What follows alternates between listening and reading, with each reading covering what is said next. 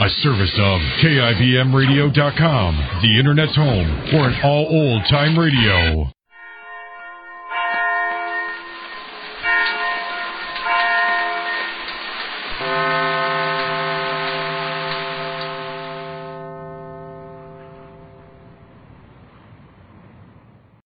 Your Coca-Cola bottler presents Claudia.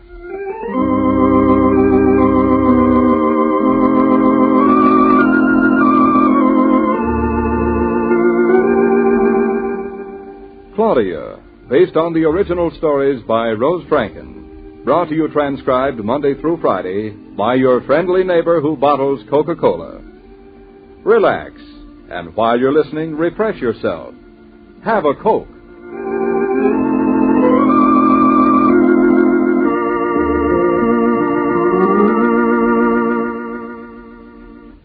And now, Claudia.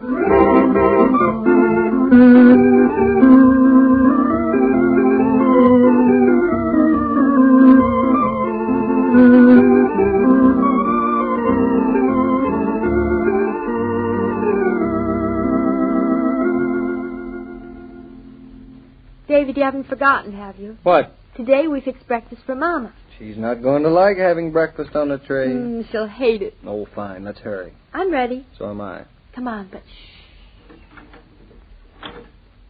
She's still asleep. Walk on your toes. I feel like Nijinsky. Who? Nijinsky. I don't know him. Hey, watch where you go. Who put that chair there? Who do you think? Oh, the kitchen's hot. Open the windows, I'll get the cream. We don't have to whisper anymore.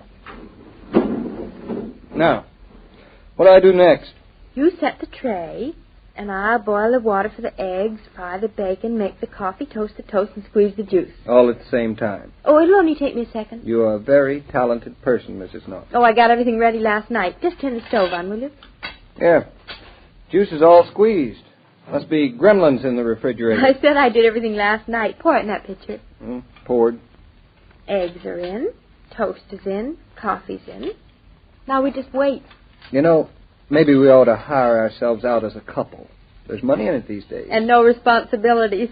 Can you bottle? Well, I've got a white coat. That's for dentists. Tails are for butlers. Oh, tails are unfashionable. I think even butlers are. Say, David, are we going to be rich someday? I doubt it. That's good. I don't think I'd like to be rich. I married a wonderful woman. Why not? Oh, it's so complicated. That's just as good a reason as any. Besides, I feel rich now. Oh, you do, eh? Very. Think the eggs are ready? I do not. Good, then you hold the tray. Okay, I've got it. Now, toast, the cereal, bacon, eggs are 2 minutes. The coffee's 2 minutes. The napkins. Oh, no room. Sure, there's room. Where? Here under your arm. Claudia, I'll drop everything. No, you won't. All right, hurry up. Let me see if I've forgotten anything. Nothing. Come on. Oh, yes, the sugar bucket. I will not carry it on my head. Who's asking you to? Open your mouth. My mouth? That's right, you can grab it with your teeth. Claudia, I can't take another thing. Don't talk so much, you'll drop it. I'm going on in now. I've got a little... Wait, I forgot something. Oh. Lift your other arm. I'll get even with you for this. You wouldn't want Mama not to have her candlesticks. Lift your other arm. Hey, Claudia, you're Candlesticks are very important to every well-served breakfast tray. Okay, now come on. Well, breakfast, Miss Brown. Breakfast ready. What's going on here? Morning, ma'am. Good morning, ma'am. You're mad, both of you. I ought to have you committed. Here, David, I'll take a spit out of your mouth. There you are. Just what you ordered, ma'am. You forgot the napkins. Use the sheet. Lovely manners. Here are the napkins under my arm. Oh, what a funny place for them to be. Drink your juice, Mama, before it gets warm. Why such a big pitcher full? Well, David and I intend to help you. We should have served it in Aunt Louisa's soup tureen, huh? Soup tureen. Don't forget, Mama, we're bringing it back this afternoon. You mean you are? And you're going with me, you promise. I didn't know such thing. All right, stop arguing. Dead or alive, that soup tureen goes back. Now eat your eggs, young lady. 4 eggs? I can't eat 4 eggs. Can't you? It's funny, David and I can eat 4 eggs. Then eat 'em. Mrs. Brown, are you going to want all of that toast? Go on, take it. You don't like bacon either, do you, Mama? Take it all. Lucky for us, isn't it, David? She's such a fussy eater. We'll just have to leave her a candlestick to nibble on. Take the tray, please, David. You haven't eaten anything. Hand me my kimono over there, will you, Claudia? Why so modest all of a sudden? You're perfectly decent. It's right on that chair. You've got as much on as any bathing suit. I'm in bed, not in the water. Here it is, modest. Thanks. Hey, where do you think you're going? Since this is your breakfast, you get into bed and you eat it. Mama! I'm going into the kitchen and make myself a decent cup of coffee, and I shall drink it standing up.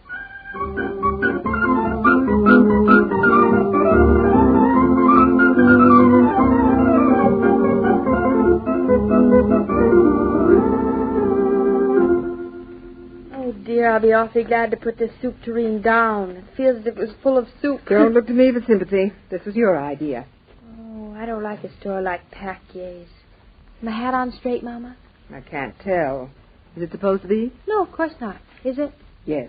Oh, dear. Push it over my eye for me so I can make a good impression. Which eye? Left. Are you being helped, madam? No, not yet. Just a moment, please, and I'll be right with you. Poor thing. He thinks he's going to sell us something. You should have warned him. He's going to get his order book. Mommy, you tell him. Me? I'm just here for moral support. Well, now, what can I do for you, madam? It's for my daughter. It's about this soup tureen. I received it about 3 weeks ago. And, Yes, lovely, isn't it? One of our most choice pieces. Oh. Go on, Claudia. I like it very much, too, only you see... You've got another one like it, is that it? Yes, that's it. So you wish to return it? I'd like to, if it's all right. Do you wish it credited, or will you purchase something else Credit, instead? please. I'd rather purchase something another day. Or, could I have the money back? Shameless, but sensible. Of course, madam. Your name, please? This is David Norton. But it was sent to me as Miss Claudia Brown. Oh, I see, a wedding gift. Yes. We get a number of exchanges on those. I'll just take it to check the original purchase, if you don't mind, and I'll be with you in a moment. Well, he's awfully nice about it, wasn't he? They're used to it.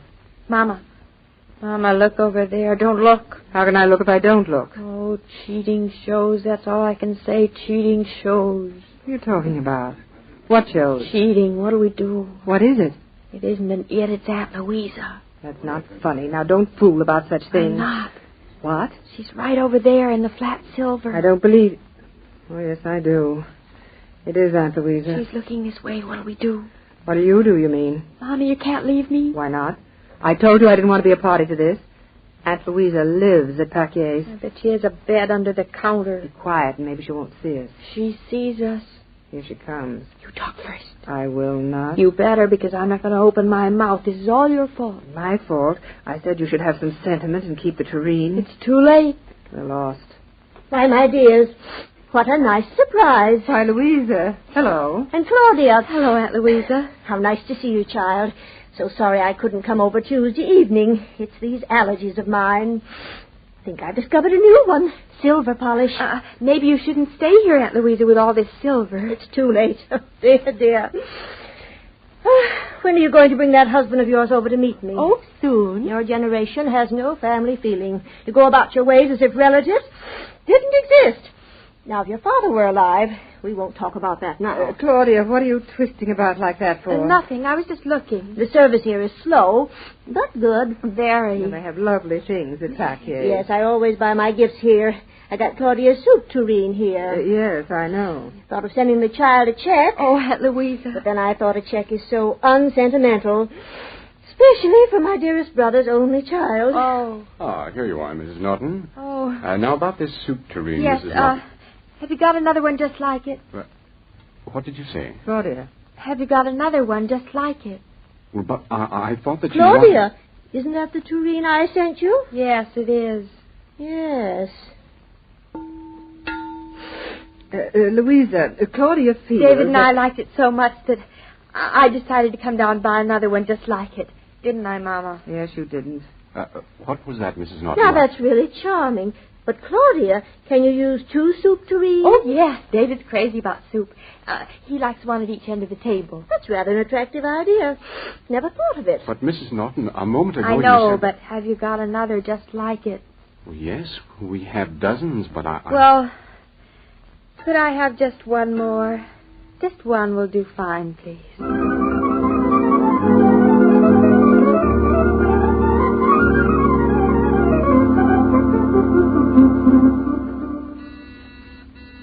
That day David.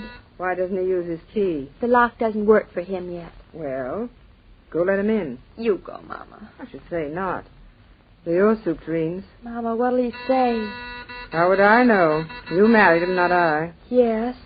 But if it weren't for you, I wouldn't be me. Aren't you going to let him in at all tonight? Say, that's an idea. I wouldn't try it. Well, go on. I'm going. You're standing still. Oh, am I? I'm coming. I hear you. Oh, hello. Hello. Hello. Well, don't you say hello to Mama? Hello, Mama. Hello, David. Is, this where I really live? What do you mean? This is a fine reception for a stranger, but for a husband, so many hellos and so little else. Don't sit there, David. Come into the bedroom. Wait a minute now. Let me sit here for a second. Well, now that you're home, David, I'm going to put the supper on. Don't go, Mama. What's the hurry, Mrs. Brown? It's the chicken, David. I want to watch it. We'll watch it later. Claudia. Yes? Claudia, what is that I see over there? Where? On the table, in front of the window. I don't see anything. There is two of them. You're seeing double. Been drinking again. Men are all the same, aren't they, Mama? Probably thinks he's seeing two soup tureens. Huh. Is right. Huh. What's going on here? I don't know. We're asking you. That chicken needs me. Bye-bye. Mama! Claudia, is that or is that not two soup tureens on the table? Isn't it are? Isn't what are? Well, two soup tureens is plural. Shouldn't it be are that Don't get two? grammatical. Just answer me. It are. It is. Claudia, slowly, dear, in words of one syllable. How come when this morning we only had one, and you went to return it, tonight we have two? Oh, darling. You know how soup tureens are. No, you tell me. Oh, David, how could I return it? She was so nice, and she had her allergies again, and she is my father's only sister, and I'm her dearest brother's only child. Oh, she was there? What could I do? Aunt Louisa must have been very, very touched. She was. It was almost worth it. Oh, don't you think we could learn to love them, David? If I live long enough. They'll grow on you. They've grown enough already. Don't worry, darling. I'll think of something. They'll come in handy. How? For what? For why? For when? I know. For bathtubs. For babies. Claudia. I was just thinking, David. Just thinking.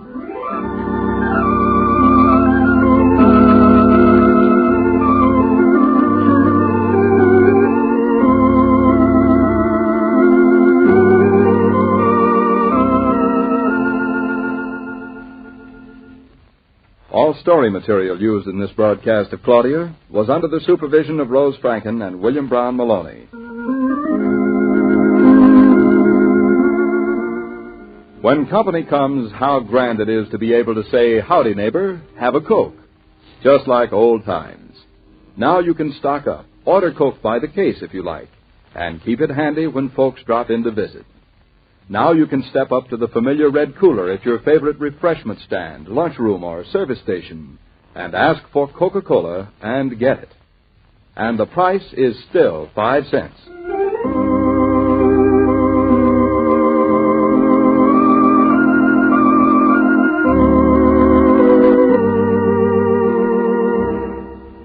Every day, Monday through Friday, Claudia comes to you transcribed with the best wishes of your friendly neighbor who bottles Coca-Cola.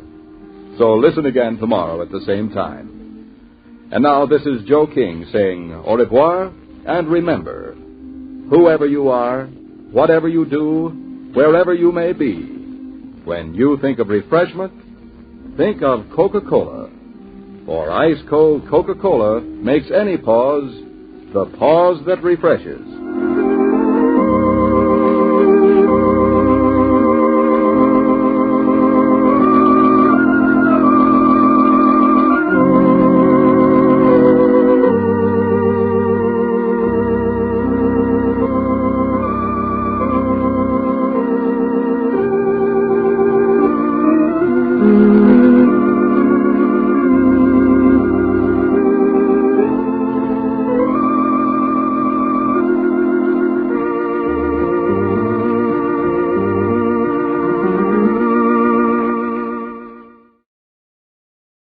Grape Nuts and Grape Nuts Flakes program, coming to you from Vancouver, British Columbia, and starring Jack Benny, with Mary Livingston, Phil Hedges, Dennis Day, Rochester, and yours truly, Don Wilson.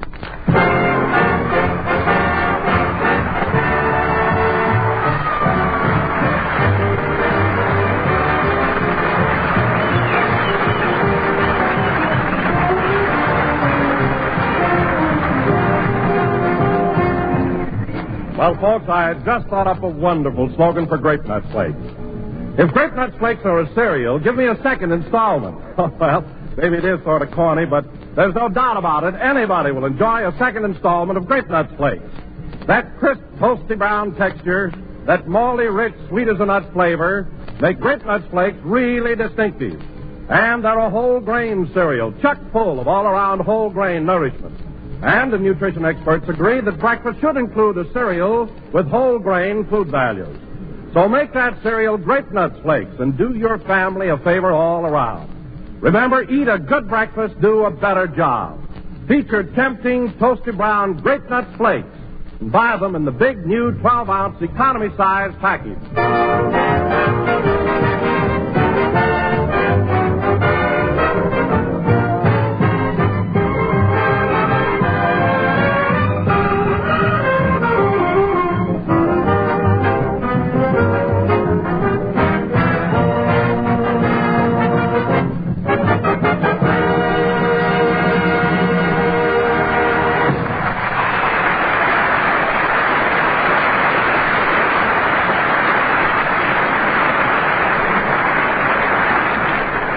And now, ladies and gentlemen, from Vancouver, British Columbia, we bring you a man who traveled all the way from another nation to get an ovation at the station and only got it from a relation.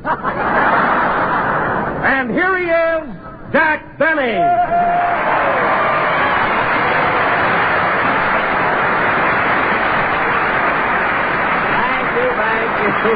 Thank you. You mean marriage relation, you know? Hello again, this is Jack Benny talking, and it's sure swell to be here. Yes, Don, here we are in Vancouver. What a beautiful city. Oh, it certainly is, Jack.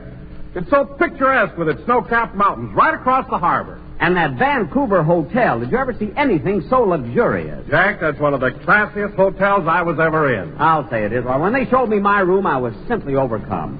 Don, the lovely furniture and the bathtub. I was amazed. But, Jack, you've lived in hotels before. All bathtubs are the same. I know, Don, but these are right in your room.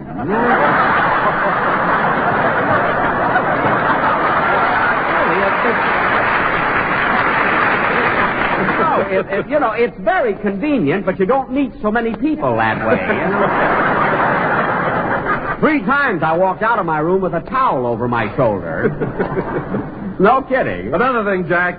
Have you noticed how polite the people are here in Canada? Polite? Yes, Don, I have. Why, I even saw a war poster up here that said, "Please guard your speech, lest unknowingly you divulge vital information regarding military operations." Well, that's nothing, Don. We have the same thing in Los Angeles, only it's a little more condensed. It just says, "Shut up."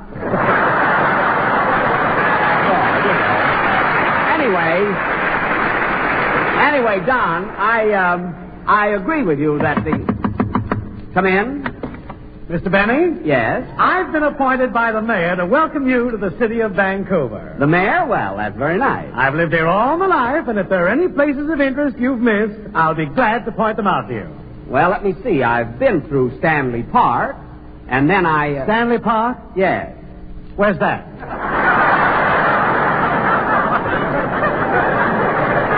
Why, it's right at the foot of Lions Gate Bridge. Lions Gate Bridge? Yes. They have one here? Of course. That's the bridge where Burrard Inlet meets English Bay. English Bay? Certainly. That's the body of water that practically surrounds the city. Oh, so that's what that is. Of course. Oh, good. Is there anything else you'd like to know? Look, let me ask you something. Look, what did you come here for? I told you. I've been appointed by the mayor to give you a welcome. And here it is. A 1, a 2. Well, thank you very much. Thank you very, very much.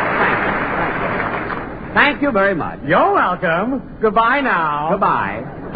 Well, that was nice of them coming up here and playing that bagpipe, wasn't it, Don? Yes, but it's such a peculiar instrument. The way it squeaks. Don, you'd squeak, too, if somebody squeezed you around the middle. Anyway, it was well, hello, Mary. Hello, Jack. Hello, everybody.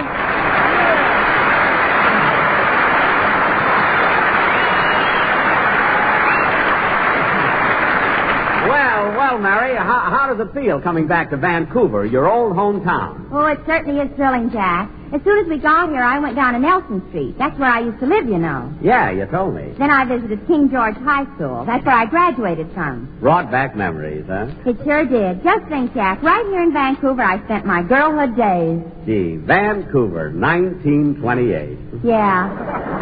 You know, I spent my boyhood days in Waukegan. Gee, Waukegan, 1883.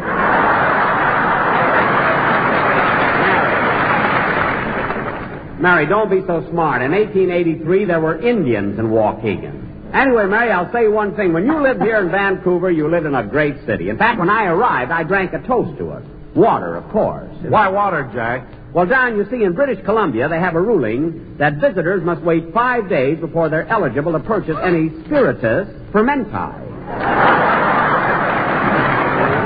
Spiritus fermenti? Yes, that's the stuff that comes in pints, quarts, and W.C. Fields. You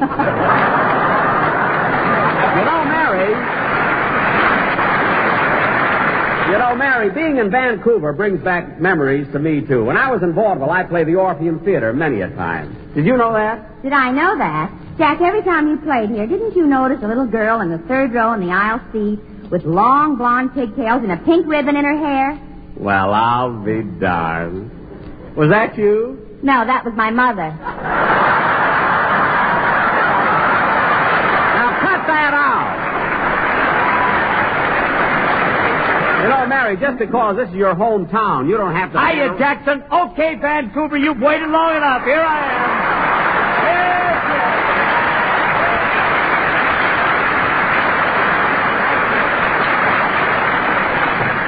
Oh, brother, what an entrance. Phil, what makes you such a ham? Listen, Jackson, this may be news to you, but when you got talent, you can do anything. Talent? Phil, you're supposed to be an orchestra leader, aren't you? Sure. But do you know how to lead an orchestra? No. Can you read music? No. Can you play an instrument? No. You can't do any of those things. Well, what about it? What about it? What am I paying you for? Look, Jackson, if you're a jerk, don't blame me. You're lucky that's true, or I'd get sore about it. And to show you I'm a right guy, I'll give you a chance to redeem yourself. Say, Mary, you know that song you were rehearsing on the train? You mean Love, Love, Love? That's the one. Let Phil sing it with you. But, Jack, I rehearsed that song alone. I know, Mary, but Phil gets paid every week. He ought to do something. Go ahead, sing, kid. Go ahead.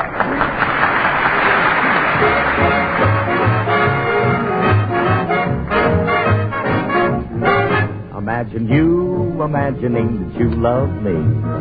And starting on a family tree. Well, just imagine starting on a family tree. The mama is me. And the papa is me. If your heart goes bumpity-bump. Ooh, it's love, love, love. If your throat comes up with a lump. Then it's love, love, love. If your knees go knockety-knock.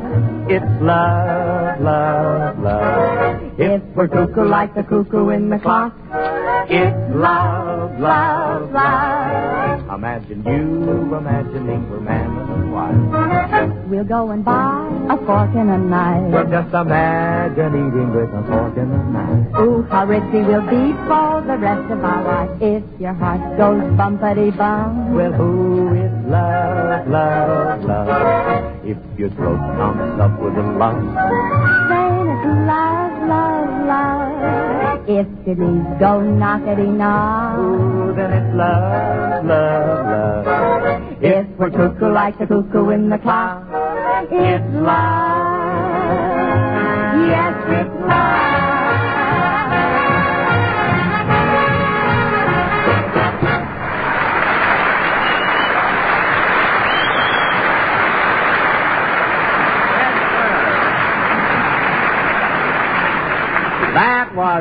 Love, Love, sung by Mary, Mary, Mary, and Phil, Phil, Phil. Thanks. No fooling, kid. You did a swell job with that song. You see, Jack, you were wrong. Phil can do something. Well, I didn't say Phil couldn't sing, Mary. I merely said that... And that ain't all, Jackson. You know I can make up jokes on the spurt of the moment. Oh, fine. Spurt of the moment. Yeah, now look, get a load of this. You ask me. You say, ask me why the girls in Vancouver never take sun baths. Oh, Phil, please. Oh, Jack, ask him. What can you lose? All right, Phil. Why do the girls in Vancouver never take sun baths? Because even the mountains peace.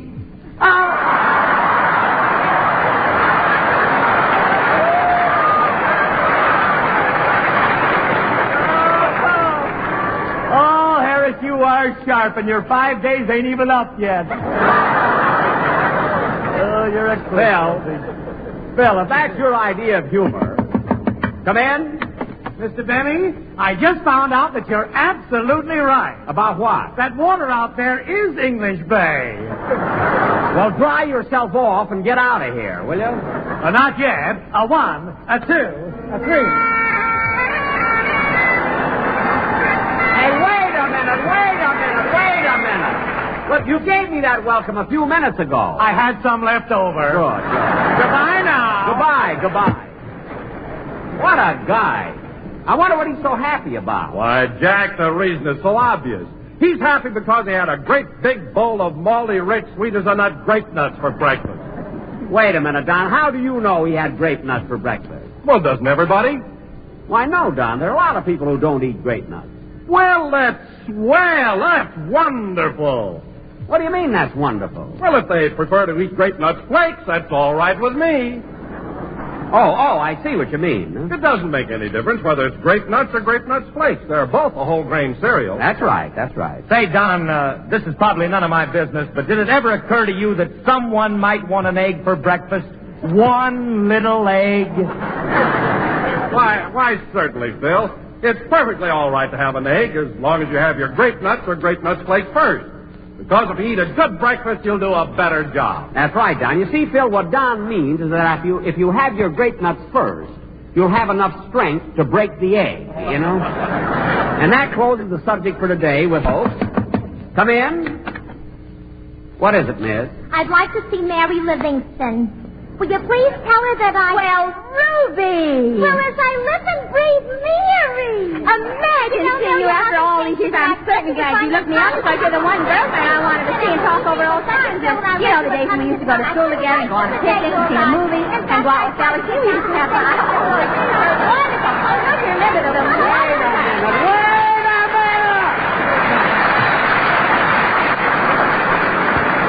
Wait a minute. Good old Ruby. Good old Mary. If it turns out they don't even know each other, I'm quitting radio. I mean it. Jack, I want you to meet my old school chum, Ruby Wagner. Ruby, this is Jack Benny. Pleased to meet you. Any friend of Mary's is a friend of mine. Now, thank you. Gee, Mary, you haven't written to me in over 10 years. Tell me, are you still going around with that old broken-down fiddle player?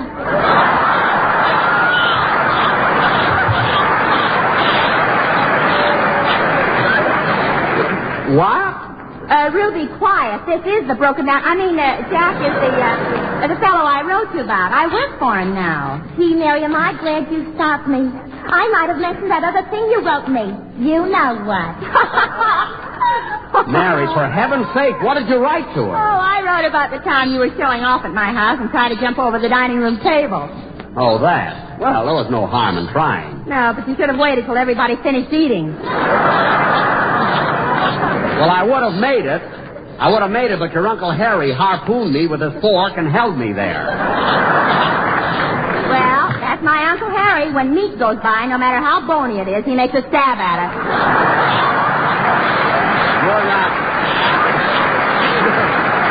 You're not kidding. Say, Ruby. Yeah, Mary? Why don't you sit down and wait till the show's over, and you and I'll talk about our school days. Okay. Were we dumb? Well, we'll talk about that later. Yes, Ruby, Ruby, please. please sit down, because right now I have an important announcement to make. Ladies and gentlemen, tonight this program is being honored with a very special guest. It is my pleasure to present to you the mayor of Vancouver, His Worship J.W. Cornett.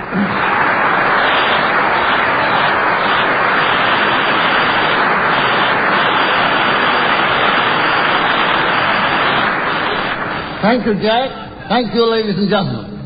Your Worship, it's a great privilege and a pleasure having you on our program. Well, Jack, I have looked forward to it. I'm glad, and I'm especially happy at this opportunity to talk to you because, you see, being the mayor of this grand city, you naturally have a great deal of influence.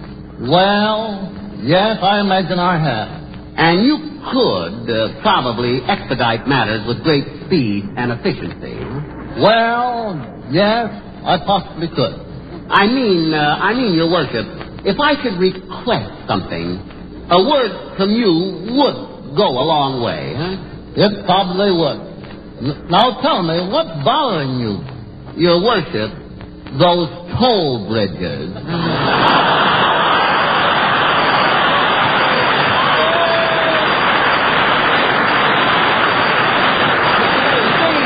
You see, I've heard so much about Grouse Mountain Chalet on the other side of the bridge, and I'd like to see it just once without my telescope, you know?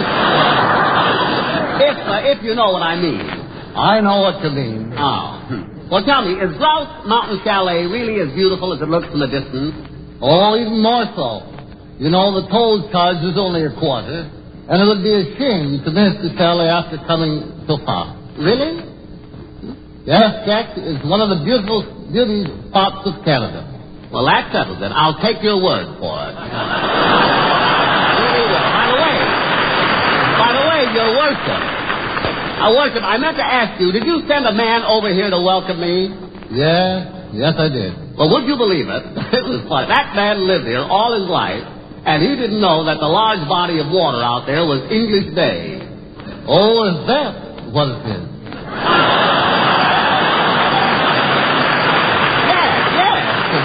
It's an interesting town. You should read those travel folders. You know? Well, Mayor Cornett, I want to thank you for appearing on our show. It's been a lot of fun, hasn't it? It certainly has, Jack. And on behalf of my fellow Canadians, I want to thank you for coming here and playing such a fine part in our 6th victory loan. You're very welcome.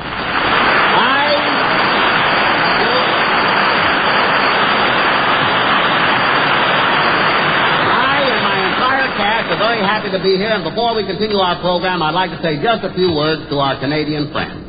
Since our arrival in Vancouver, we have visited your hospitals and talked with your boys back from the battlefield. They can tell you why Canada's 6th victory loan must be an overwhelming success. You can put your dollars into the fight with them by buying Canada's 6th victory loan. You can support them worthily, but only if you put victory first. Thank you, Mayor Cornett. And now,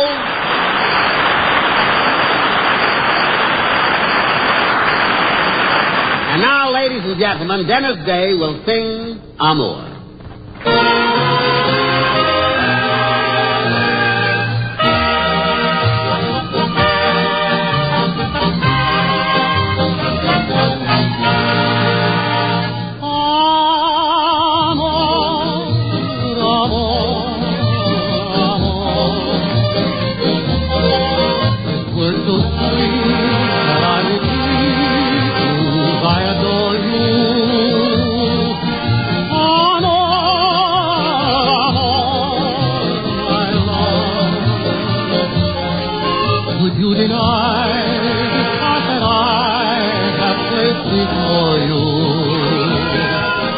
I can't find another word with me so clear.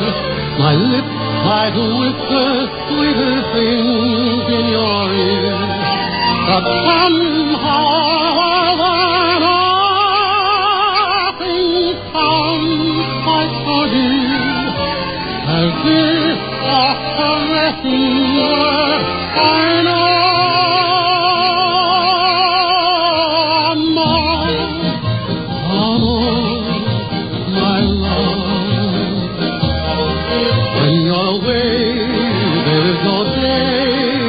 Nights are lonely. Oh, no.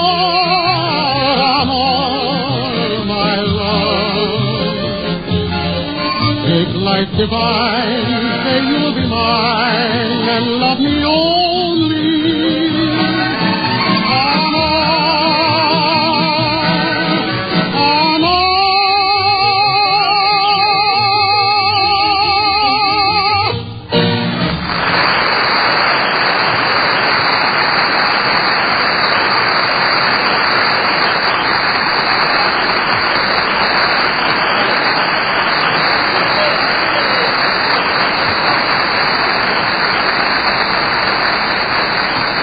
That was Amour sung by Dennis Day. And ladies and gentlemen, this is Dennis's last appearance on our program. And Dennis, all I can say is, if you were leaving for any other reason except to join the armed forces, I'd hate to lose you.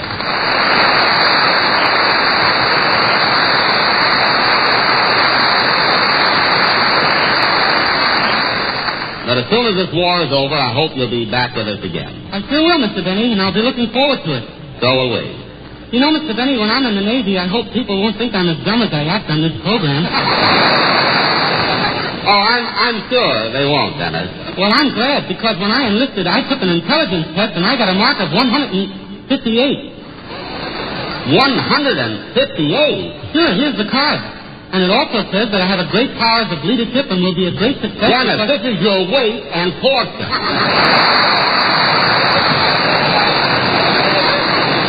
You weigh 158 pounds. Oh.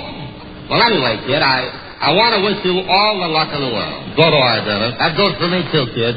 Come here, Dennis. I want to give you a great big kiss.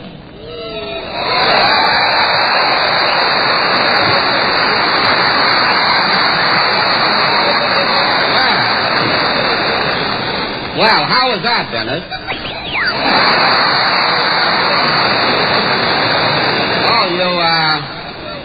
You liked it, eh? Yeah, peppermint lipstick. I know.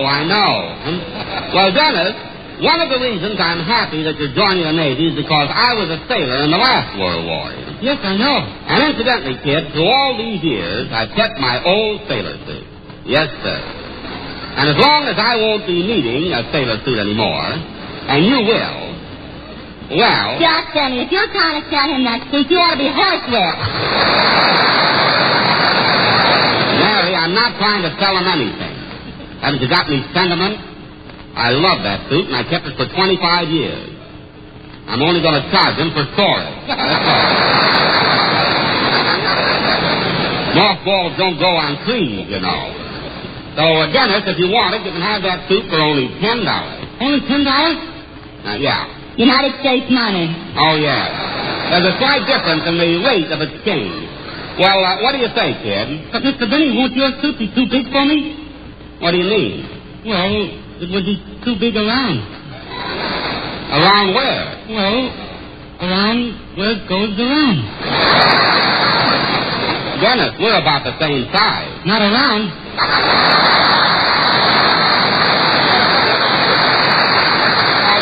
That's right. Hey, Jackson, look, why don't you be big-hearted? Now, the kid's been with you for 5 years, he's going in the Navy, and you have no use for that sailor suit anymore. Why don't you give it to him? You're right, Phil. Okay, Dennis, you can have my old sailor suit. Gee, thanks, Mr. Benny. And in that case, you can have all my civilian suits. Well, thanks, kid. All you have to do is keep up the payments.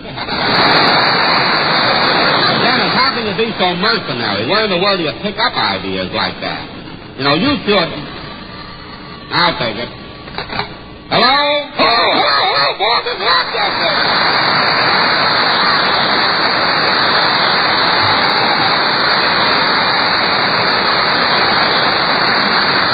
Where are you, Rochester, and what are you so excited about? I'm at the hotel, and the most amazing thing happened. I changed the $10 bill, and they gave me $11 for it.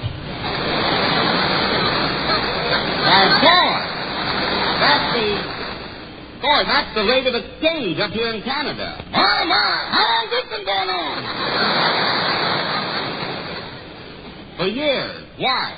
Sounds like something you might have started.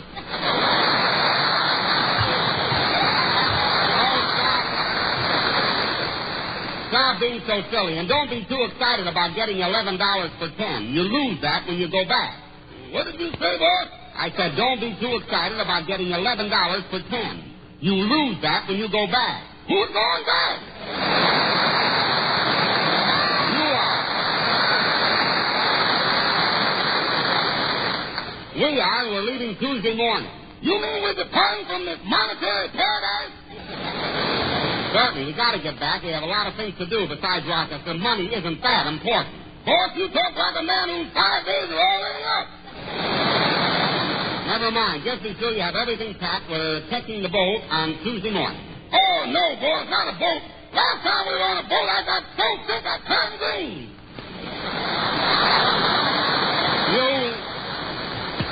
You turned green? Yeah, for me, that ain't easy.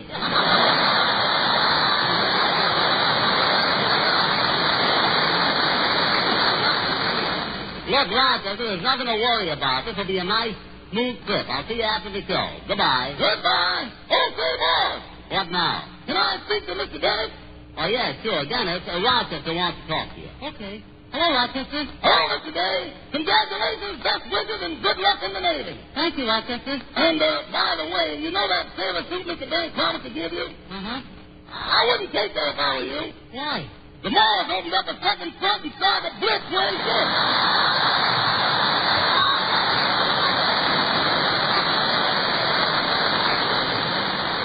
Well, thanks for telling me, Rochester. Goodbye. Goodbye, and good luck. Mr. Benny, Rochester just wished me good luck. What did you say, Rochester? What did you say, Dennis? I said Rochester just wished me good luck. Well, we all do, kid. Jack, I can never thank you and Mary for all you've done for me and for the 5 most wonderful years of my life. I want to thank the gang, Phil, Don, Rochester, and everyone connected with the program, and all the listeners have been so nice to me during these 5 years. Well, just hurry back, kid. That's all we want.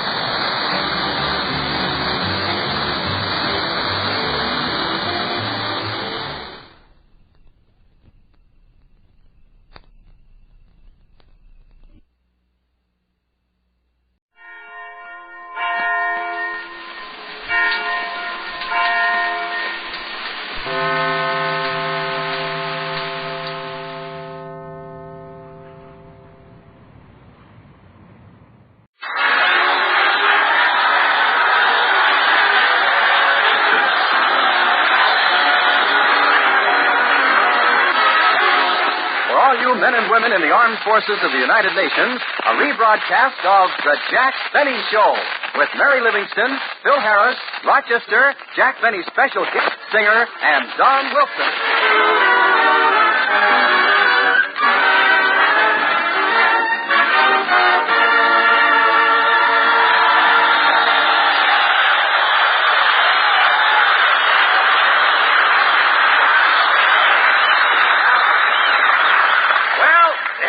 Broadcasting from the Puget Sound Navy Yard near Seattle, Washington. And I know all you boys here are anxiously waiting to be entertained. So while you're waiting, we bring you Jack Benny.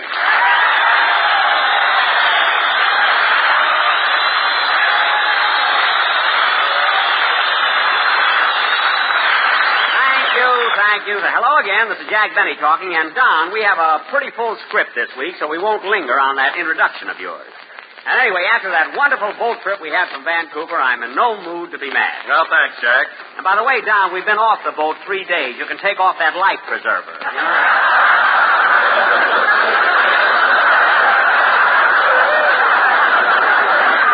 Go ahead. Life preserver? Yes. I'm not wearing one. And Jack... Jack, I wish you'd stop saying things like that. You're always giving people the impression I'm fat. Oh, no, Don. You're not fat at all. Just that you have a little bulge around the bill. Anyway, Don, we're not here to... Oh, hello, Mary. Hello, Jack. Hi, fellas.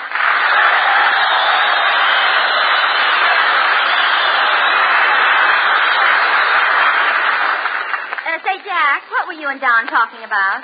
The boat trip. How'd you like it, Mary? Well, I thought it was a little rough. Rough?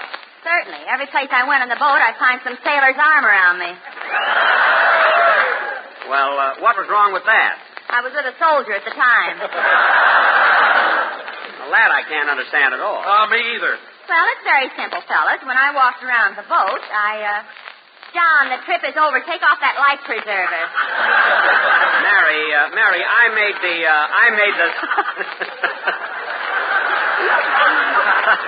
Mary, I made the... I'm laughing at my own jokes here. You think I would... Sound like Fred Allen a little bit, don't I? No, Mary, I made the same mistake. You see, that's the one nature gave Don, a built-in revolving turret. Or, as the boys here affectionately call it, a battleship blister. And incidentally, this is the last time I ever take the cast on a boat. Phil Harris told me that the trip upset him. Well, you know how Phil is. He just doesn't like the ocean. Yeah, it hurts Phil to see all that chaser with nothing to break trail for.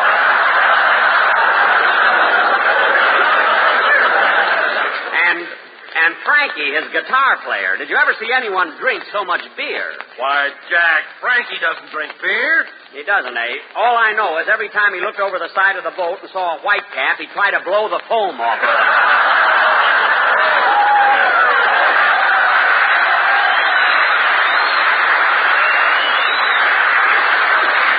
Jack, as long as this is a time for criticizing people, let's get to you. Mia?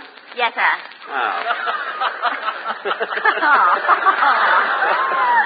That night on the boat when the whole gang sat down to dinner, it wouldn't have hurt you to pick up the check. I was going to, but it just happened that the check was closer to Phil. Not until you blew it there. Mary, I was blowing my soup. Out of the side of your mouth? I always blow like that.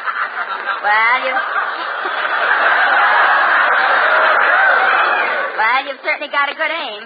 Yesterday you blew the check to Phil. The day before you blew it to Don. And the day before... Oh, stop, will you?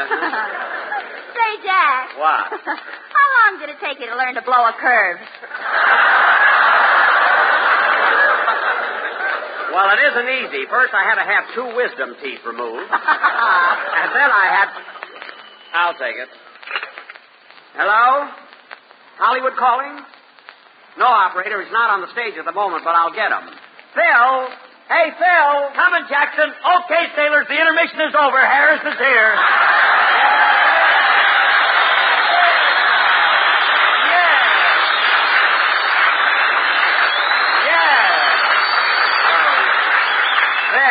Phil, never mind the corny entrance. There's a long-distance call for you from Hollywood. Oh, long-distance call. Gee, I've been expecting this call. Hello? Yeah, well, put him on. Hiya, pal. Yeah, what is it? No kidding. Well, how about that? Gee, that's terrific. Oh, boy, wait till the gang hears about this. So long. Phil, what is it? Yeah, what happened? Flat top got away.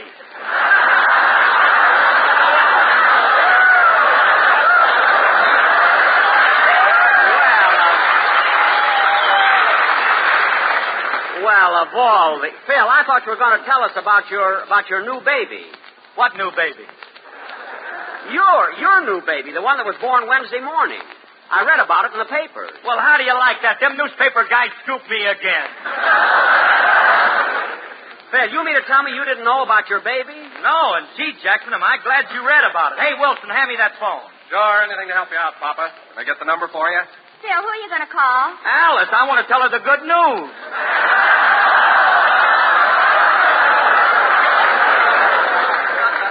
Phil, she knows. Oh, yeah. Well, I'm so excited, I don't know what I'm doing. Well, I don't blame you for being excited. Congratulations. Yes, Phil, congratulations. That goes for me, too, Phil. Well, thanks, fellas. Oh, say, Jackson, you didn't tell me what my new baby is. Is it a boy or a girl or a... Hey, that's all there is, ain't it? Yes, you figured that out nicely all by yourself. Thanks, Jackson. Phil, your new baby is a girl. Gee, another girl. I'm a regular Papa Dion. Phil, he had 5 girls. You've only got 2. Okay, so I'm a Papa Dion JG.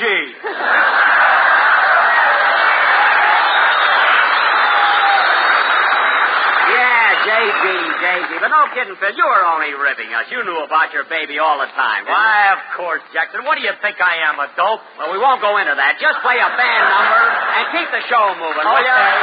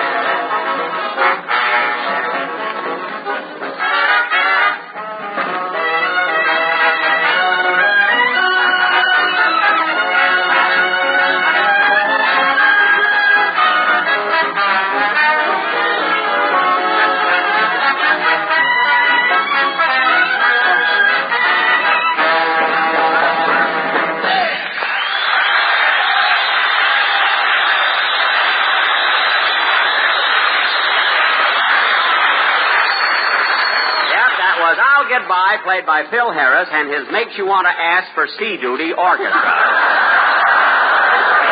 And now, fellas, for our feature attraction tonight, Mary, will you please stop flirting with that sailor? I'm not flirting with any sailor. Now, Mary, don't deny it. With my very own eyes, I saw you winking at a sailor. I was not. I was winking at all of them and hoped that one would wink back. Well, don't be so forward. Besides, if it's a boyfriend you want, I'm still available.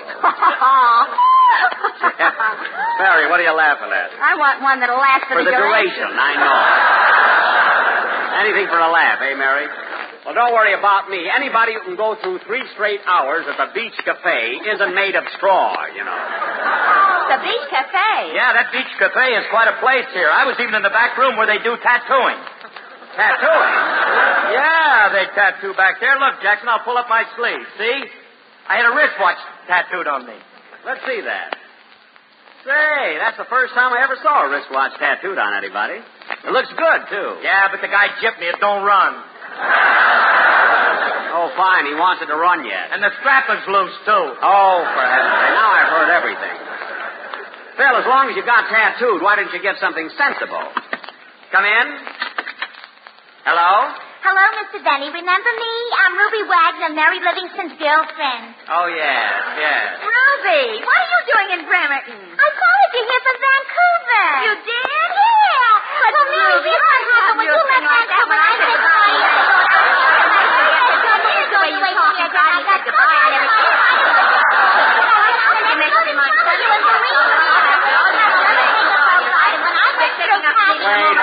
Wait a minute.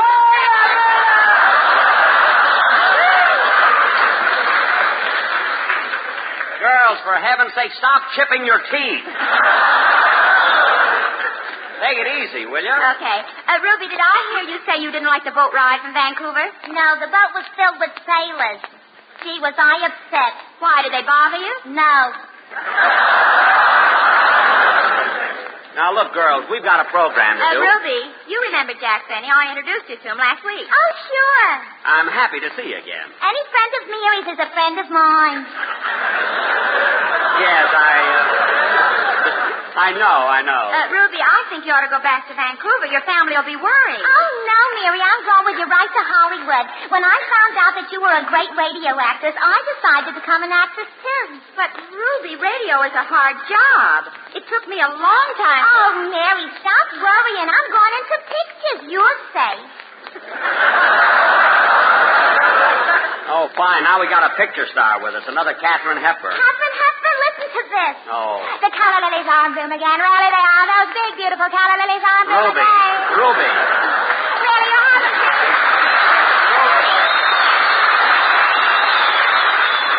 Ruby. Really, you haven't seen beautiful calla lilies until you see my calla lilies. Ruby. Come shoulder to Ruby. arms with me and see my calla lilies. They're such lovely calla lilies. Miss Hepburn. Yes? Now, listen, Ruby, we've got a program to do. Sit down, Ruby, and I'll see you right after the show. Yeah, because right now I've got an important announcement to make. Ladies and gentlemen. Say hello to my mother. Not now. Ladies and gentlemen. Tonight, we have a special guest on our program. As you know, last Sunday was Dennis Day's final appearance on our show before entering the Navy. So tonight, our guest is a popular young singer who in a very short time has made a great name for himself. And here he is, 20th Century Fox's new singing star, Dick Haymes.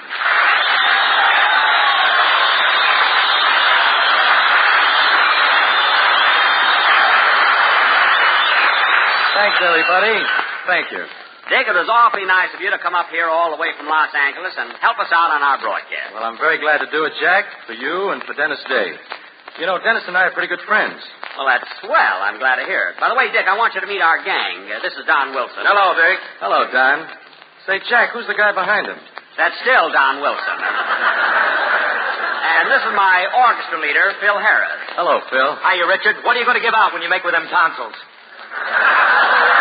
What? Well, the kid's going to loosen his lungs and lay it right on the line.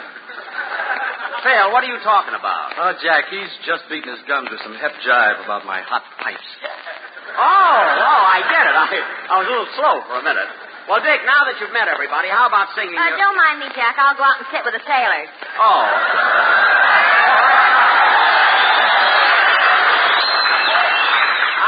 Mary. Dick, this is Mary Livingston. Hello, Mary. I always listen to you on the radio.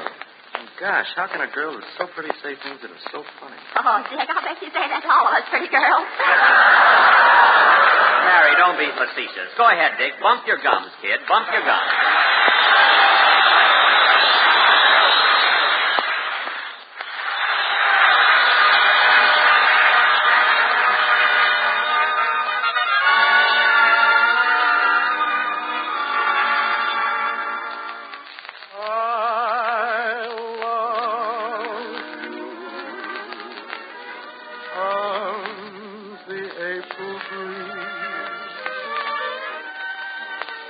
I love you.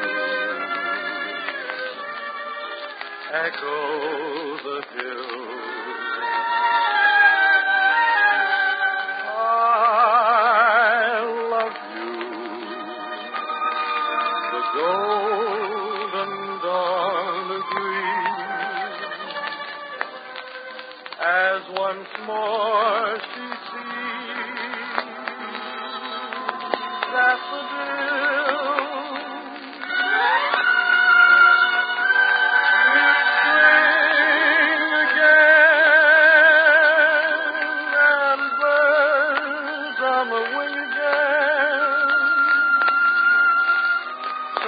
To sing again the old melody. I love you. That's the song of songs, and it all belongs to you.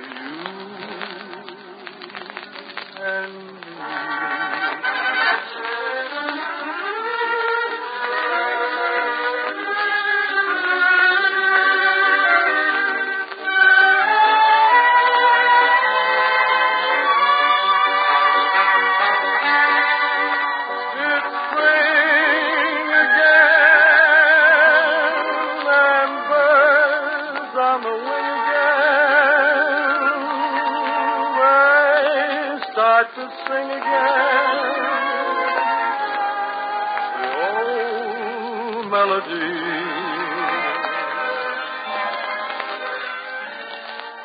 I love you. That's the song of songs, and it all belongs to you.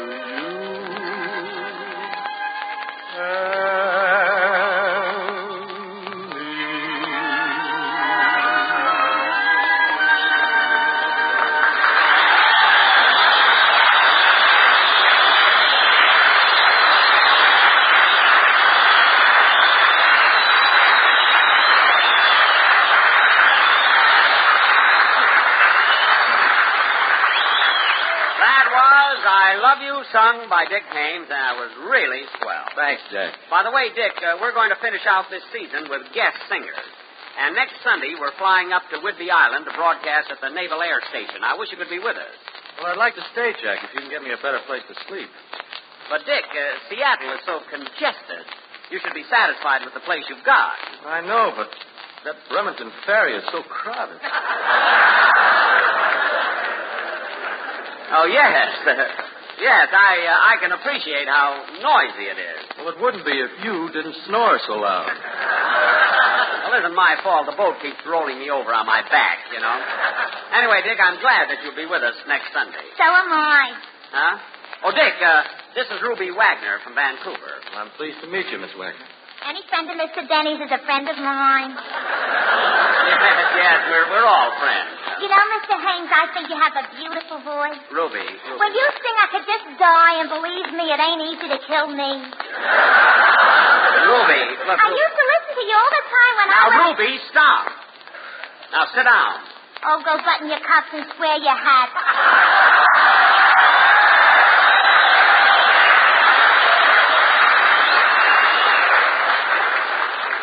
Don't mind her, Dick. She's a friend of Mary's from Vancouver. And any friend of Mary's is a friend. Sit down! Say, Jack, Say, Jack, I have friends in Vancouver, too. Did you have a nice week up there? Oh, it was wonderful. Grand. Well, how'd you like that boat trip coming back? From Vancouver? Oh, it was terrific. It was great for an old sailor like me. No, kid, I love the sea. I was up on that top deck for 8 hours watching... Now, wait a minute, Jack. Why don't you tell him the truth? What do you mean? You know what I mean. Listen, Dick, this will tell you. We were in Vancouver. It was a half hour before boat time.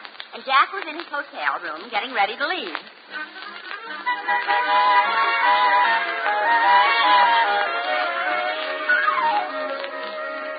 Oh, Rochester.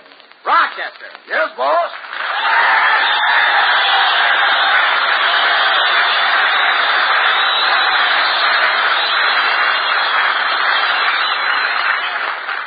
Rochester, we gotta hurry and get out of this hotel. The boat leaves in half an hour. I know. And you should have finished packing long ago. But, boss, I had to go up on the roof and take your shirts off the line. Oh, yes, yes. You know, Mr. Benny, it's a good thing we're checking out of here. The hotel laundry is so mad at you. Oh, they are, eh? Well, I've got a right to do my laundry if I want to. Oh, yeah, but not everybody.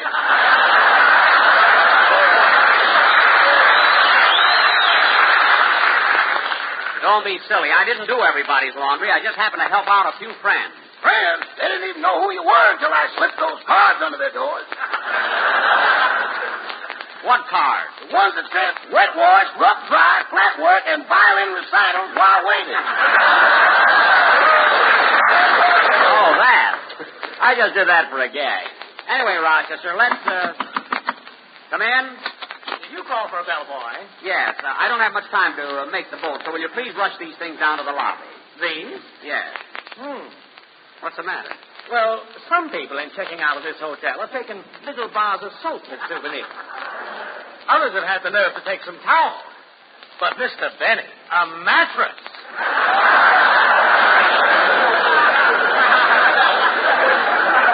What? Are you accusing me of taking a mattress? That's what he said. That's what the man said. He said that. Rochester, stop helping him. Now, why in the world would I take a mattress? To go with that bed we got in the last hotel. Rochester. He took a bed? To go with the bathtub we got in the... Rochester! Now, stop making up those ridiculous things. Now, listen, boy, I had nothing to do with this mattress. It was rolled up by the maid. Oh, it was, eh? Yes. Well, unroll it and take the maid out. Can I help it if she's clumsy? Now, grab these bags. I don't want to miss the boat.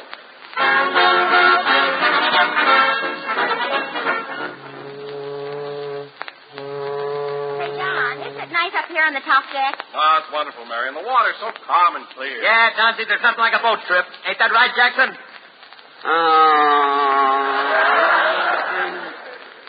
Rochester, give me another one of those mother-sill seasick pills. Another one, boss? Yes. If this is going to be a long trip, Mother better speed up production. Rochester, please stop joking and give me a pill. Hey, Jackson, why don't you just take it easy and relax? Relax. Right now he looks like a glass of milk with no glass around it. Fellas, cut it out, will you? Gee, I'm glad somebody feels worse than I do.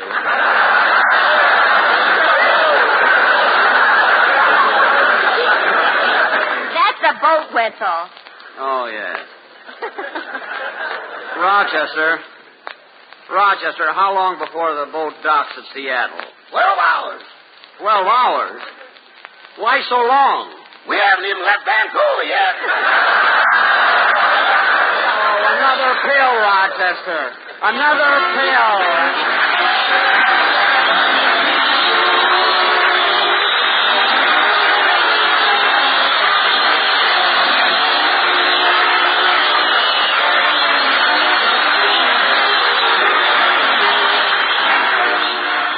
The Jack Benny Show is rebroadcast especially for you soldiers, sailors, Marines, and Coast Guardsmen of the United Nations. Now we turn the remainder of the program over to the Benny Bandmaster, Phil Harris. Music, Phil.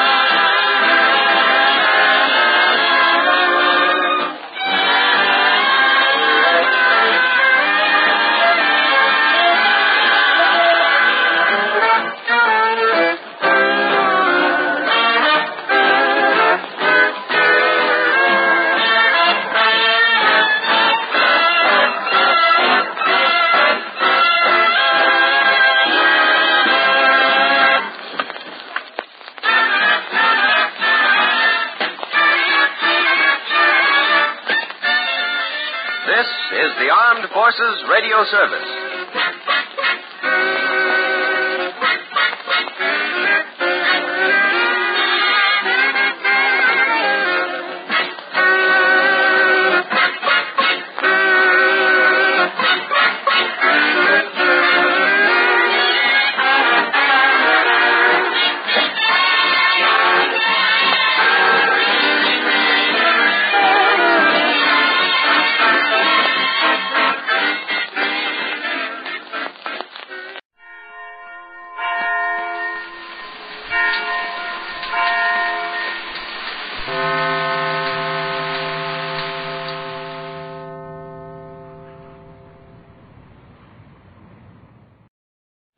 RCA Victor, world leader in radio, first in recorded music, and first in television, presents the Phil Harris, Alice Faye Show.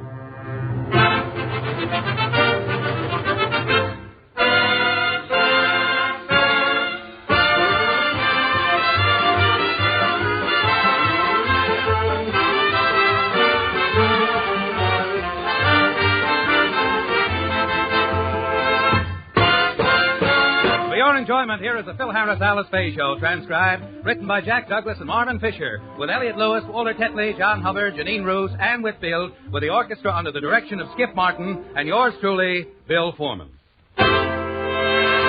But first a word from RCA Victor.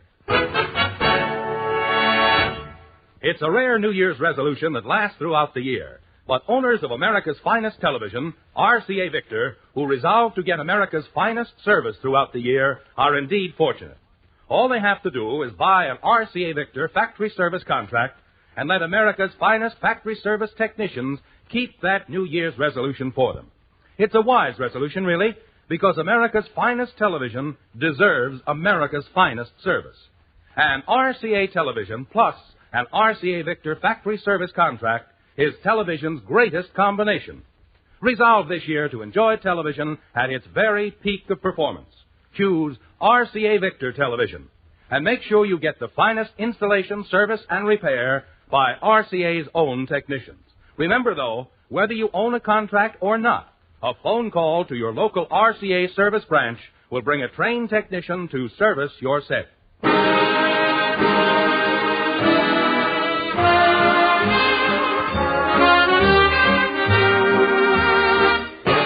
Stars of the RCA Victor program, Alice Faye and Phil Harris.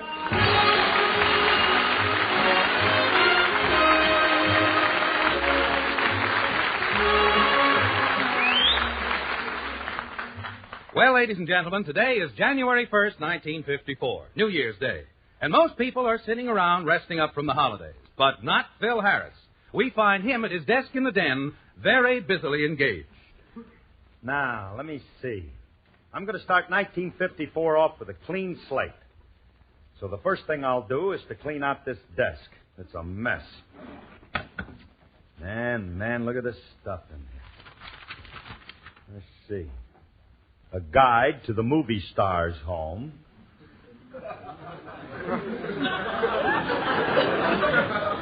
An orchestra baton autographed by Ina Ray Hutton.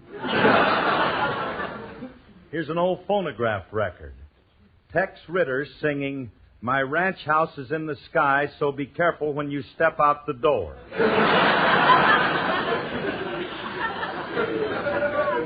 That tune never got any place. I can't understand it either. It was such a lovely melody. Oh, here's a book. Let's see. A shortcut to successful harmonica playing. With a special chart showing which teeth to blow through. Uh-oh. Here's an invitation to a violin recital at Knott's Berry Farm. I was sorry I had to miss that, I remember. I better not throw any of this stuff away. You can never tell when you might need something. Hi, Curly. Happy New Year. Well, Elliot, same to you. Come on in. Curly, I don't understand this. You don't understand what? Well, it's New Year's Day, the day after New Year's Eve. And here you are, as bright and shiny as the seat of a bus driver's pants. Well, what about it? What about it? Let's face it, Curly. Usually you spend the morning after New Year's Eve calling every hospital in town to see if you're there.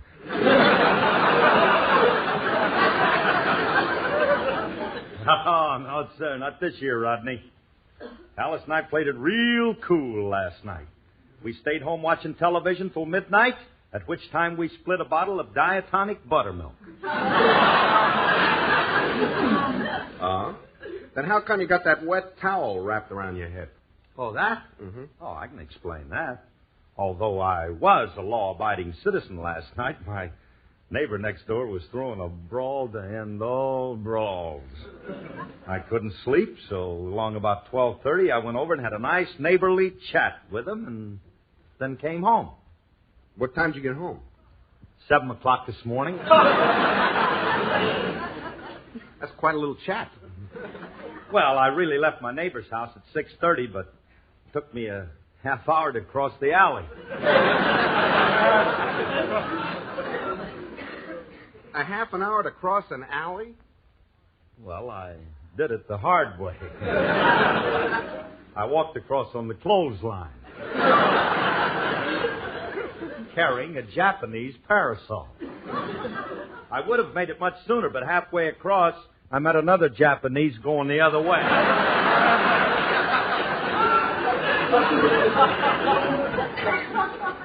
Why are you so busy working on a holiday, Curly? Oh, I'm just getting things neat and orderly. I'm not going to go into 1954 in no sloppy manner. First thing I'm doing is answering this mail. Man, has it been piling up. Well, I'll help you. Hey, here's a nice fat one. Uh-oh. It's a bill. And they say if you don't pay it pretty soon, they're going to sue you. Let me see that. Here you are. What are they complaining about? This is only January, and that's a bill from November. November 1949. The Water Softener Company says you owe them $250. $250 for softening the water? I like it that way. For $250, I'll come over and give you a bath in tapioca. With a marshmallow rub. All right, just get on with the mail, huh? What's the next one? That's a New Year's card. It's from your insurance company, the Plymouth Rock Mutual. Read it, Elliot. May I?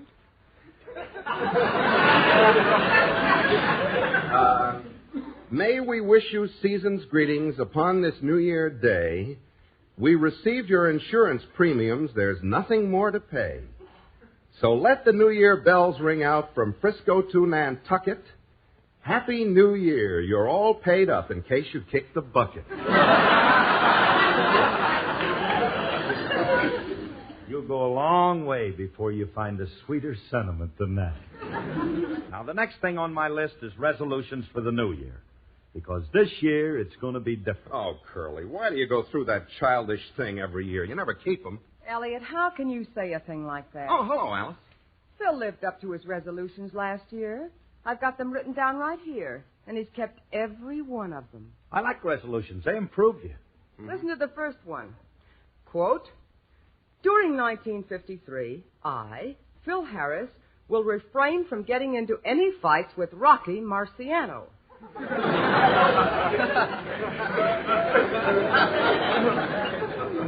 There's one that'll improve you. Yeah, I got a willpower like iron. Number 2.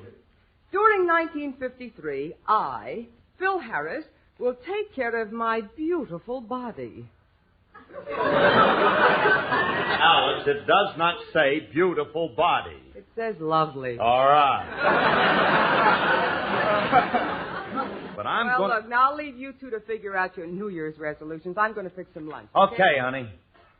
You know what I'm going to do, Elliot? What are you going to do? This year, for once, I'm going to prove to everybody that I have got real willpower.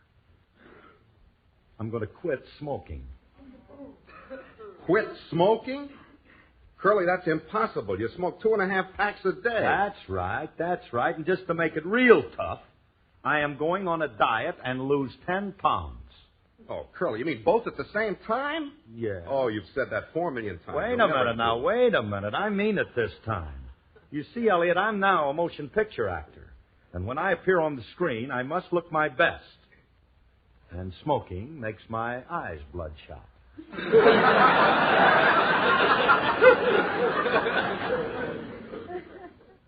No comment. No,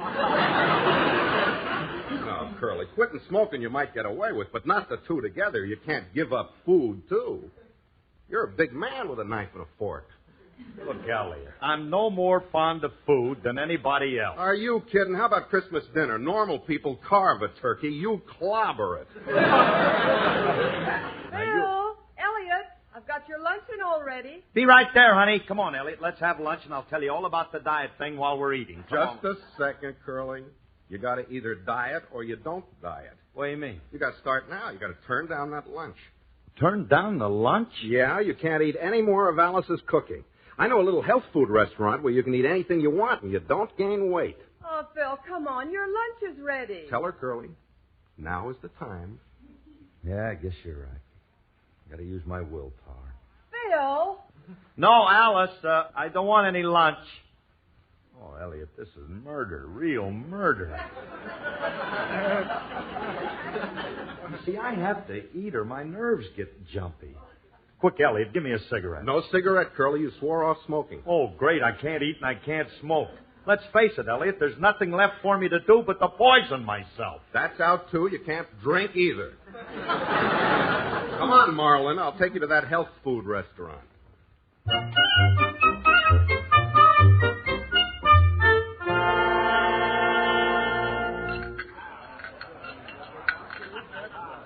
Well, Curly, I know it isn't much to look at, but the food here is guaranteed to have all the calories removed. Anybody that has any health problems comes here. Yeah. Some of them look like they just made it. A load of them customers. It looks like the reject room at Mayo Brothers. Curly, please, no snap judgments. Look, there's a guy just got up from the table. Why don't you ask him how he enjoyed his meal? Yeah, that's an idea. Hey, mister, do you eat here all the time? Yes, I've been eating here for 2 years now, and it's wonderful. I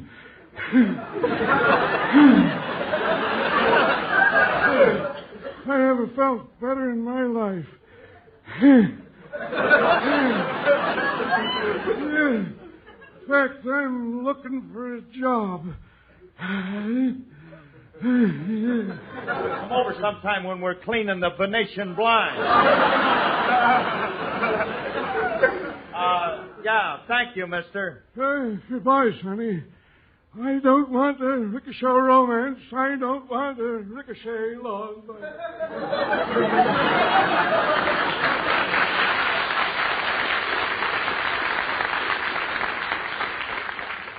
Look, Elliot, on second thought, I'm too nervous to eat. I haven't had a cigarette for so long. I'm going outside and enjoy a deep breath of smog. Now, wait a minute, Curly. You got to stick with this if you want to lose that weight. Well, gentlemen, how do you do? And welcome to the Vitamin Nook. I'm Miss Quimby, your food counselor. I'm going to suggest a menu for you. But first, I want you to step over to our bar. Bar? Yes, we always start off with a cocktail. And you're in luck because today's special cocktail is the Zimby. It's composed of 1 pot carrot juice, 1 pot kumquat juice, 2 pots turnip juice, and just a dash of cabbage squeezing, and topped off with a glob of Bulgarian sour cream. Now, isn't your tummy just waiting for that? Lady, it's in a crouching position.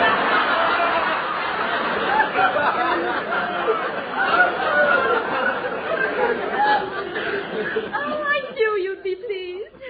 But we haven't begun to whet your appetite yet. Guess what the first course in our luncheon is? Oh, you never guess. I could, but I'm afraid I'd be right. It's a salad I created myself called the Sheep Herder's Delight. It contains watercress, bamboo shoots, clove of spinach, radish tops, and alfalfa. What are we going to do, eat or graze? Why don't you two gentlemen sit down at this cozy little table here, and I'll be right back with everything.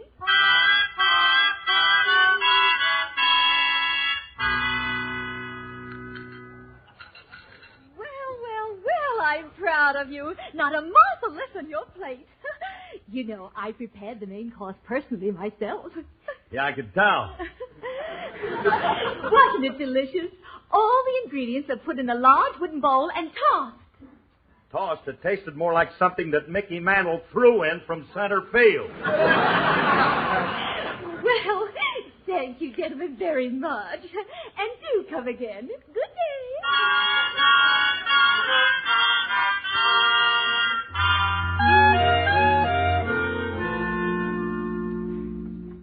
Dear Diary, this is the 4th day.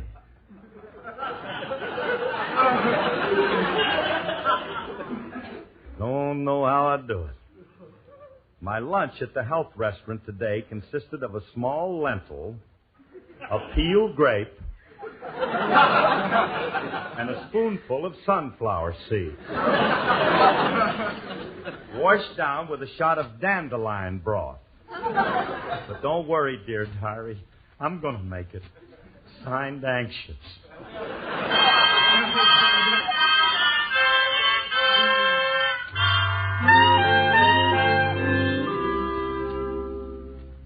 Dear diary, this is the 5th day. No food, no cigarettes. I think my nerves are beginning to crack. Usually when I go to bed, I dream of Ava Gardner.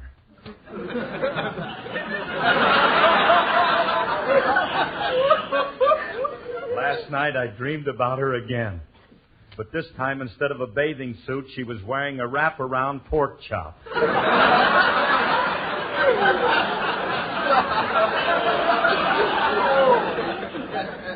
Never thought I'd get that hungry.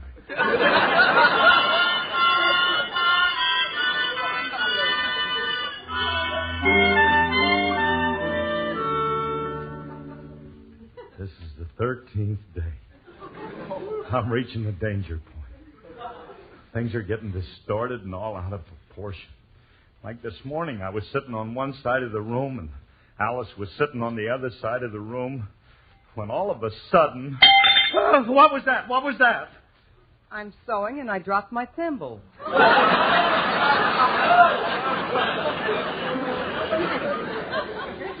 Oh.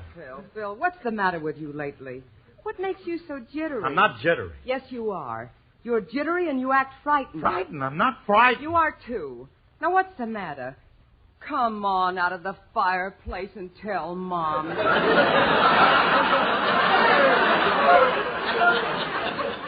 What are you quivering so for? I'm not quivering. You certainly aren't. What is that you're hiding behind you? Let me see. I won't. You will, too. Now, let me see that Phil. I cut it out of a magazine. A picture of a stack of Aunt Jemima pancakes.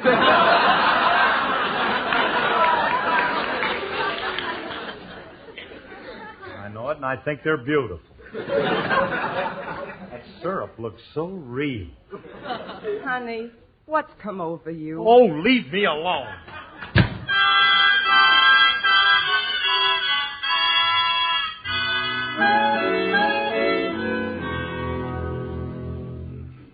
Well, diary, it's the 14th day. I just couldn't stand it any longer in the house, so I took a walk. A brisk walk.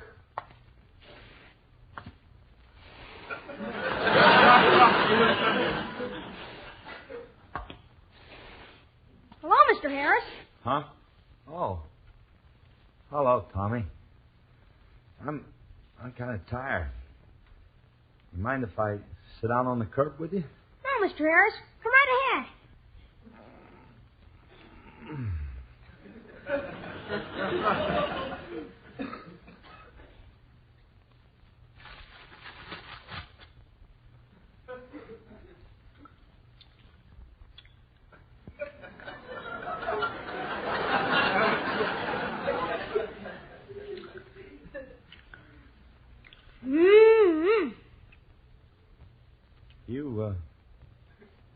You got a candy bar there, ain't you?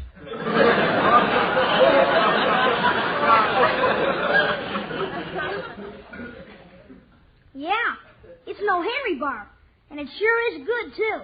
It's got marshmallow in the center and got a lot of caramel around it. Then comes a bunch of pecans, and then some more caramel and marshmallow. And there's a lot of peanuts all around that. And the whole thing is chocolate coated. With chocolate. Who asked you?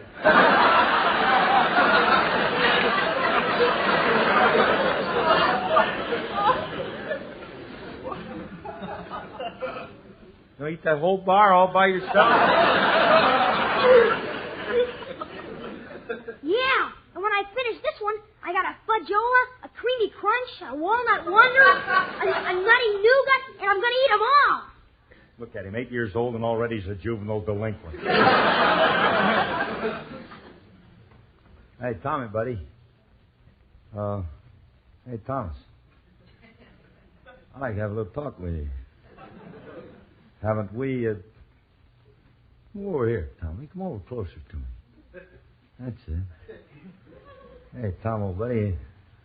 Haven't we always been pals? In fact, we've been more than pals. We've been buddies, haven't we? Tommy and Phil. Phil and Tommy. Our relationship's been just like father and son. Boy of mine.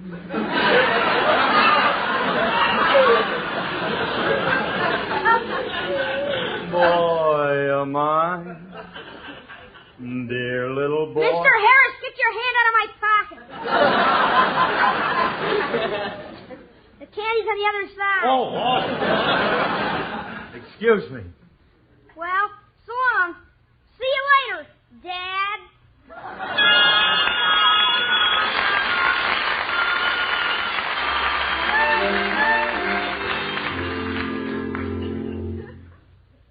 Dear Diary, it's the 15th day of my diet, and I've lost 9 pounds and 13 ounces.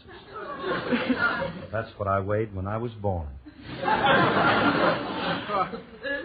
Boy, only 3 ounces to go.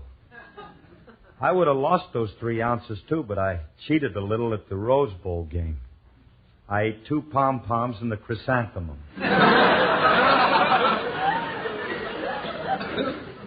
It's now 12 o'clock at night. I'm sitting here all alone in my rocking chair. And to keep my mind off of smoking and eating, I just drank 22 glasses of water. That's a lot of water.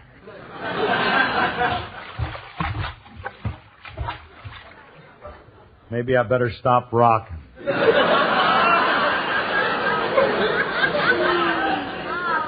Gee, and I feel kind of lightheaded. Maybe I won't make it after all.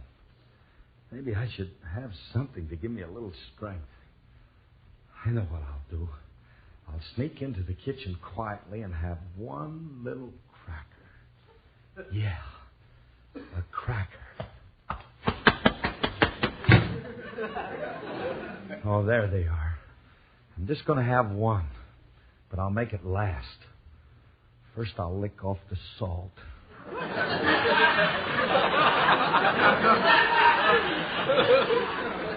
Then I'll nip just a corner. Anybody home? I've come to groceries. Hey, Mr. Harris, what are you doing in the kitchen at midnight? It's my kitchen, ain't it? And what are you doing driving your grocery truck up to my house at this hour? Where have you been? I took a shortcut through a drive-in movie. Hey, wait a minute. You got a kind of guilty look on your face. What have you been up to, Jesse James?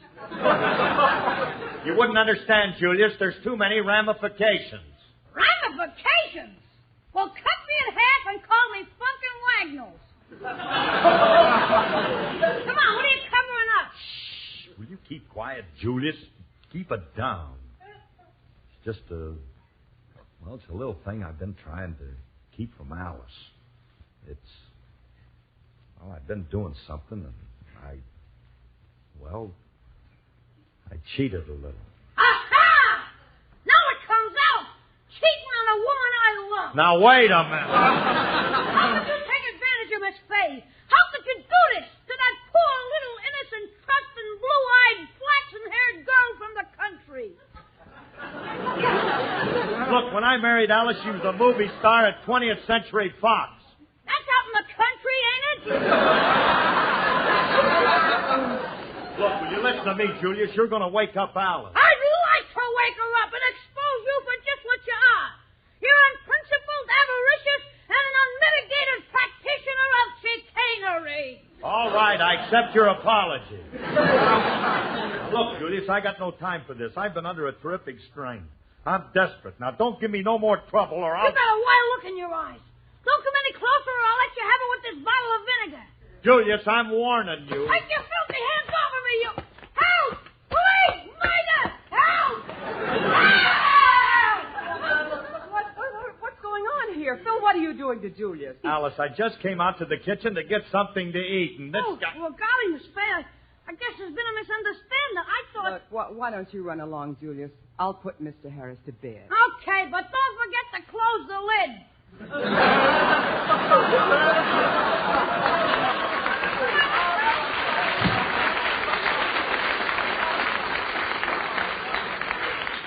Now, Phil... Honey, I didn't want to tell you until I made good. I've been on a diet, and I quit smoking. And for the last 2 weeks, I've been as nervous as a bearded lady mowing the lawn. Oh, Phil. Well, gee, how about the waistline, honey? Wasn't it worth starving for? Well, I wish I could say yes, Phil, but I've got some news for you. Your director, Bill Wellman, just called, and he looked at the last 10 days of film, and he said he's going to have to shoot it all over again because you look so scrawny. You mean? Mm-hmm. They can't continue till you gain at least 10 pounds. Oh, honey, will you say that just once more? You've got to gain 10 pounds. All right, quick, honey, hand me a cigarette, will you? Thanks. Oh, man, that's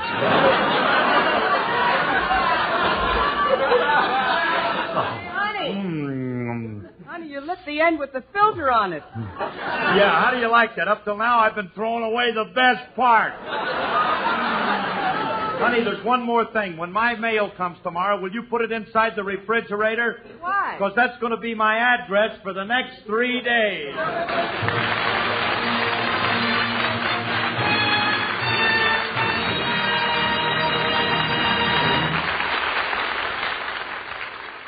Alice and Phil will be back in just a moment.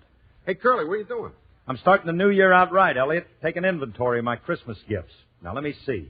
1 Joe Miller joke book. From Alice? From my sponsor. Oh. And 6 ties, 4 shirts, and my bonus. About $30. Cash for Christmas. Wonderful. What are we going to do with it? The question is, what am I going to do with it? How about a pair of slacks size 34? I don't wear 34. I do. Look, I want to buy something really useful. Something I can enjoy for years and years. Oh. Well, then the best you can do is turn your Christmas cash into an RCA Victor radio. Now you're using your noodle. And here's the man with the facts, Bill Foreman. Hey, Bill. Yes, Phil? Can I get an RCA Victor radio for about $20 or $30? You sure can, Phil, even less. A table radio that'd be swell for the kitchen costs as little as $19.95. For a few dollars more, you can get a clock radio that'll wake you to music instead of that threshing machine you call an alarm clock.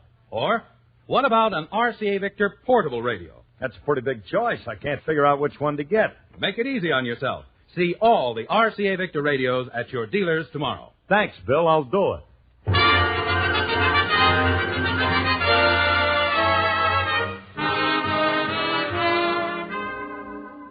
This is Phil again. Ladies and gentlemen, thanks so much for listening during the past year, and may the coming year not only bring you health and happiness, but everything you've wanted.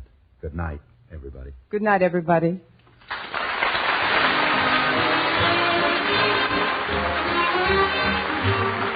Included in this program transcribed were Stuffy Singer, Marjorie List, and Will Wright. The part of Julius was played by Walter Tetley. This has been an NBC Radio Network presentation.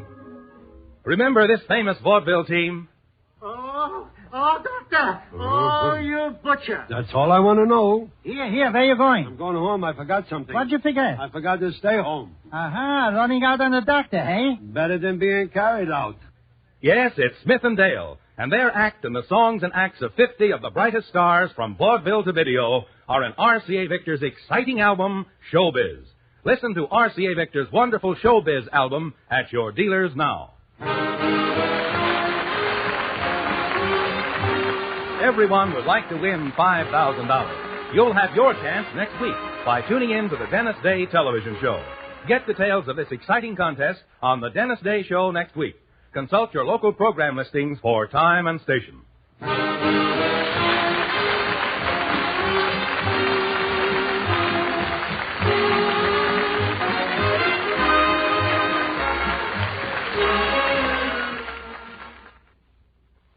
Now hear John Cameron Swayze on the news on the NBC Radio Network.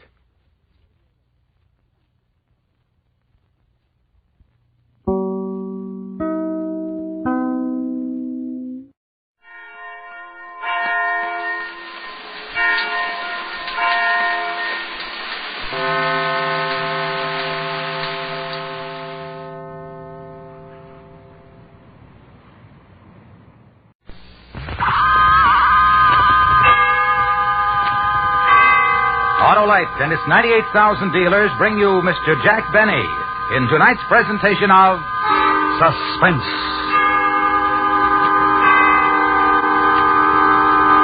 Tonight, Autolite presents the story of a successful bank robbery, including the astounding history of the unhappy man who perpetrated the crime. It's called The Face is Familiar. Our star, in his first dramatic appearance of the season, Mr. Jack Benny.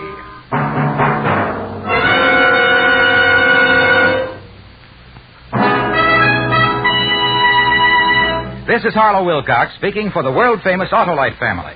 Tonight we announce the $100,000 Autolite family charity drawing. During the next 11 weeks, all of you 18 years of age or over can take part in this greatest of all charitable events. And here's how. Just visit the showroom of any Autolite family car dealer and sign your name and address on the registration form he gives you. Ask him to sign the receipt portion. That's all. Nothing else to do. No need to buy a thing. And yet, you may be one of 25 selected to name the recognized charities that will receive a total of $100,000 in cash on the 1st of June. Think of it, thousands of dollars in cash to be given to your favorite recognized charity or charities if you are one of the favorite persons. So go tonight, go tomorrow to Autolite family car dealers and sign your name and address to the registration form he gives you. Later on, I'll tell you the names of the Autolite family car dealers who are participating in this great Autolite family charity event. And now, Autolite presents transcribed The Face is Familiar, starring Mr. Jack Benny, hoping once again to keep you in suspense.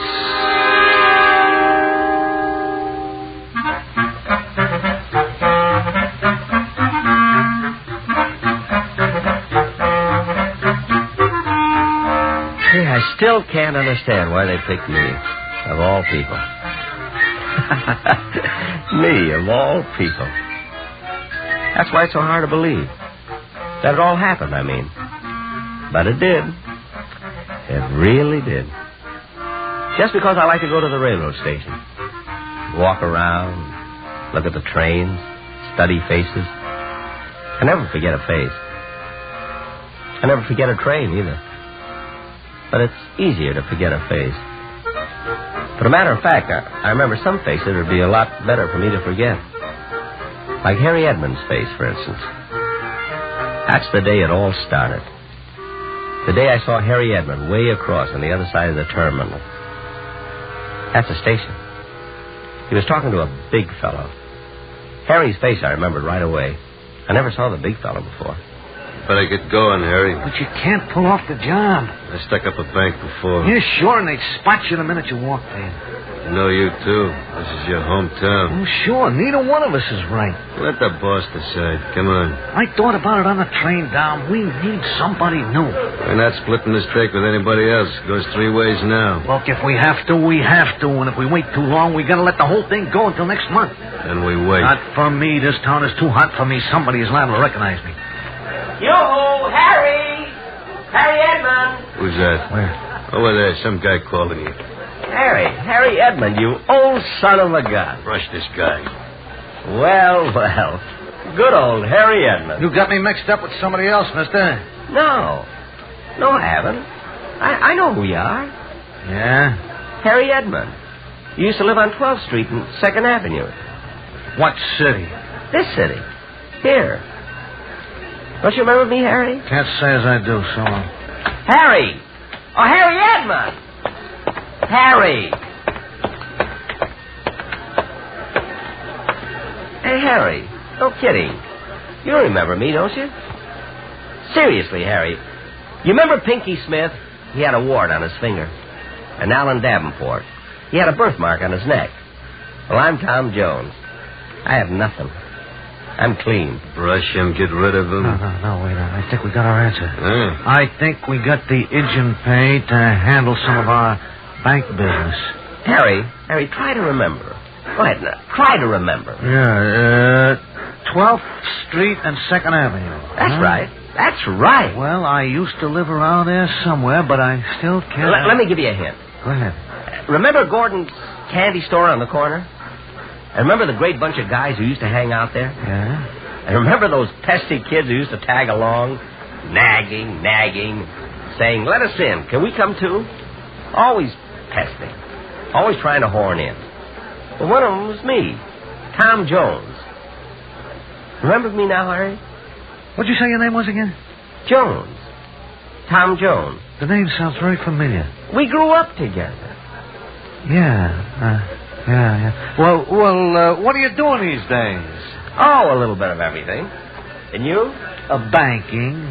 Oh, money, huh? Yeah. Well, that's a nice field. Well, I gotta go look at the people.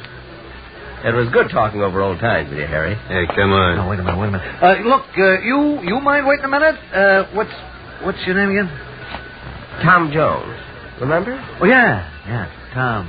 Yeah, well, wait a minute. Well, I'm kind of busy. Lots of appointments this afternoon. Oh, I'd like talking over old times with you, Tom. Maybe we could have a drink and dinner.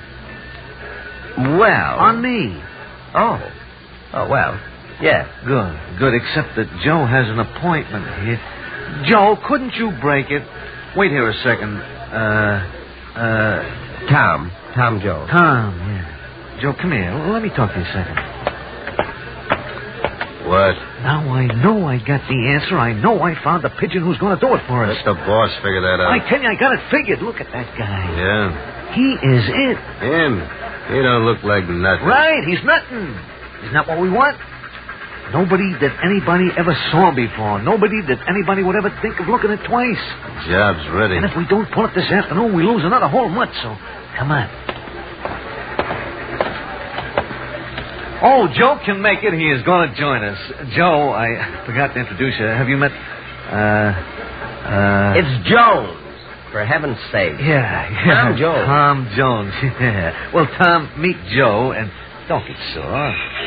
Just a kid I grew up with, Joe. We're going to have a great time talking over old times, 2nd Avenue. That's right, and your name is Tom Jones. Yeah.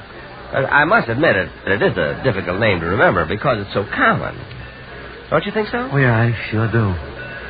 Well, it'll certainly be nice talking over old times. Oh, yeah, I haven't talked over old times in a long time. Well. Harry Edmund. Yes, sir, and good old, Tom, yeah. Better get started. Where to? I want you to meet another old friend of mine.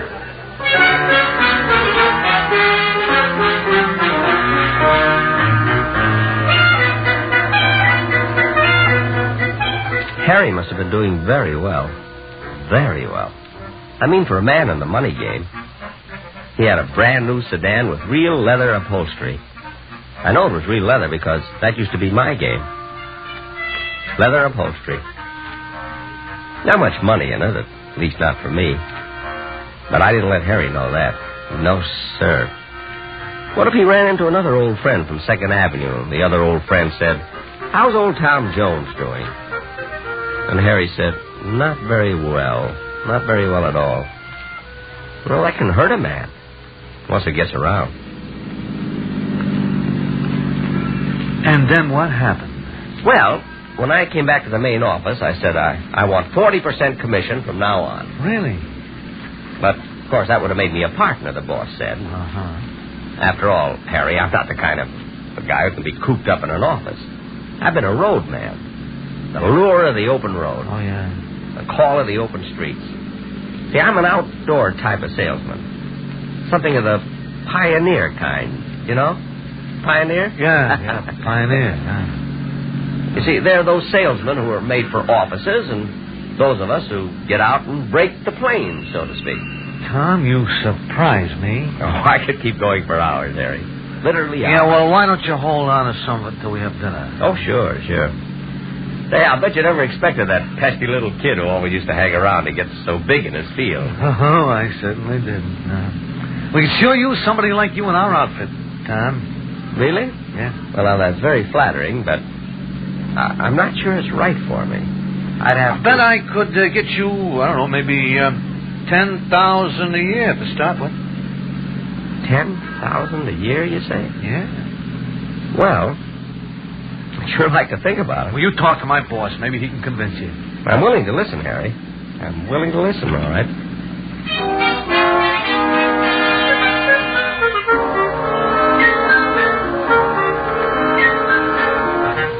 The business Harry was in was mighty successful, if the home of his boss was any indication. A beautiful big yellow house with a lovely green front door, and you could tell it was the home of a man who had worked his way up and knew what to do with what he had. Inside it was very homey. 2 fireplaces in the living room that looked like they were burning. A beautiful plaid carpet that must have been a real Oriental, and they wanted me in the business. Me, Tom Jones, of all people. Brandy, Mr. Jones?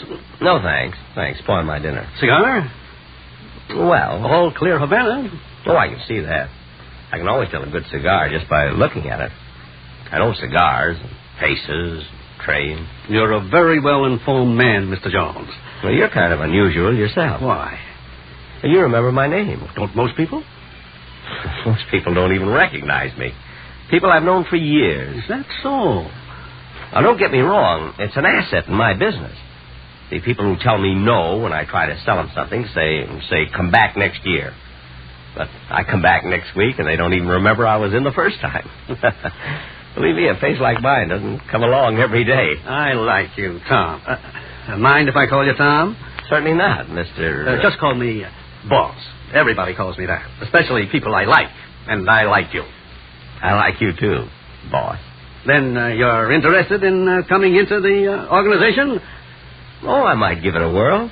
Let's put it that way. I wouldn't want it any other way. A trial for both of us. And the pay Harry mentioned? Oh, I told him a starting salary, boy. Now, let's talk about that at dinner. Come on, we'd better get started. Isn't 2:45 in the afternoon a little early for dinner? We have a few errands to do. Excuse us just a minute? Oh, of course, sure.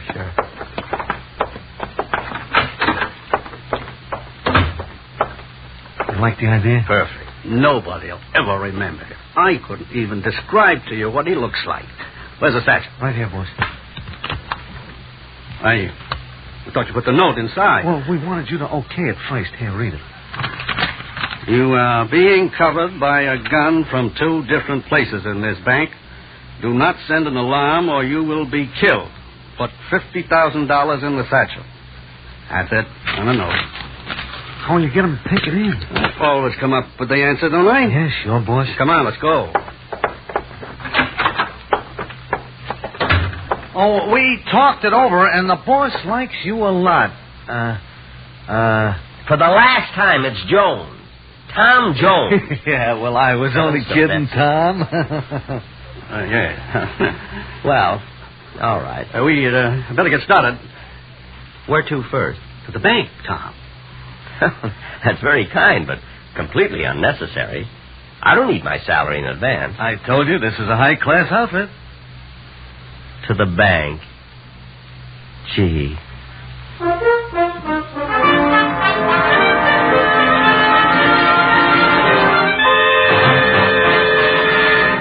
Autolite is bringing you Mr. Jack Benny in The Face is Familiar, tonight's presentation in radio's outstanding theater of thrills, Suspense.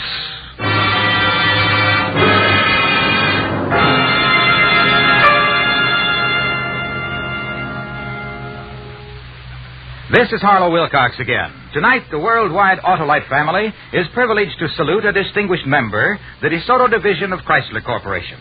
So I've stopped in at my local DeSoto Plymouth dealers to learn all about the wonderful DeSoto's 454. Well, you're right about the new DeSoto automatics, Mr. Wilcox. They are wonderful, and for many reasons. For instance, there's the great DeSoto 170 horsepower Fire Dome V8 engine, the world's most efficient engine design. Well, explain why, Mr. Dealer. The secret's in the hemispherical design of the combustion chamber. That's where your fuel is exploded to give you power. This design squeezes every last drop of power out of your fuel. Lets you use regular gasoline for real economy. This, plus DeSoto's fully automatic power flight transmission, power steering, power brakes, and Autolite electrical equipment are just a few of the many reasons why the 1954 DeSoto automatics put you ahead automatically. Thank you, Mr. Dealer. Autolite is proud of its long connection with DeSoto and DeSoto Plymouth dealers everywhere. And now, Autolite brings back to our Hollywood soundstage Mr. Jack Benny in Elliot Lewis's production of The Face is Familiar, a tale well calculated to keep you in suspense.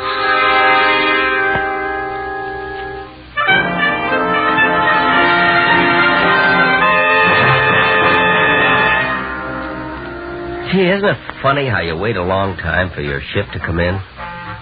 There I was, watching a train, and my ship came in. Just because I recognized Harry's face. Boy, you gotta keep on your toes in this world.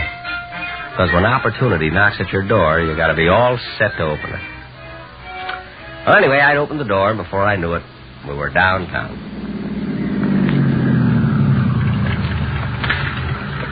To the bank already? I hardly noticed we were moving. Do you mind waiting a few minutes? Well, not at all. I like you, Tom. Let me tell you, I like you, too. I'm certainly glad Harry met you after all these years. And I'm glad, too. I like Harry. And I like you, too, Tom. Tom, yeah. You know, I feel like I've known all of you. Just all of you since 2nd Avenue. Boss, I even feel like I grew up with you. Well, that's very nice of you, Tom. Who's going to get the payroll? Is that why we stopped at the bank? You pick up your own payroll? Sure, why not? For how much? $50,000. $50,000. And you pick it up yourself? It's my money, and I worked hard for it. It's my way. And if you don't like my way of doing things, Tom... No, not at all. I've always felt, personally, I've always felt that people should pick up their own money. Always. Especially if it's $50,000 or more. Besides, armored cars haven't been doing too well in the past few years. I like the way you think. Well, maybe we should all pick up the payroll. Wouldn't that make us a little too conspicuous? Yes. And besides, I want to discuss you a little more. I think you'll work out. Fine. Say, maybe Harry can pick up the money while we talk. I wanted to discuss you with Harry. Oh. Well, how about Joe? Joe picked it up last time. I don't like the same man going in twice in a row. See, not Harry, not Joe, or you. Me? I hate to ask you. You're not really part of my organization yet, and I don't like to see a man work unless he gets paid for it. Well, I'd be happy to. Just delighted. Besides, I'm going to have to get used to large sums of money, and I guess there's no time to start like the present. Just take this satchel up to the window and give it to the teller. The withdrawal slip is inside. The teller will know exactly what to do. Fine. Oh, sure, of course. Now, boss, wait until he's in. Did you call me? No. Right ahead.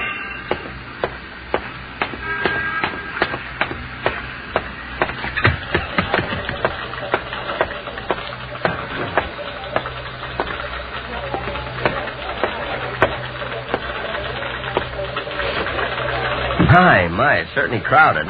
So many people waiting in line. Yeah. People certainly must be doing well these days. Yeah.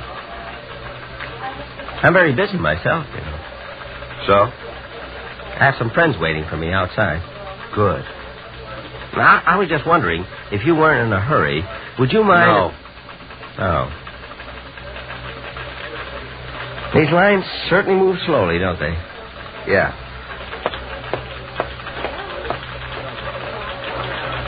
Well, he certainly took long enough at that window.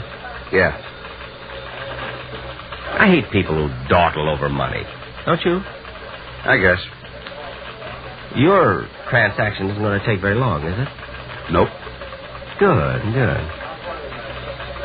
That big bag you're carrying had me worried. Yeah? What sort of business are you in? Penny vending machines. Pennies? All those are pennies? Something wrong with pennies? Oh, no. No, of course not. Excuse me. I think I'll try that other line.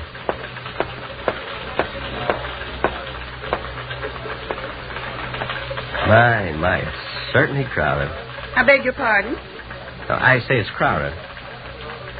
For such a big bank. Wouldn't you think they'd have more tellers? I certainly do. I mean, one, say, to handle pennies and so forth, you know. Well, there's one gone. I like the way that teller works. I suppose. Will your transaction take long? Oh, no. Good.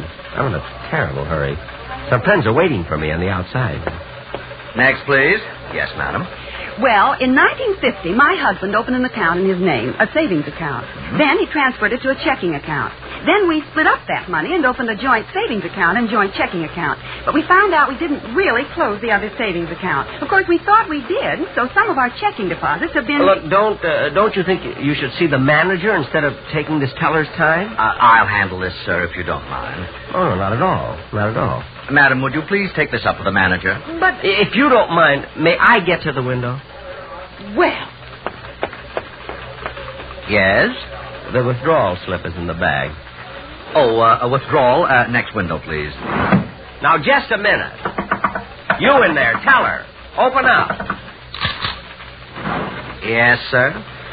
You see, I've been moving from line to line, and I insist you handle this. I'm sorry, sir. I can't violate the rules for anyone. But this is a very important matter, you know. This isn't just some piddling sum. How much are you withdrawing, sir? I believe it's $50,000. Oh, you're quite right. That is a lot of money. Now, will you please remove this bag and go to the next window? Well, all right. At least the lines are getting shorter. Yes, they are. Wouldn't you think a bank this size could afford a few extra tellers? How do you mean? Like, say, one kind of teller to handle only pennies and another kind to handle matters of $50,000 or more. I beg your pardon? I suppose that sounds a little strange, but you'd be surprised how it would speed things up. Oh, I'm sure. And it needs it. See, I came in feeling fine, just fine. Now I'm nervous from waiting. I'll be through in a minute. Well, it's terribly important. You see, some people are waiting for me outside. Next, please. Here you are. 20, 30, 40. Thank you. Next, please. Yes. Oh, wait, just a minute. Something wrong? I'll be back in a minute. My friends are calling me.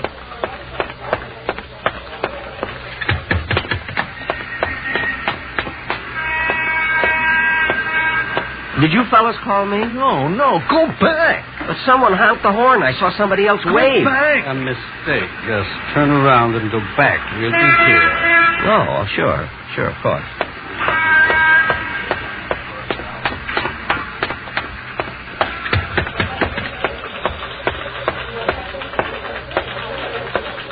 All right, sir. Here's the bag. Your deposit slip, sir. Withdrawal. The slip is on the inside. From time to time. Is this a joke, mister? Listen, you. I've had enough. Now, you can read, can't you? Yes, sir. Then don't dawdle. Do what it says.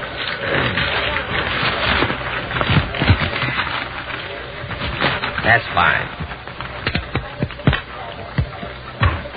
That's much better. Yes, sir.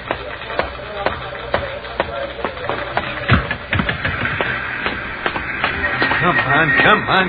Go get it. Well, here's the money. Give me that. Hey, Harry! Where are you going?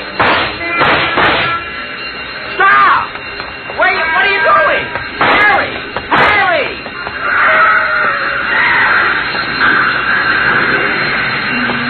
That got him.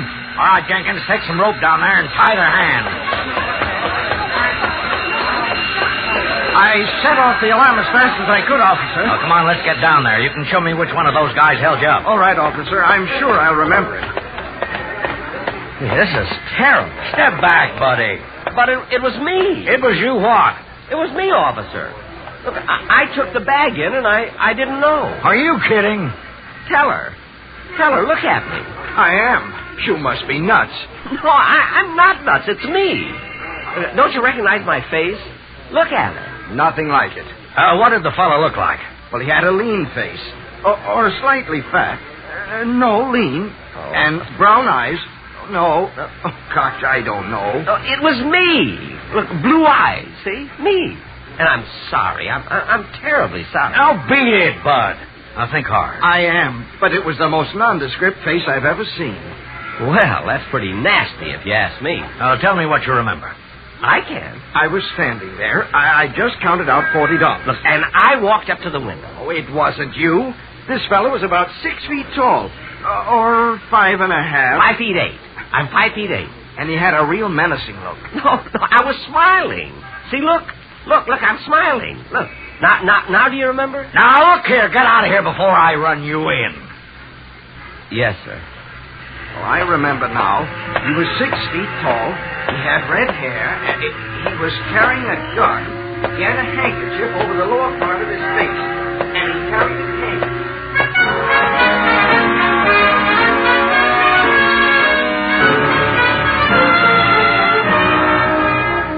Well, that's what happened. That was an eyewitness account of a bank robbery from the man who did it. Here I walked into the bank, robbed them of $50,000, and didn't even know I was doing it. Imagine. And nobody recognized me. They didn't know my face. You know, I bet I could walk into another bank and do the same thing. Nah, I better not.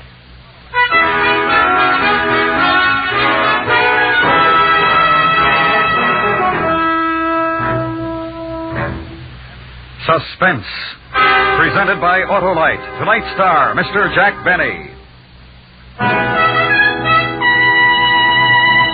Be sure you take part in the great Autolite Family charity drawing now at your Autolite Family car dealers.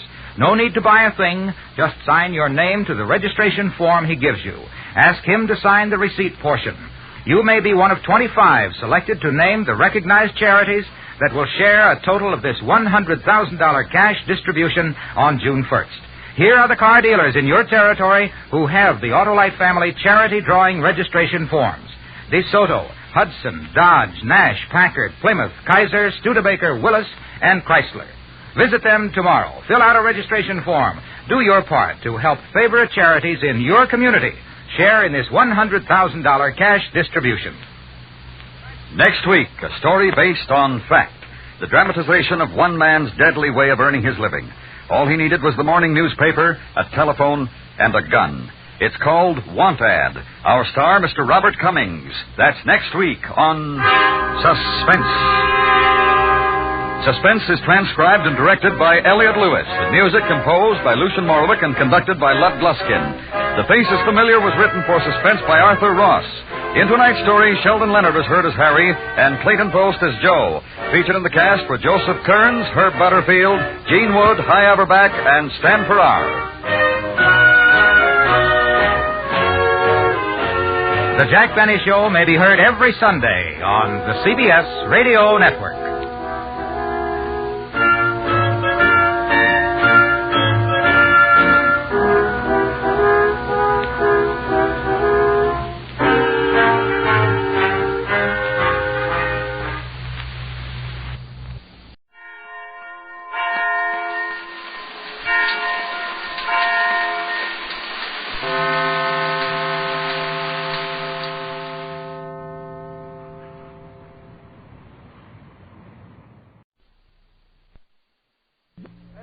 Take it or leave it. Time to sharpen your wits with Eversharp.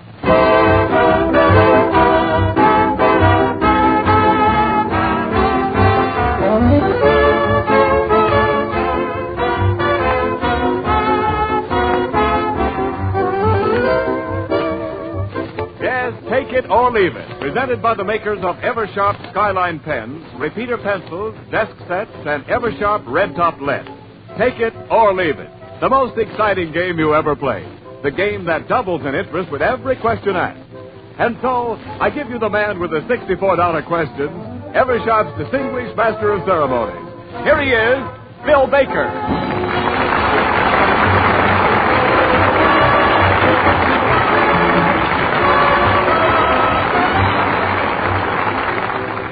Thank you, Ken Niles, and good evening, ladies and gentlemen. Welcome again to Take It or Leave It, which goes all the way from California, where everything is sunshine, to New York, where everything is dewy. Now, it was quite a turnout election. I walked up to one fella and said, "This is a long line of people for a Hollywood voting booth." He said, "Hollywood voting booth, nothing. This line is from a place in Santa Monica that's got coffee." Yes, indeed, times certainly changed. The expression used to be, "What's cooking?" Now it's "What's freezing?" But let's get on with Take It or Leave It before they put a ceiling on contestants. I just want to remind our guests this evening that should they win any prizes, they may take cash or war-saving stamps. And here is our first contestant, who is Mr. Chief Philip Jacobs of the United States Coast Guard.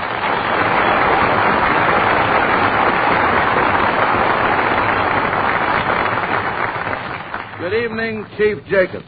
You can put your hat down. Good evening, sir. Welcome to Take It or Leave It. How are you feeling tonight, sir? Very fine, thank you. Is this the first time you've ever been on our program? It is, sir. Huh? Yes, sir. Are you having fun? I mean, do you like appearing on the stage, or is this something old for you? Have you appeared on the stage Brand before? new, first time. First time? Yes, sir. You're not nervous, are you? Just shaking a little bit. Shaking a little. Are you having a good time in Hollywood? Having a fine time, sir. You seen any movie stars? Saw plenty of them. Yeah? Yes, sir. Who's your favorite? Of the girls? Of the girls. Yes. Dorothy Lamour. Without a sarong, a man ain't got a friend, I say. Well, you know, I may turn out to be an actor myself. Sam Goldwyn and I were up all last night working on several deals. He snarted me 3 times. What do we talk? Huh? Must have been Claudia. No, it was gin rummy. You heard of gin rummy. Well, what do we talk about tonight, Chief Jacobs? What have you chosen off that board? Football team. Football. Number 6. Very good. Okay, here we go with football. You're to tell me what college football team is known by each of the following nicknames for $1. Bruins or UClans. UCLA. That's correct. You get $1. I got to stop making these dollar questions so tough. Think you'd like to try another team? Yes, sir. Okay, for $2. What college football squad is known as the Ramblers or Fighting Irish? Notre Dame. That is correct. Yes, sirree. You get $2. Football was a dangerous game when I used to play it. I had to wear a helmet, head guard, nose guard, rib pads, and all that stuff. I never knew when I might faint and fall off the bench. Why, you have $2. Would you like to try for $4? Yes, sir. What team is known as Tar Heels? North Carolina. Nothing could be finer. Yes, sirree. All right, you have $4. Are you bucking the line for the $8 question or sticking with the Tar Heels and $4? You can take it or leave it. I'll try again. Try for 8? That's right. You know your football, don't you? I can tell. Just a little bit, not so much. Just a little. Okay, for $8. What team is known as Gophers? Gophers. No help, please. Take your time. Wait a minute. I don't think you know this one. Minnesota.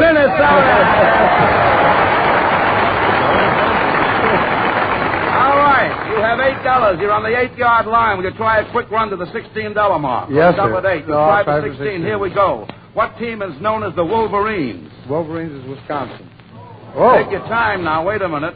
Think. Wolverines. Wait a minute. Wolverine.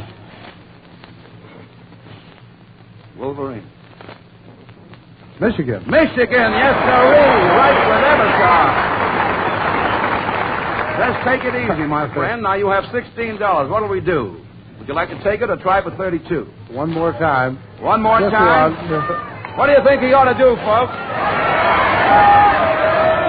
All right, here we go for $32. What team is known as Badgers? Badgers, Wisconsin. Yes, sirree. $32. Would you like to take your 32? What do you mean by ooh? That's a lot of money. I'll go for it. You'll go to 64. Yeah, I'll go for it. All right, you're on the 10-yard line with 10 seconds to play. You want to try the $64 question. What team is called Panthers? Panthers? No help, please. Panthers. Whoa. Whoa. Panthers.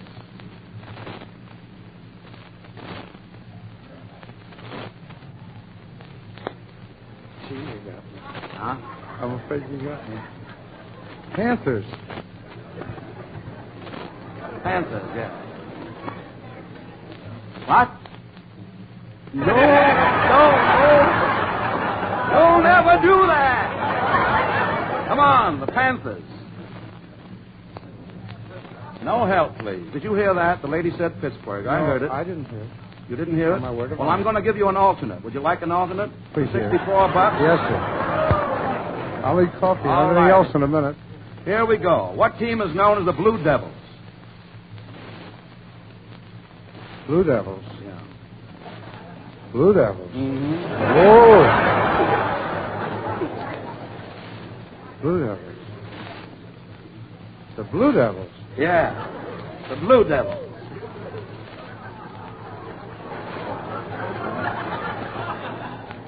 The Blue Devils. Well, I can't paint pictures for you. I'm sorry. The Blue Devils. Yeah.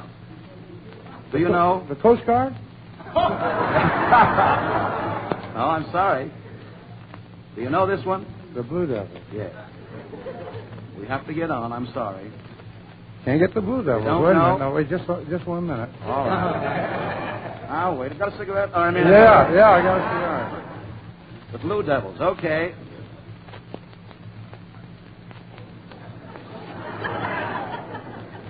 No help from the audience. I'm sorry, sir. No, Do you know this I one? didn't listen. I didn't hear him. Yeah. The Blue Devils. Do you The know? Marines. The Marines? No, I'm sorry. The Blue Devils is Duke University. Better luck next time. Stand by for the jackpot.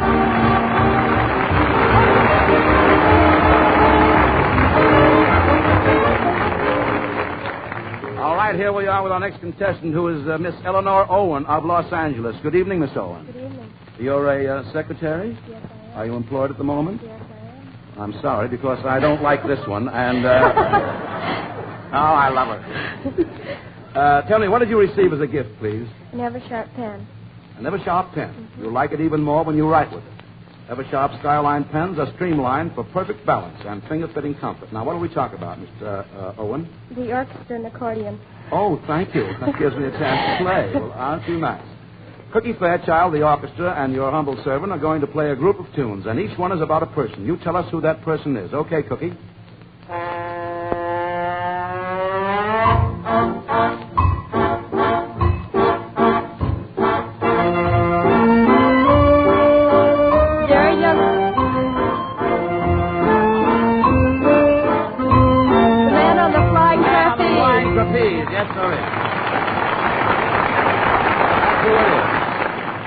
Well, you've got $1. Would you like to try for two? This one is on Yes, me. I'll try for two. You will? Mm-hmm.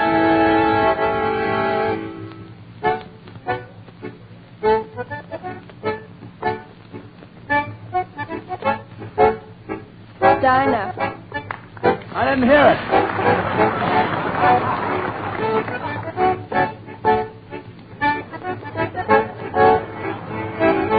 That's all I know. Okay, you've got $2. Now, would you like to try for 4? Yes. Okay, let's take it, Cookie.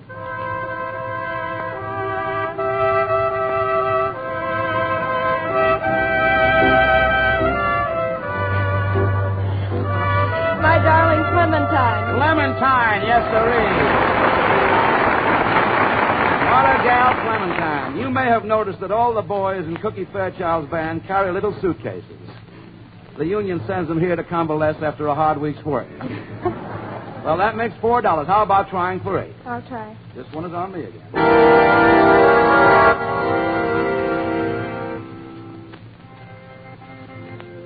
Let me play a couple of bars.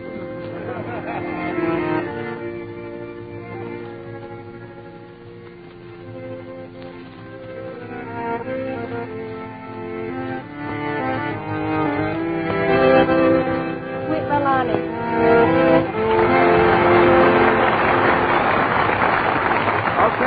official score is $8 now. Is it home sweet home, or would you like to try it for 16? I'll try for 16. All right, Cookie, that's you.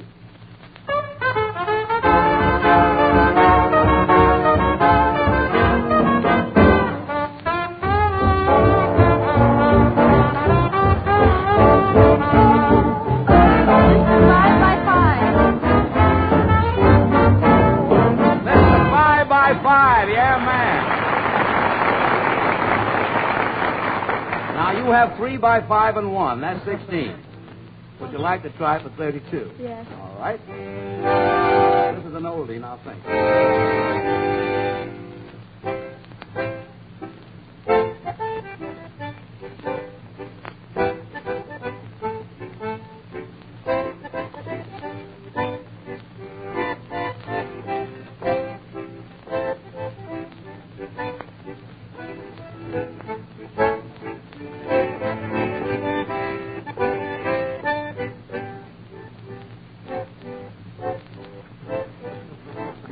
You know that? Huh?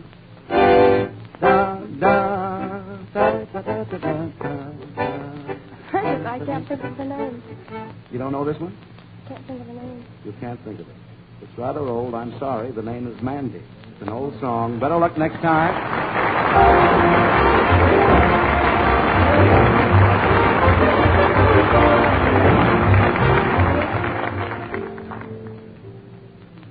Well, I don't know. I have something to say here. Ken Niles, you look as snug as if you'd answered the $64 question. Thanks. And indeed I have, Phil. The $64 Christmas question. You've seen handsome desk sets before, but nothing to compare to the sparkling beauty of the new Eversharp. Cast your eyes on this one. The base made of rare Argentine onyx, perfectly veined, clear down into its crystal heart.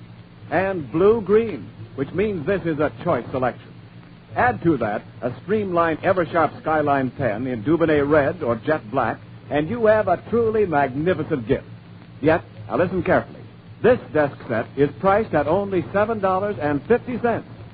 Others, in a wide selection of styles, on bases of wood, leather, ebony glass, and onyx, are priced at $10, $15, $20, and up. Magic Feed prevents flooding, drying, or clogging, so your Eversharp writes instantly and keeps on writing clear down to the last drop of ink. And service on the pens is guaranteed. Not for years, not for life, but guaranteed forever. Tomorrow, compare. Comparison proves. Give Eversharp, and you give the finest.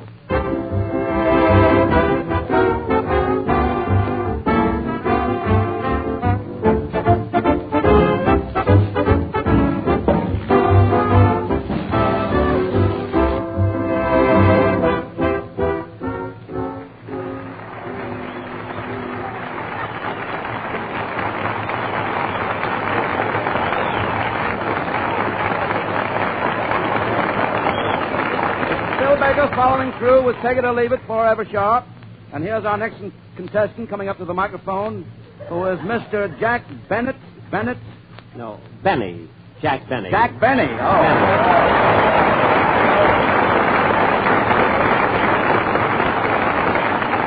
Jack Benny. B-E-N-N-Y. B-E-N-N-Y. Thank you, sir.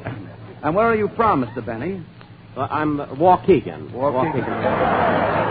That's right near Chicago, isn't it? Yeah, it's right between Chicago and Milwaukee. It is. Nice town, is it? Pardon me? Nice town? Well, we're mighty proud of it. Tell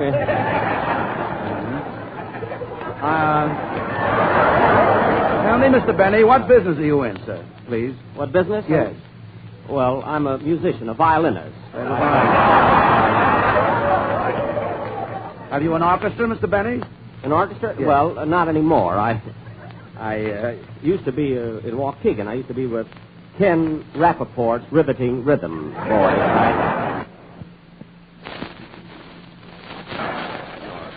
Well, what category do you think you'd like to talk to me about, Mr. Benny? Well,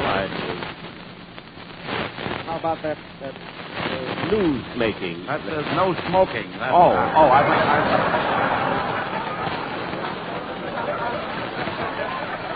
What seems to be the trouble, Mr. Benny? Having my glasses with me. Would you mind standing just a little closer to the microphone, please?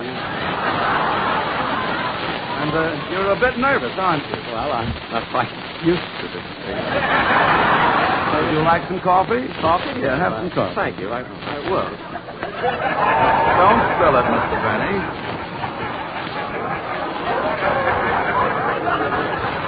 You feel a little better now?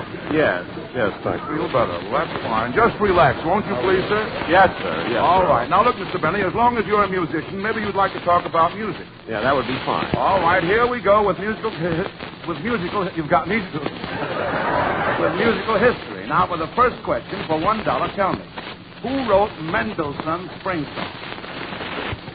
Well, Mendelssohn's Spring Song. Mendelssohn? That's correct. You get $1. Thank you. That gives you $1. Now, will you try for 2? No, thank you. I'll take the $1.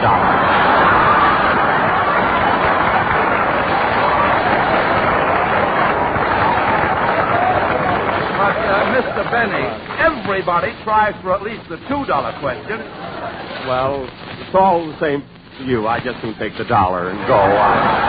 Oh, come now, Mr. Benny. This next question will be very easy. Take a chance. Well, I'd rather not, but then if it's easy...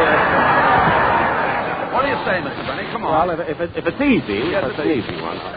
All right. For $2, tell me, who was it who fiddled while Rome burned? Nero. That was Nero. Nero. I knew it was Nero. I had Nero in mind. I knew it was Nero. What Nero? Yeah, it was King Nero. It was Emperor Nero. Oh, Emperor. Give me the $2. It was Emperor Nero. Don't you want to try for the $4 question? No, thank you. Just the $2. Well, but Mr. Benny, all of these questions are easy. Take a chance on the $4 question, will you? Well, if they're easy, I will. Okay. All right, then. What do you say? For $4? Yes. Here we go. For $4, tell me. See if you can tell me the name of 2 out of 3 very famous violin makers. Well, there was Stradivarius. That's good. And then there's that famous Italian violin maker, Amati. Very good. You get $4.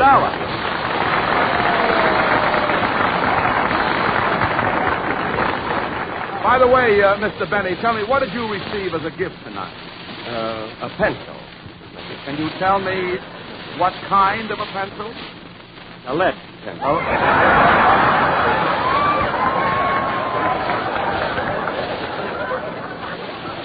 That is a genuine Eversharp repeater pencil. The man in front of me got a pen.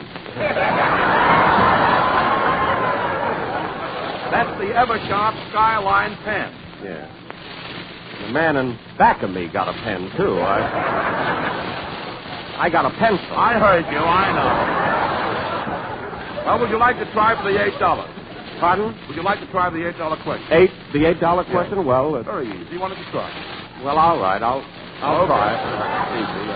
For $8, tell me, what Russian composer just completed one of the greatest and longest compositions called the Seventh Symphony? Shostakovich, is it? Or Shostakovich. Shostakovich. You'll get $8. You're doing wonderfully. Tell me, Mr. Benny, have you ever been to this program before? 34 times, and I always got a pencil.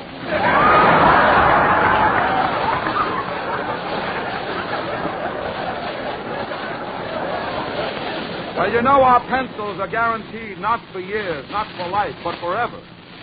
Well, how do I know where you'll be 50 years from now? Well, now, look, would you like to try the $16 question? They're quite easy. All right. Well, for $16, tell me what famous musician was once premier of Poland? Paderewski. Right with Eversharp. Well, Mr. Benny, you certainly know a lot about music, don't you? Pardon? I say you know a lot about music. Well, I lived with Ben Burney for 5 years. That accounts for it. Now, how would you like to try the $32 question? No. I think just I brought some people with me. I'd have to ask them. Your family? No, my lawyer. Your lawyer. 3 of them here. Well, what do you think you ought to do? Start with $32?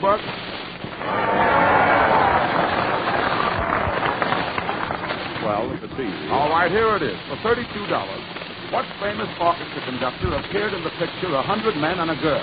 Stokowski. You have $32. Yes, there is. Now then, you see how easy these questions are, Mr. Benny. Wouldn't you like to try for $64? No, thank you. No, just the $32. That's well, look, 64 is, come on, try for $32. Won't you please? No. For 64 others? Well, I don't...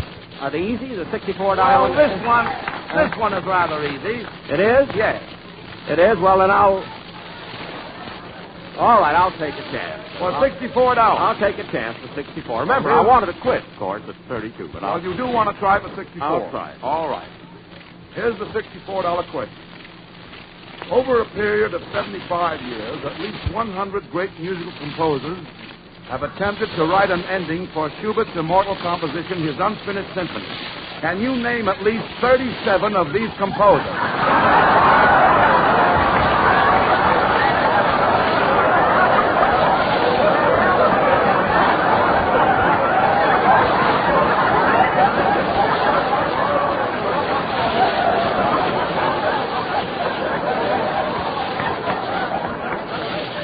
Now, wait a minute, Baker. I want my $32.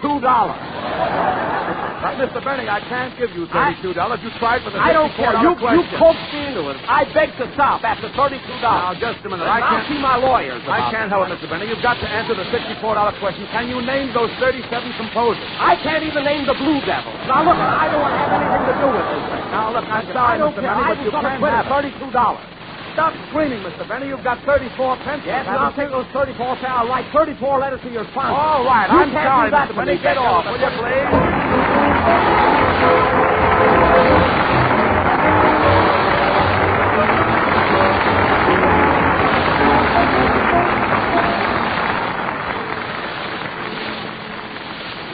This wasn't a meatless day. I'd bite him. If Corporal Leroy Weltman, one of the contestants on last week's program, is listening in, will he please get in touch with me as soon as possible? I have a check for $64 for it. His answer to a question about the official Army magazine was technically wrong, but there is a newspaper called Army Times. And because he was so close to the mark, Eversharp wants him to have the $64. So, if anyone listening in knows Corporal Weltman and his... Where is he? Is he in the audience? The contestant is Private John Bercia of the United States Army.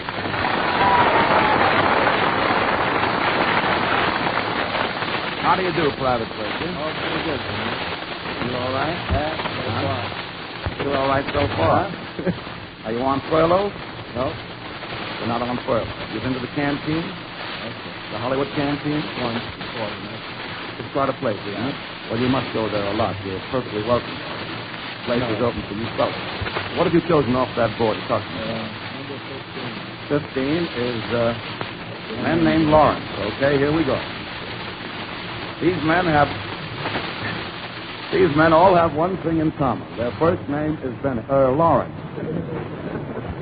You see if you can identify each one from the following descriptions for $1. This Lawrence is one of the 5 sons of John D. Rockefeller.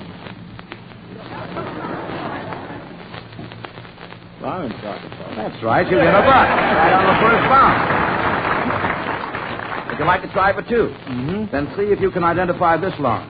He played Heathcliff in Wuthering Heights. He's married to Vivian Lee. Lawrence Oliver. Olivier. Yes, there is. Okay. There's a guy. The greatest gift to women since the two-way stretch.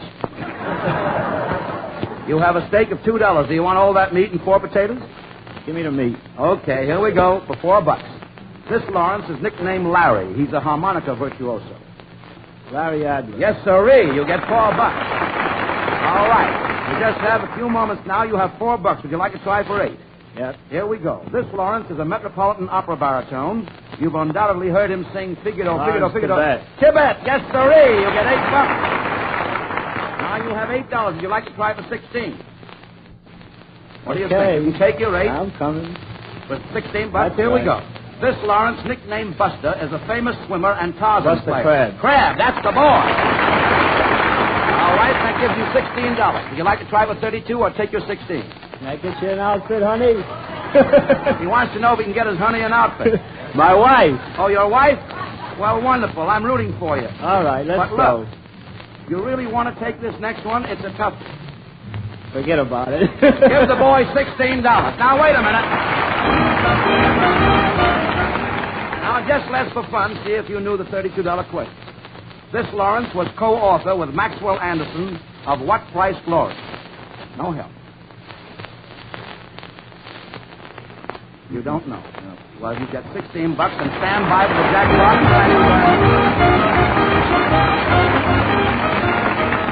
All right. Our jackpot amounts to $98. Now a word from Ken Niles, then we'll be back with the jackpot question.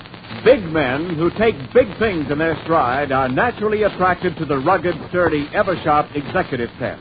It is built to husky yet streamlined proportions, with giant satin smooth point that stands the gas, and massive barrel that holds far more ink, perfect for the man who works longer, harder hours. This pen writes more words more smoothly, requires less refilling, and Magic Feed prevents flooding high in a plane, so on ground level too. Deep pocket clip meets military regulations. Designed to sell at $10, mass production economies permit this pen to be priced at only $8.75. You get the complete set with giant Eversharp repeater pencil to match, with service on both pen and pencil guaranteed, not for years, not for life, but guaranteed forever. Compare. Give Eversharp, and you give the finest. Thanks, Ken Niles, and now we're ready for the jackpot question. Our jackpot amounts to $98. If more than one person answers correctly, the money will be equally divided among the winners. But if nobody answers correctly, the money will be given to the Army and Navy Relief Society. All right, here's the jackpot question. What lieutenant general led the British 8th Army to victory in Libya? You have 30 seconds to write your answer. Okay, Cookie Fairchild?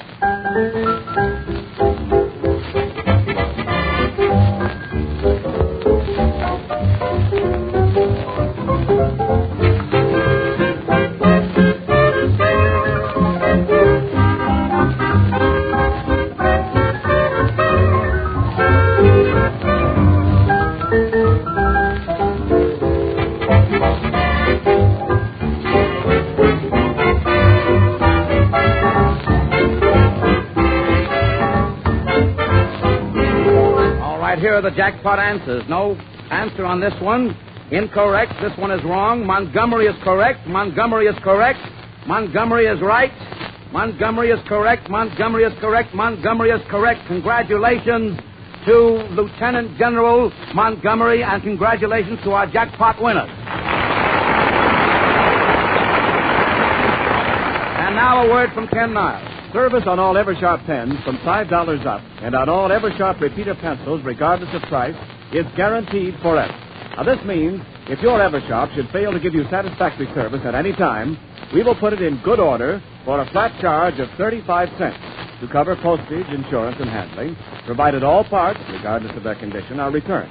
Remember, this service is guaranteed. Not for years, not for life. Guaranteed forever. Ken Niles. Before we sign off, I'd like to inform my listeners that after the program, the time consumed by Jack Benny will be given to another contestant. We hope all of you listening have enjoyed Take It or Leave It as much as Eversharp has enjoyed bringing it to you. We'll meet you all again next week at this same time, so let's make it a date. Meanwhile, don't forget to sharpen your wits with an Eversharp. This is Phil Baker saying good night for Eversharp. Bye-bye. Bye-bye.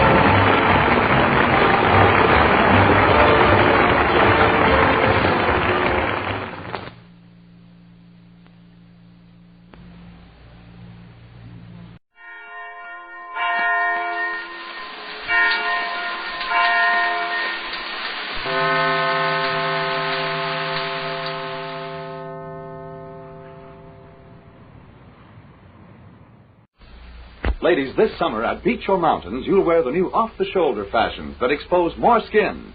You'll want to be a bare-skin beauty, beautiful all over.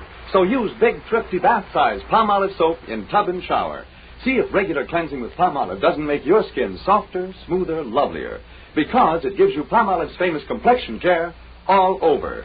Get bath-size Palmolive soap today.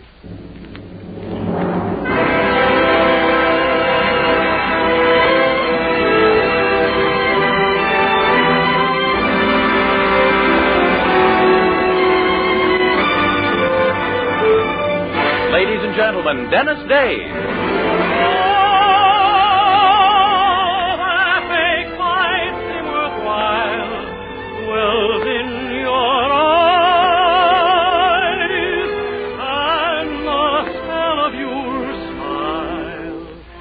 Dennis Day is brought to you by Colgate Dental Cream and Luster Cream Shampoo. Colgate Dental Cream to clean your breath while you clean your teeth.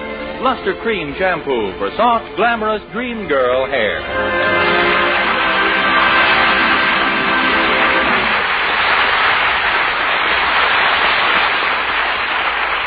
Heller, B. Benadera, Dink Trout, Charles Dant in the orchestra, and yours truly, Vern Smith, is written by Frank Galen and stars our popular young singer in A Day in the Life of Dennis Day. Dennis to sing the new Irving Berlin tune, A Feller with an Umbrella.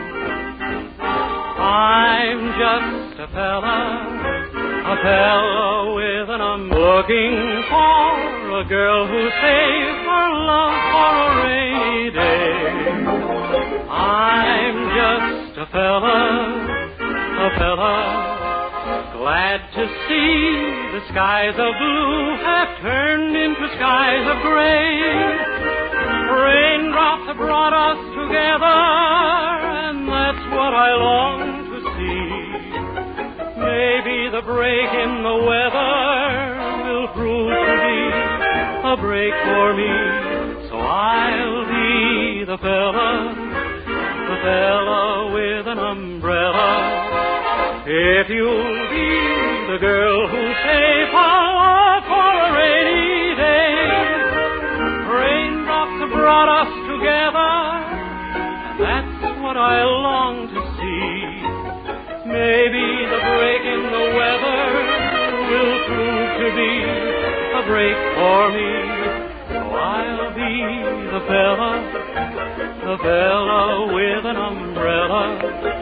If you'll be the girl who'll save our love for a rainy day.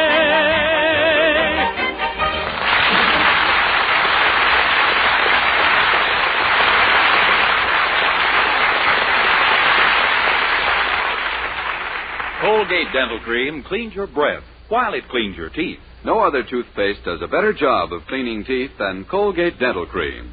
For Colgate Dental Cream has a safe polishing agent that cleans your teeth both gently and thoroughly, brings out their natural sparkle and beauty. You can actually see and feel the difference. And scientific tests prove that Colgate Dental Cream cleans your breath while it cleans your teeth.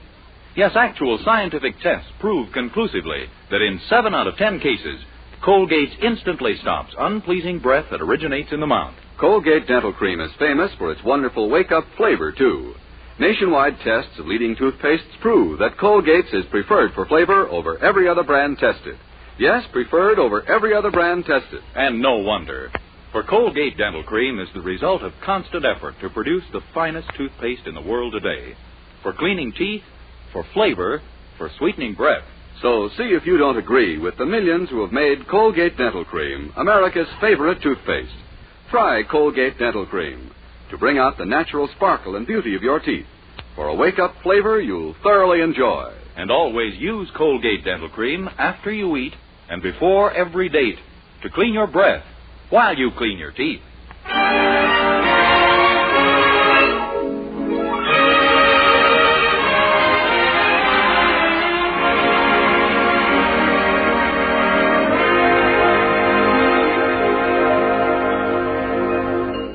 Well, last Saturday night, when a traveling vaudeville show opened at the Bijou Theater, circumstances prevented our young hero, Dennis Day, from taking his girlfriend, Mildred.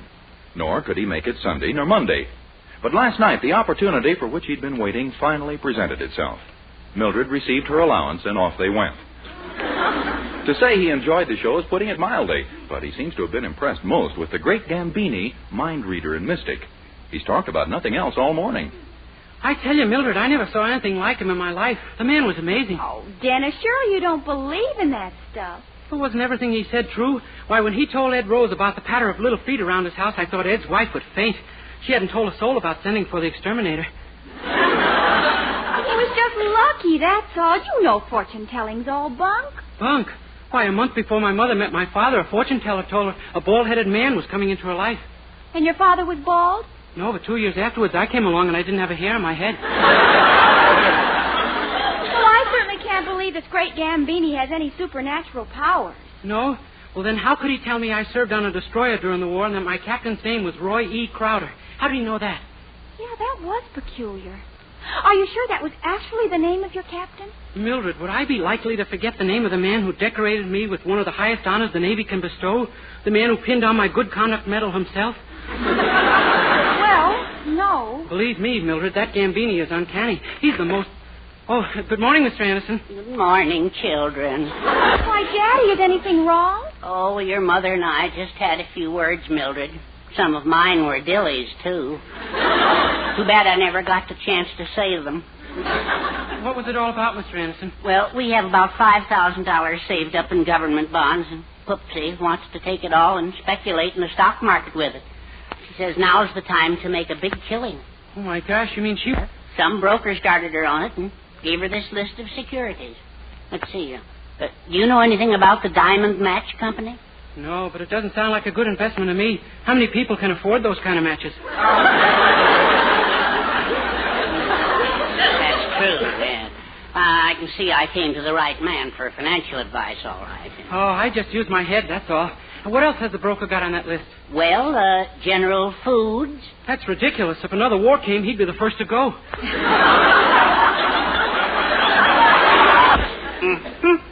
Take the advice of one who knows. Take the advice of one who knows, Mr. Anderson. Stay out of the market. Now, wait a minute. This broker may be perfectly right, Daddy. Maybe the stock market is going way up. Well, that's what Poopsie says, but how's a man to know? Oh, if there was only some way to predict the future. Yeah, Hey, wait a minute. Is that all you need to have the future predicted?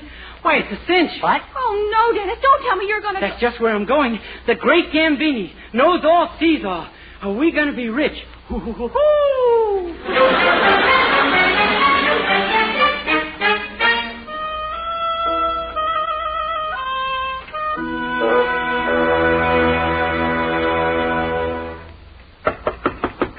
Come in.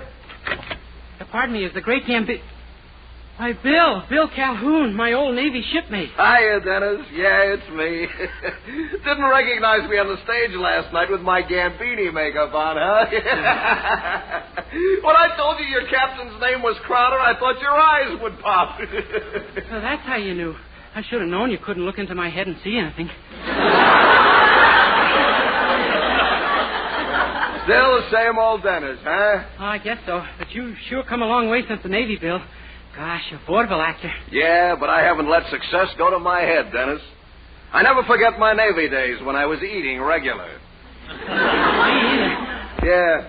Hey, remember the day we sighted an enemy sub? I'll say. Boy, did I reach for my life belt. Yeah, we all did before you finally took yours off.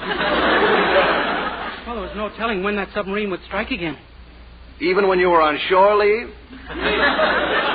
Let's talk about something else. All right. Hey, how about those poker games we used to have every payday? I taught you how to play, remember? Ever play now? No, but I found out civilian poker is a little different from the game you taught me. Here, 5 cards of a suit makes a flush and it beats a pair. Ah, those civilians. Hey, what are you doing with yourself these days, Dennis, huh? Well, right now I'm kind of waiting for the right salary offer to come along. The right salary offer? Yeah, where a fella says there is one. Say, how would you like to come in with me, pal? I'm going to open up right here in town, and I can use an assistant. You're going to be a fortune teller here in Weaverville? Well, sure, this town ought to be a gold mine. I had an ad in the paper this morning offering free readings so I could get started. But, Miss Baker. Oh, yeah, from us. She's kind of got a crush on me. You? She said it was a dark, vital, dashingly handsome man with a physique that left her breathless. Well?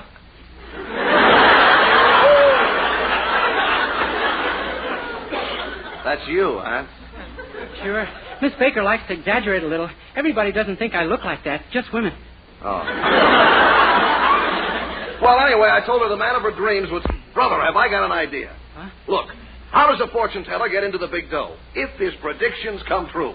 Don't you see, all you got to do is make love to this Miss Baker. Oh, Bill, we've been through a war together. Let's at least enjoy the peace. Now, look, you want to make a lot of dough, don't you? Well, sure, but... Then work with me. She'll talk about it all over town if her prediction comes true. But, Bill... Dennis, we're shipmates, pals, buddies. Side by side, we fought the enemy for 4 long years. Side by side, we were decorated with a good conduct medal. Well, okay. But after all these years, it's a heck of a way to lose mine.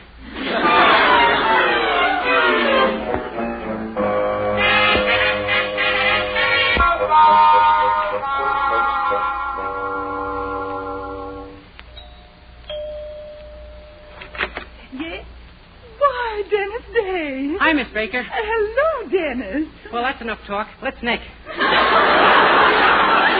What? Miss Baker, you're beautiful. You're ravishing. I've never seen anyone so gorgeous. Good heavens, how did you get this plastered so early?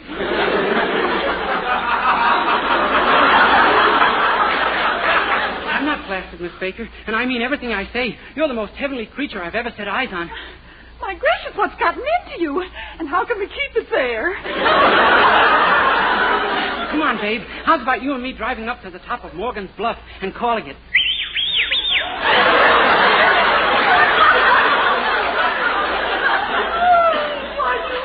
At me. Well, how could any man help whistling at anyone? You really think I'm beautiful? Oh, thank you, you darling. Oh. I'm going to break every mirror in this house. That's the way to talk. Come here, babe. Park it next to me. Dennis, you really think I should? Well, why not? You know what the 14-day Palmolive plan does for a woman, don't you? Yes? Well, I can do it in 10.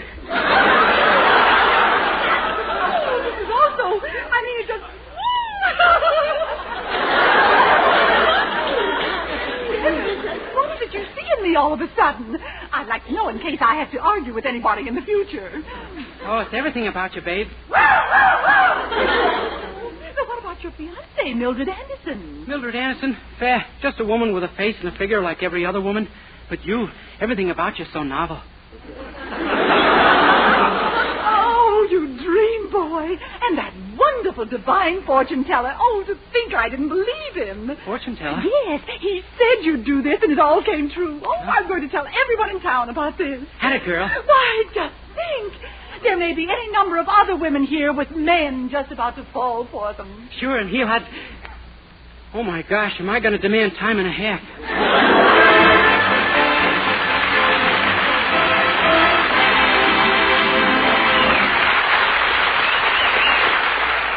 We'll be back in a moment to continue this day in the life of Dennis Day.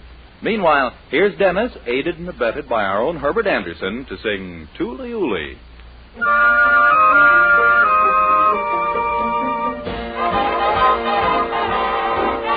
When a Swiss boy goes calling on a Swiss miss in June, Tooly Ooly Ooly Doo. He sings a pretty tune, and he charms her like magic when he yodels this tune. Do-you-do-you-do. Beneath the alpine moon, the echo goes higher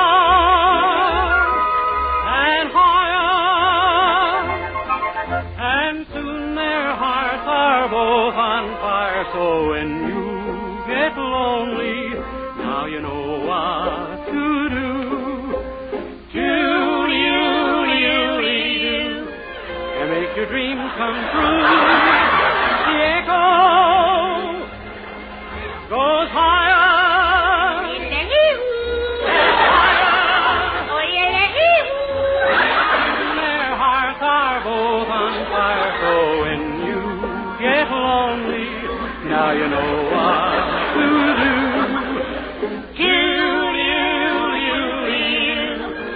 And make your dreams come true. Just tooly-ooly.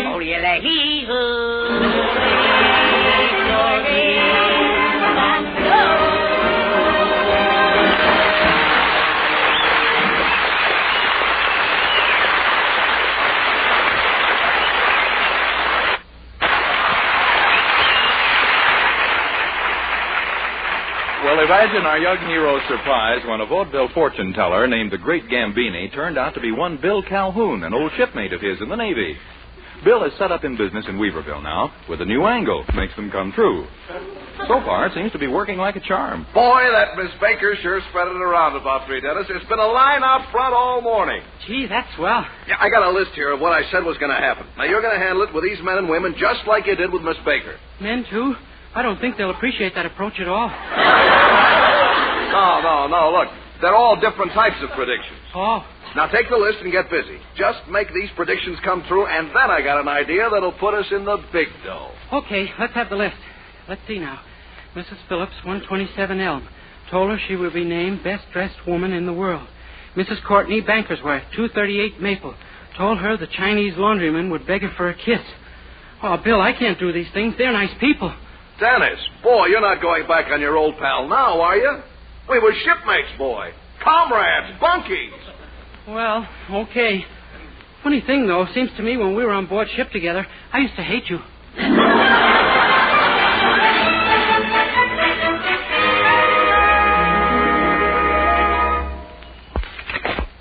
Yes? Bon appetit, mon petit.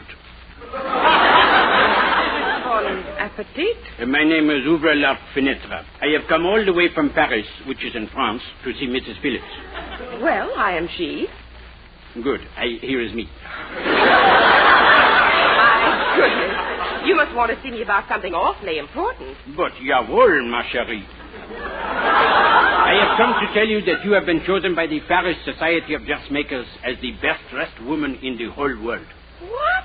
Why, a fortune teller told me that this afternoon, and I said he was crazy. And now 2 hours later, it's come true. It would have been even sooner if it hadn't taken the wrong transfer. I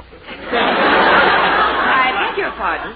Nothing. I leave you with this glorious news, monsieur. Arrivederci till we meet again. Oh, please, don't leave yet.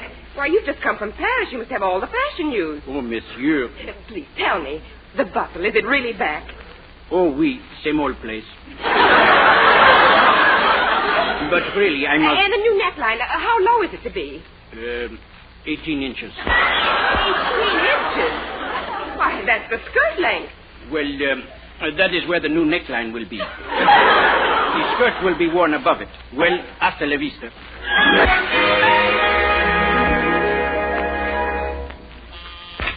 Yes? Hallo, me all the same hippies laundry down street. Me all the same too. Oh, no, you do. Could you repeat that? Oh, no, me shot hole works.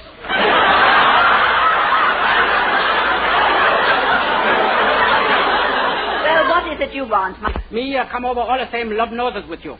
Love noses with me? Sure, Chinese way to kiss you better. Oh, big fun. Wanna make, huh? Good heavens. That fortune teller was right. But who'd ever dream that a Chinese laundryman would actually ask me for a kiss? Oh, not so strange. You pretty nice looking coolie. Wanna make? Get out of here.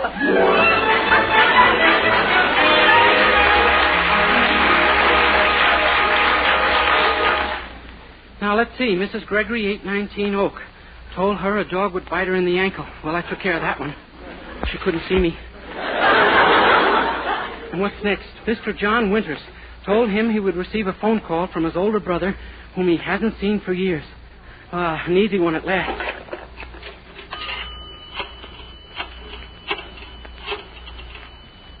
Hello? Hello, long distance calling. Here's your party. Hello? Hello? Howdy, boy. This is your brother, Henry. Henry? Yep. But you passed away last night. How could you be calling? This phone call came to you by transcription. Goodbye.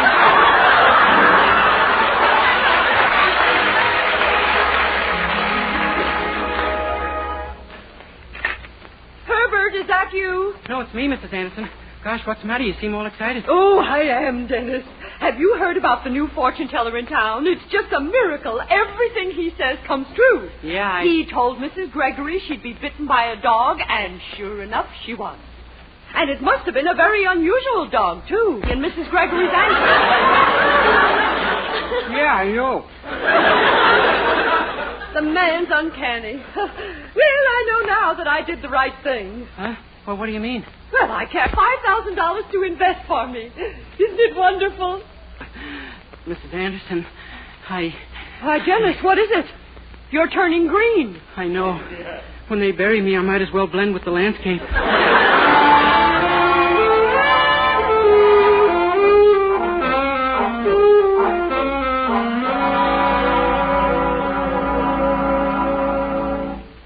You mean it was you who made all those predictions come true? Sure, Gambini's just a fake, and now he's talked your mother into turning all her money over to him. Oh, good golly, he's not only a fake, he's a crook. I know.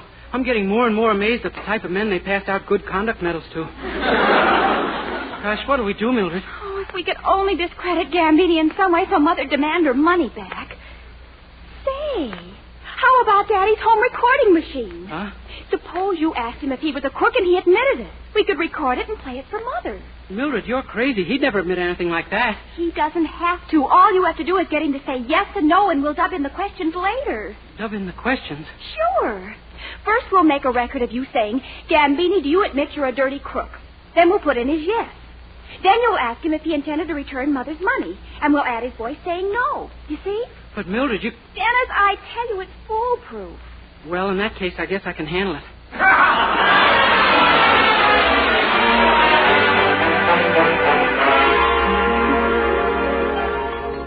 Oh, Mildred, here he comes up the walk. All right, now don't get nervous. First, you ask him a question he has to say yes to, and then you ask him a question he has to say no to. Have you got it? Yeah. First, I make him say yes. Right, or sure, anything like that. And Oh, don't worry. I know what to do. Get out of sight quick. Hi, Dennis. Well, I just wanted to talk to you, Bill. Is everything going all right? Not bad. Then, you'd say things have been going pretty well so far, huh? That's what I'd say. Yeah. I guess we got quite a future together, huh? In a word, my boy, great. That's not the word, believe me. Huh? Hey, did I tell you I had a little trouble when I was doing that Frenchman for Mrs. Phillips? She didn't know what the word we meant. You know what it means, don't you, Bill? Who doesn't? Can you tell me what it means, Bill? Who couldn't? I must be doing this wrong. Oh, no, you're doing a fine job, Dennis. Why, if things keep up like this, I'll soon be sending for the wife and our little one. Gosh, I didn't know you had a little one. Tell me, is it a boy? I wouldn't say so. That must be a girl, huh? A matter of fact, we don't know what it is. It's a canary. Oh, this is murder. Well, I'll see you around, Dennis. I better be getting along. Yeah, I guess you might just as well. I give up. Did you have a hat with you? Yes. Wow, I finally hit pay dirt. Come on back and sit down. I thought our conversation was all over. Oh, half of it is. Now let's clean up the rest of it. This should be a cinch. One question. What are you talking about? Bill, tell me something. Is it true that your wife's maiden name was Honeysuckle Goldfarb? Well, by golly, how did you know that? You mean it was? Well, sure, but I've never told a soul outside of my folks. Only to me could this happen. You must have heard it from my mother because my father isn't living. Your mother shot and killed him, huh? Yeah, it was in all the papers. I surrender. Well, I really have to be running along, Dennis. Yeah, okay. This your hat? No. Wow, I did it again! Huh? Thank you, Bill. After all these years, I finally found out what the hat trick is.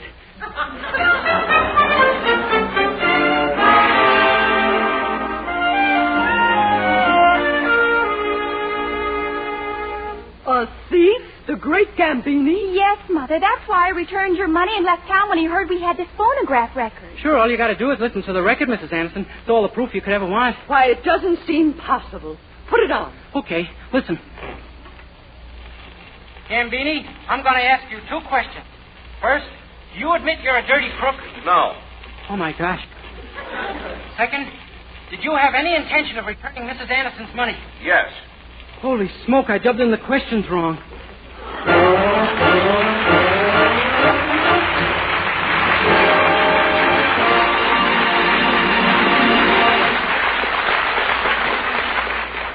Dennis Day will be back in just 1 minute to sing Mama Makushla. But first...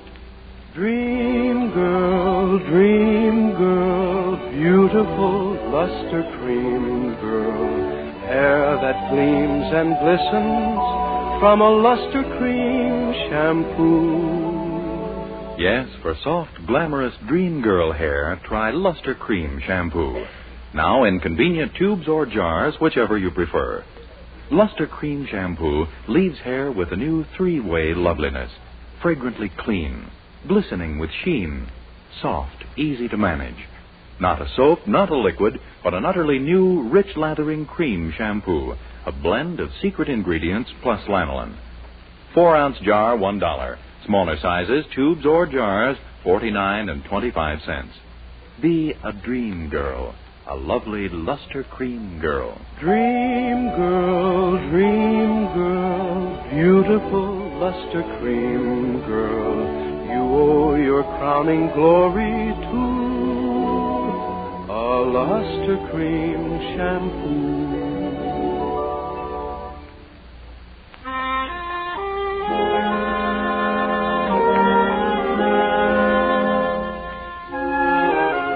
Here now is Dennis with the music of Charles Dant and the orchestra singing his popular new RCA Victor recording, Mama Makushla. You'll always be within this heart of mine, Mama Makushla. Mama Makushla, you'll always be there. You're more to me than all the stars that shine, Mama Makushla. You are the answer to my every prayer. In you I have an angel ready to guide me, one who'll always stand beside me all life through. And every day to me is Mother's Day, Mama Makushla. Mama Makushla, I'll always love you.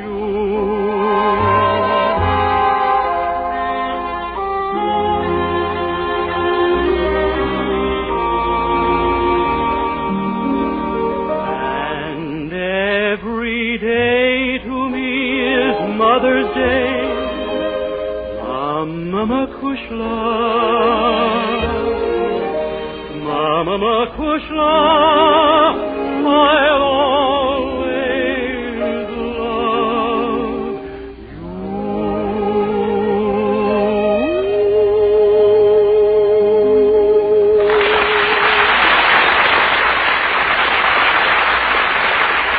Good night, everybody.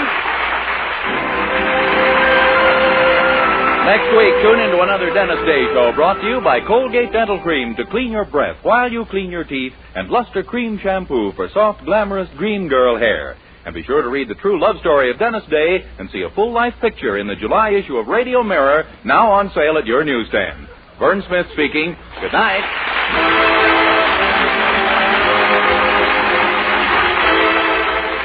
This is NBC, the National Broadcasting Company.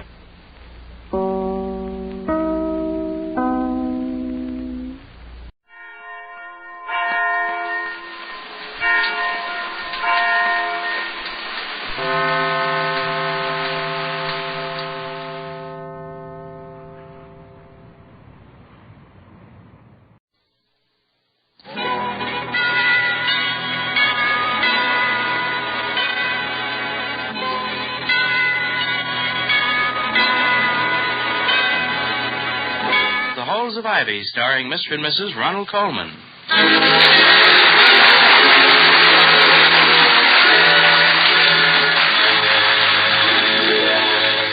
Good evening. This is Ronald Colman. And Benita Colman. Inviting you to join us again on the campus of Ivy College. And now, the Halls of Ivy.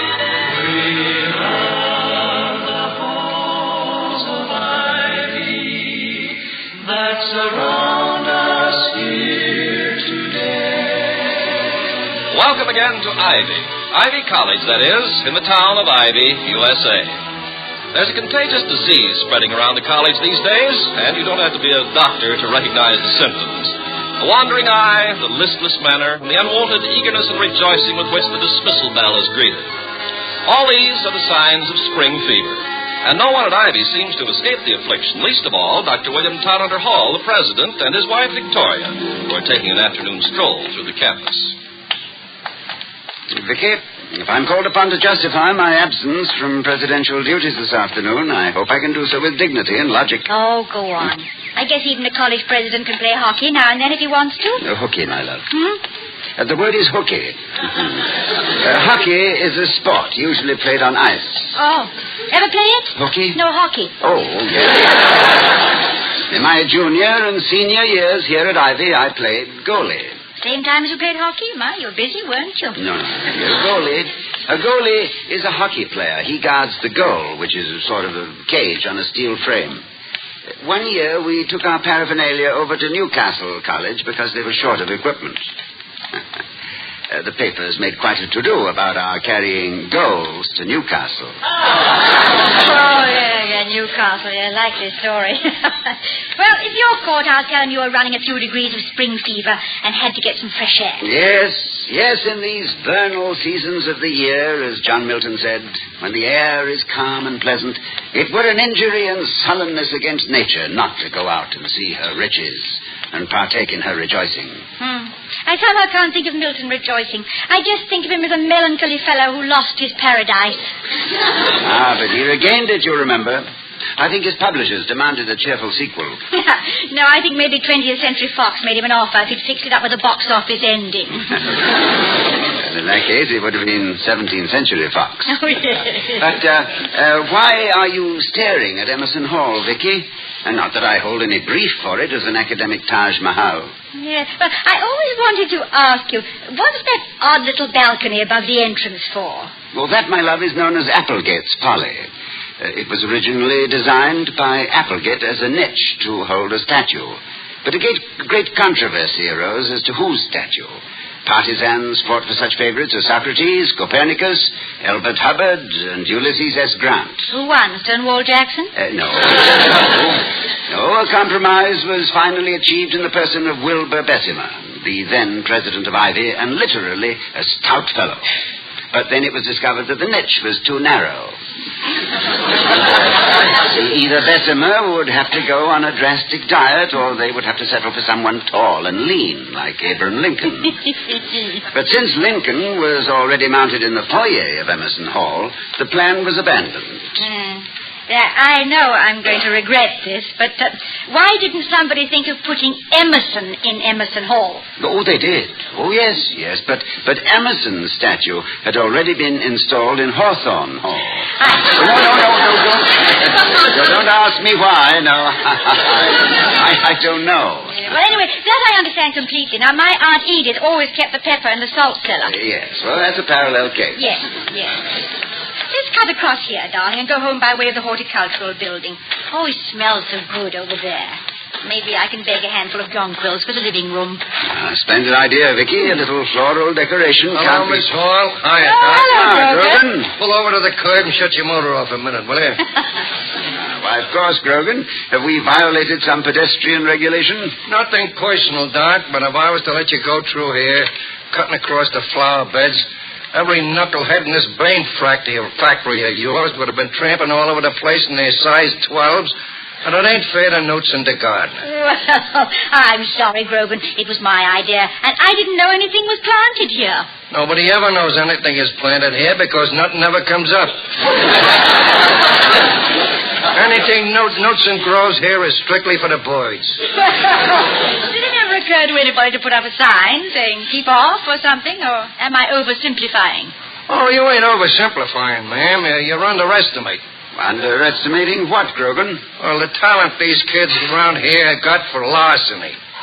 I'll put up a dozen signs. Every time I turn my back, somebody swipes it. If a sign stays up for 3 months, nobody wants it.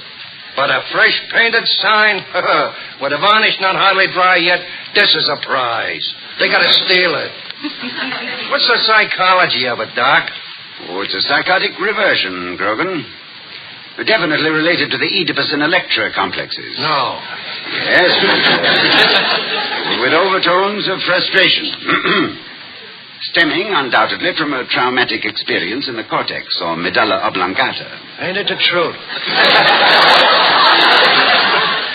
The undergraduate compulsion to acquire public notices is an inverted form of exhibitionism, underscored by a neurotic disturbance in the realm of the anxiety syndrome. Ooh, what spring does to him. It's an aberration, commented on and documented copiously by the Viennese psychologist Van Schmickelberg in his monumental Auf Niebenhauer Hauser Blickenspiel, and supplemented later by Dipfelmeier, as set forth in his 12-volume Schlagenpuff unter den Linden mit Pfeffernussen in der Kringelsturm. It's amazing, Doc, the way you and me think along the same line. I'm sure he'd like to lend you von Schmickelberg's book any time you want to read it. What was the name of it again, dear? You mean the Kriegswasser nicht verstören in der Aufgeschmacher? No. I mean that Spawner der Dudelsack Pfeifer. There's so many of them. Yes. Well, Grogan, I'm sorry we violated the regulation. That's okay, Doc. I spent half my life keeping people from taking the shortcut, and the other half looking for stolen signs, the brass ball off the flagpole, the skeletons out of the medical building. I find them, read them the riot act, growl on them, and say, listen, chums, no more, see? And what happens? They pat me on the back and say, good old Grogan, the student's friend. And you know they mean it, Grogan. Well, before it goes to my head and I start pinning medals on myself, I got to go track down 25 missing Somalians. $25? Yeah, and it's a mess, Doc. Some gal loses $25 from one of the dormitories, so I got to right away start making like Scotland Yard, with a dean of women breathing down my neck like a police commissioner. Well, if this is true, Grogan, it's a serious charge. Oh, don't I know it? And the trouble is, every time I look at these nice kids, I can't believe one of them might be a crook. They can steal my good signs, and I don't worry. But when money turns up missing, that ain't a good sign. That's a bad one.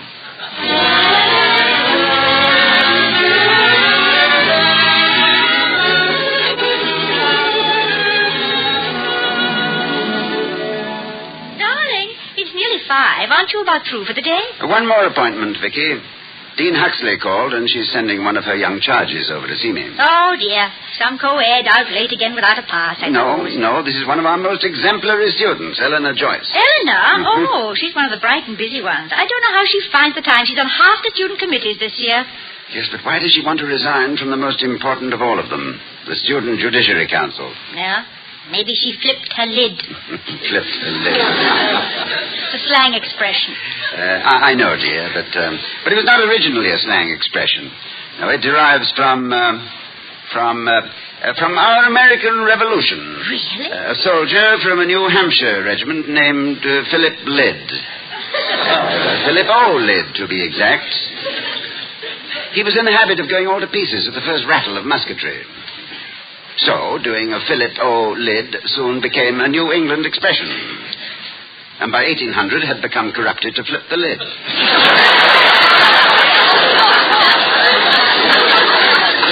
William. Yes, dear? Was the case of Philip O. Lyd covered in von Schmickelberg's book? Oh, Victoria, my love, you are becoming much too perceptive. Yes, I can see it. I shall have that to... must be Eleanor, Toddy. As von Schmickelberg would say, ich will der Dog getten. Hello, Mrs. Hall. Well, good afternoon, Eleanor. Come in. Dr. Hall's waiting for you. Thank you. I rushed over as soon as I got out of class. I'm sorry. Good afternoon, Miss Joyce. Won't you sit down? Thank you, Dr. Hall. Well, Dean Huxley sent me over, but of course you know that. I suppose she's told you that I want to resign from the Judiciary Council. Yes, she has.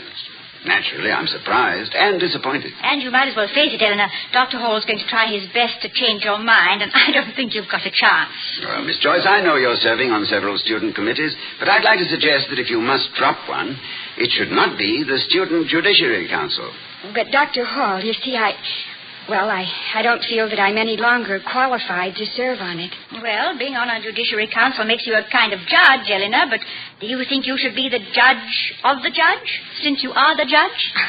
Oh, but I'm just one of 3, Mrs. Hall. I certainly can be replaced easily enough, and besides, it's such a big responsibility. Oh, I know it is, Eleanor, but responsibilities mustn't be shirked because of their size. In physics, we are taught that there is no action without a reaction. By extension, there is no privilege without an attendant responsibility. Yours is the privilege of possessing brains and judgment and the high regard of your fellow students. Your obligation is to use these possessions wisely and for the common good. But, Eleanor, you must have had a good reason for wanting to resign. You see, Mrs. Hall, the next case that's coming up before the council concerns a girl who's been accused of taking money from another girl's room.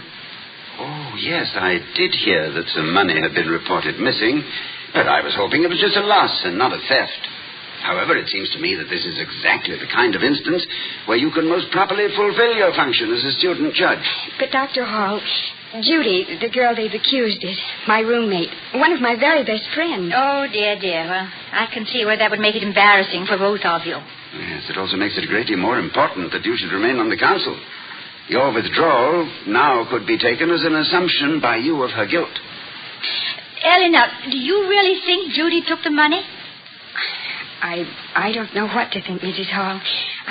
Well, everybody knows that Judy was the only one in the dormitory Sunday afternoon, and I know she couldn't have taken it, but, well, Judy's always broke, and then Monday morning, right out of the blue, she paid me back $15 she's owed me for several weeks.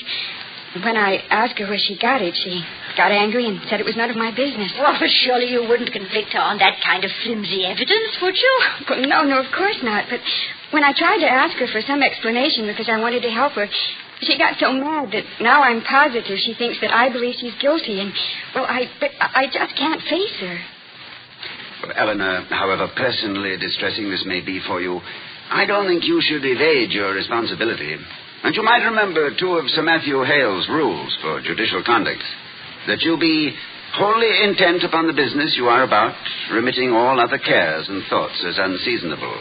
And that you suffer not yourself to be prepossessed with any judgment at all until the whole business be heard.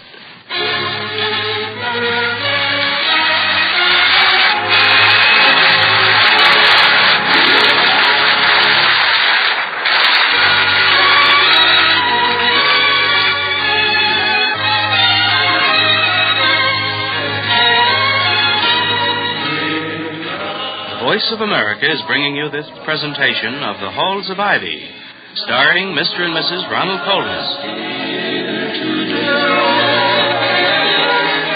And now to return to the Halls of Ivy.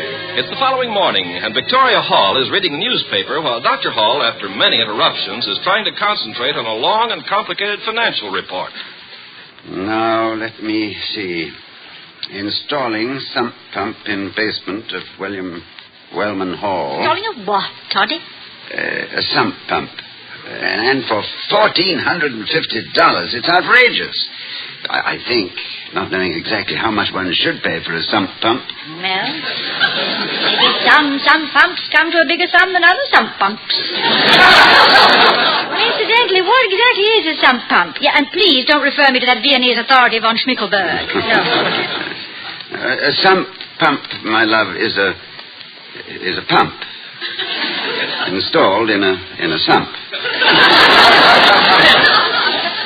A sump is a pit or reservoir. Now, if I can have a moment's quiet, it seems to me that $1,450. Oh, I'm so what sorry. happened? I'm sorry. I thought I'd take the receiver off the hook so the phone wouldn't ring and disturb you while you were working, and I dropped the telephone. Well, thank you just the same. Now, let me see. For $1,450 for installing the sump. Well, what's that? Oh, it's just the vacuum cleaner, dear. I'll get Louisa to turn it right on. Oh, it's inevitable. Louisa has an infallible sense of timing. Whenever I have work requiring concentration, this and no other is the time for vacuum cleaning. I know that some people would enshrine the man who invented the vacuum cleaner among the immortals. But I, who ask only for one little moment of cloistered quiet... Oh, darling, Louisa must have heard you. She's turned it off. When you think that for the sake of a speck or two of dust, you endanger the delicate tissues of our neural system, and when you consider that $1,450 for the sump pump, Plus 648. Yeah, well, it's all right. Louise will answer the door. 1456. No. Oh, no. I've been looking at the wrong figure. I'm over here, darling. Yes, I see. Oh, I see. I don't add the 1450. That's included. Oh, dear. Come in, Louisa. Excuse me, Dr. Hall. The mayor's here. Mrs. Hall, I put it in the icebox. Yeah, well, thank you so much, Louisa. It's very thoughtful of you, and I'm glad you told me. I know you don't like me to, Dr. Hall, but it was turning green. But what can you expect when you've had it since Christmas? Well, if I've had it since Christmas, Louisa, you might just as well throw it out. It's even too late to reply by telegram. That's the funniest thing I ever heard, Dr. Hall. They say that sometimes when cheese gets old, it smells so strong it can walk away by itself. But I never knew it could walk as far as the telegraph office. Oh, it's the cheese you put in the icebox, not the mail. That's what I said, Mrs. Hall. Oh. Now, what did I do with the mail? Well, what's that peeping out of your apron pocket? Oh, my. Here you are, Dr. Hall. Here's the mail. Thank you, Louisa. And, Mrs. Hall, I'll just have to sweep today. Well, got my work to do. Must have been a hairpin. Now, how does a hairpin make a cheese turn green? Yeah, well, it's a good question, and I have a silly answer. The hairpin was caught in the vacuum cleaner, darling, and that's why it stopped so suddenly. Oh, hairpins. Yes, I must remember that. In the future, when I want quiet, I shall tiptoe out and silently strew hairpins all around. Yes. Just as silent to pay their fare bills, I'm sure. Any mail for me? Vicky, look at this. $25. Oh, Toddy, you won something. Have you been sending in box tops again? Oh, trying to win a little dandy space patrol disintegrator with a built-in rocket signal. Listen to the note with it. I'm sorry I caused such trouble. Judy Buckley didn't steal the money. I did. I just wanted to borrow it. But since there's been so much fuss, I am returning it. I hope this clears up everything without any further trouble for her. Naturally, it's unsigned. Well, good for Miss Unsigned. That gets Eleanor out of her dilemma. Yes, but it poses a dilemma for me. What about Miss Anonymous? Since she's returned the money, am I just to accept her explanation? Or am I to try and find out her identity? I think I'd better call Dean Huxley about this right away. Yes, and Eleanor, too. She'll be delighted. But, darling, first of all, you'd better get in touch with Grogan and tell him to call off his bloodhound. Yes.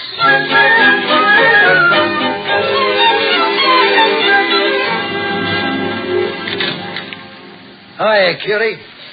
Just wipe your shoes on the matting, Mr. Grogan, and don't call me cutie.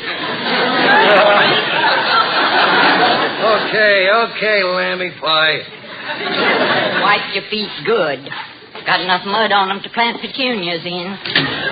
What's home? Last time you was here, you tracked up the whole living room.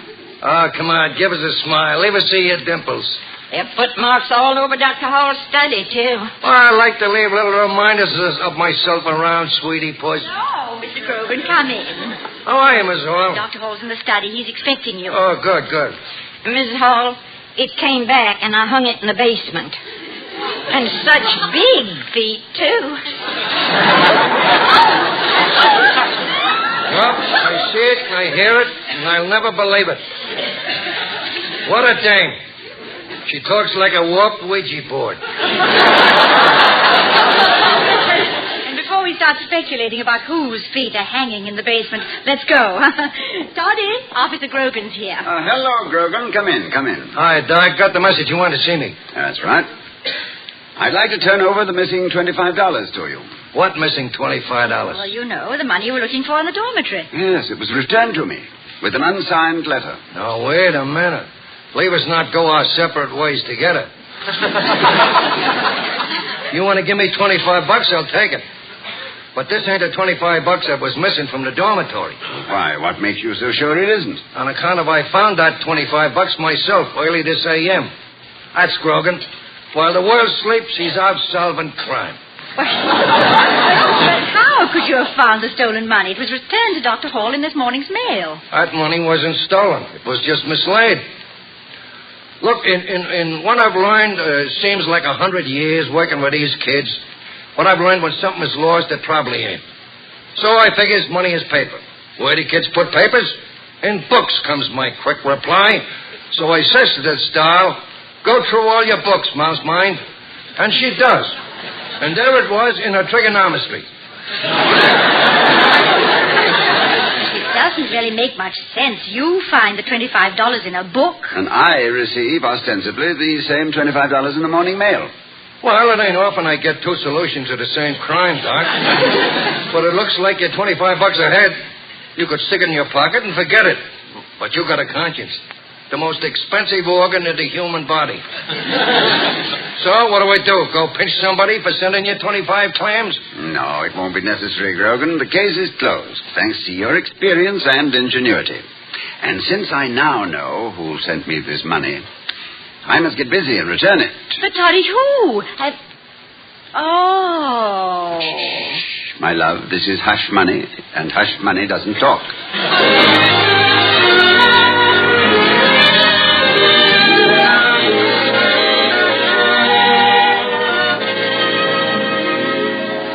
I sent for you, Eleanor, because I knew you'd be glad to hear that your friend Judy's innocence has been completely established. Oh, it has? Well, that's wonderful, Dr. Hall. Yes, Officer Grogan was just here and told us the good news. Officer Grogan? But what did he have? He found the money this morning. The girl had tucked it away in a book and then forgotten all about it. Found the money in a book? But that's not... Yes, it wasn't stolen at all, Eleanor. Oh, then... Oh, Dr. Hall, but Oh, dear. I also wanted to see you because I have something to return to you. Something I received in the mail this morning. $25. It's yours, isn't it, Eleanor? Yes, it is, Dr. Hall. I was very stupid, wasn't I? Oh, I would rather call it a little impulsive and premature, Eleanor. You didn't give your friend Judy a chance. No wonder she was furious with me. I don't blame her. I'm furious with myself. Well, fortunately, Eleanor, nobody is guilty and nobody has to stand trial. You weren't aware of it, but you were compounding a felony that never existed. Even if you had shifted the finger of accusation from your friend, suspicion would still have remained very much alive in your own mind. And if Mr. Grogan hadn't solved the mystery, you would have left everybody wondering who took some money that was never stolen.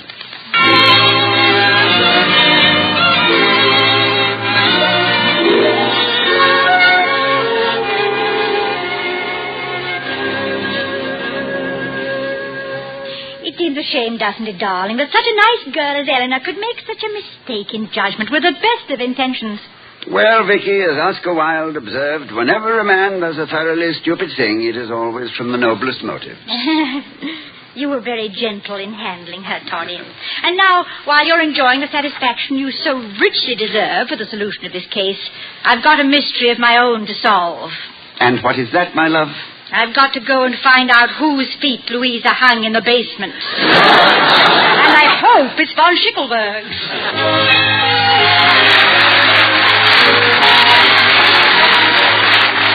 We'll be seeing you next week at this same time at the Halls of Ivy, starring Mr. and Mrs. Ronald Colbys. Oh, we love the halls of ivy that surround us here today.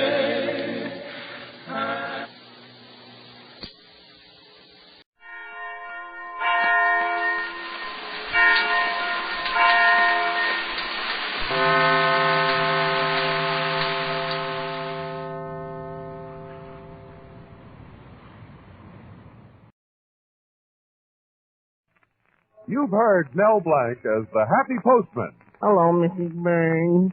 Here's your mail. Goodbye, Mrs. Burns. Remember, keep smiling. You've heard him as the famous train caller. Hey, leaving on track 5 for Anaheim, Azusa, and Cucamonga. You've heard him as the lovable character Zookie. Well, in the picture shop, I'm the president. I'm the vice president. I'm the treasurer. I sweep out the place. You've heard him as the famous Warner Brothers cartoon character Bugs Bunny. What's up, Doc? Now hear him as the star in his own show. Hello, Mel Blanc's Fix-It Shop. You bend it, we mend it.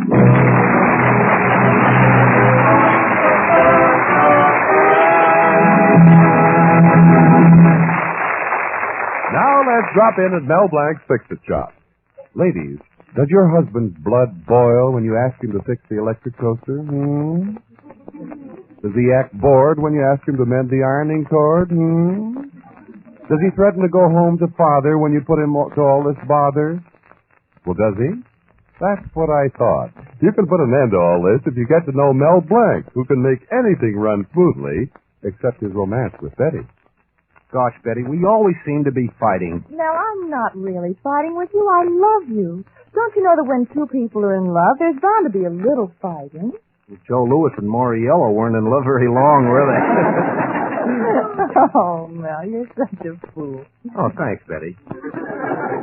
Gosh, you know I mean well. I know it, but you kept me waiting 3 hours last Saturday while you were fixing Mrs. Allen's lawnmower. Well, it was a big job. But you weren't satisfied just fixing the lawnmower. You had to trim the hedges and mow the lawn. And then... Yeah? What did you charge it? 50 cents. The idea of charging anything like that. Well, honey, these people just have to get used to paying through the nose. Well, that's what I mean. You see, you're just not a good businessman. Take yesterday's job on Mrs. Nelson's baby carriage. You were paid specifically to fix the hood. But no, you weren't content. You had to change the wheels and the tires and the color.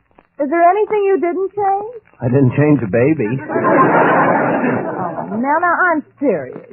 Now, look, my father discovered a leak in the water heater, and I think I talked him into letting you fix it. Oh, that's swell, honey. I'll get my kit and go right over. Oh, no, not so fast. He's coming over here himself. He still only has half a mind to hire you. Oh, that's all right. I've never been hired by anybody with half a mind before. Oh, Mel, don't you see? This is your chance to impress Father. Oh, don't worry about us. Your father and I have a perfect understanding. You do? Sure. There's nothing he wouldn't do for me, and there's nothing I wouldn't do for him. That's the way it's been for 5 years. We hadn't done a thing for each other. Oh, darling, look, instead of just fixing the leak, convince him you're the one to do all the repairs around the house. Oh, that's easy to say, but every time your father opens his mouth, I put my foot in it. I mean, well, all I know is somebody's foot is in somebody's mouth, and, well, it's not comfortable. Oh, your trouble is you're not firm enough. When you're talking to him about the house, stand up to Father. You're right, Betty. That's the spirit. I'll stand up to him and say, listen, Mr. Colby, your foundation is loose. Your frame is out of shape. You should do something about that bay window in the front. Honey, that's wonderful. Boy, is he a mess. No. Oh, I mean the house. But anyway, if your father tries to interrupt me, I won't let him get a word in edgewise. Oh, darling, here comes Father. Now, don't forget to search yourself. Be firm. Don't worry, honey. As soon as he walks through that door, I'll be on him like a tiger. Mr. Colby? Well, what is it? Would you be put out if I told you there's something wrong with your house? I've been trying to put that certain something out for the past 5 years. Any luck? Father, that's not fair. Mel's really got some wonderful ideas. Well, let him get to the point. You forget I manage a supermarket. I'm a busy man. Now, what do you intend doing to my house and why? Well, first thing, I'd remove that tall, skinny thing you see as soon as you enter. And what's wrong with Mrs. Colbys? No, I mean that old-fashioned hat rack. Oh, nonsense. Father, this is such a good time to fix the house while Mother's away visiting and Cousin Gussie's due any day for her yearly visit. Oh, your mother's cousin. Yes, please. Well, ever since your mother and I have been married, dear Cousin Gussie has been coming to the house in September and hibernating until April. Gosh, September till April, all the months with an R in it. Is she a cousin or an oyster? Oh, that's a good one. I'd give anything to keep that woman away, and you want me to fix the place over for her. Please, Daddy. Oh, all right. Make up an estimate.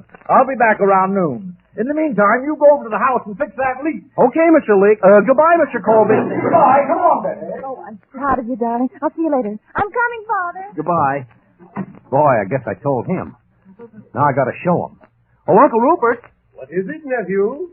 Sorry I'm late. Took me a little longer than usual combing my hair this morning.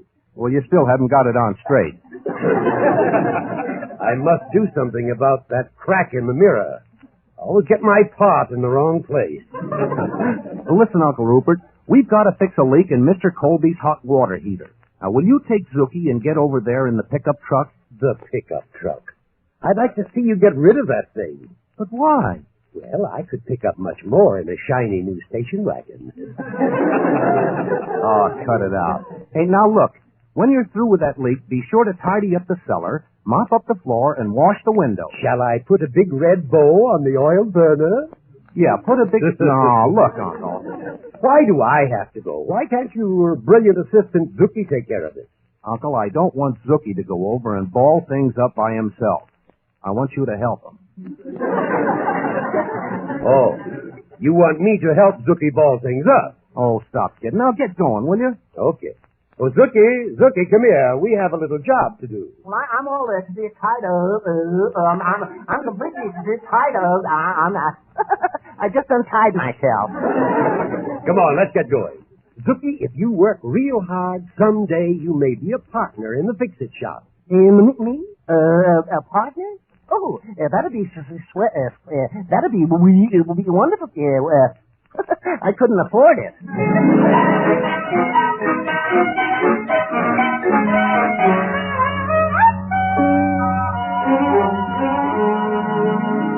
Now, look, Blank, I'm in a hurry. Just what is it you want to do to my house? Well, Mr. Colby, that door that leads to the back porch, that should be put on the entrance to the parlor so people can get a little privacy. Huh. So you and Betty can have privacy. A lolly-doddle. Lolly-doddle? Gee, what?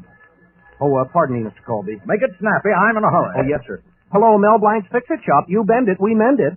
Oh, Melvin, this is Uncle Rupert. I'm at the Colby house, and I wanted to check up on what we were to do here. Well, Uncle, I told you what to do. Eddie, Mel's plans look too complicated. Oh, no, it's easy. All you have to do is take that door off the back porch and put it on the entrance to the parlor. Then knock out that small window over the sink and make it larger. Anything you say, Mel. Goodbye. Huh? Oh, goodbye, Uncle Rupert.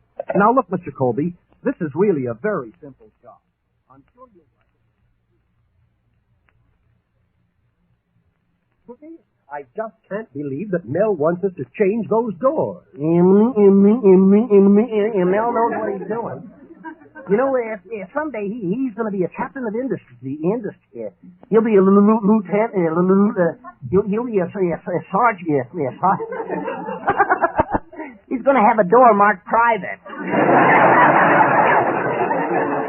Looky, I better get on the phone again and check. We can't afford to make any mistakes on this job. Mel Blanc Fix-It Shop. You bend it, we mend it. Melvin, your voice has changed. Oh, Uncle Rupert, this is Betty. Mel's busy. Do you know what Mel wants to have done in your house? Oh, yes, he's just discussing with Father. He wants to take the door off the back porch and put it in the parlor and make the kitchen window bigger. Are you sure? Of course I'm sure. Well, thanks. Goodbye. Bye. Hey, did you find out what we have to do? Yes, and I don't understand it, but Mel and Betty say that we have to change the door from the back porch to the parlor and put a big window in over the sink. Well, let's get busy. We really have to knock this place apart. Oh, boy. This ought to be fun.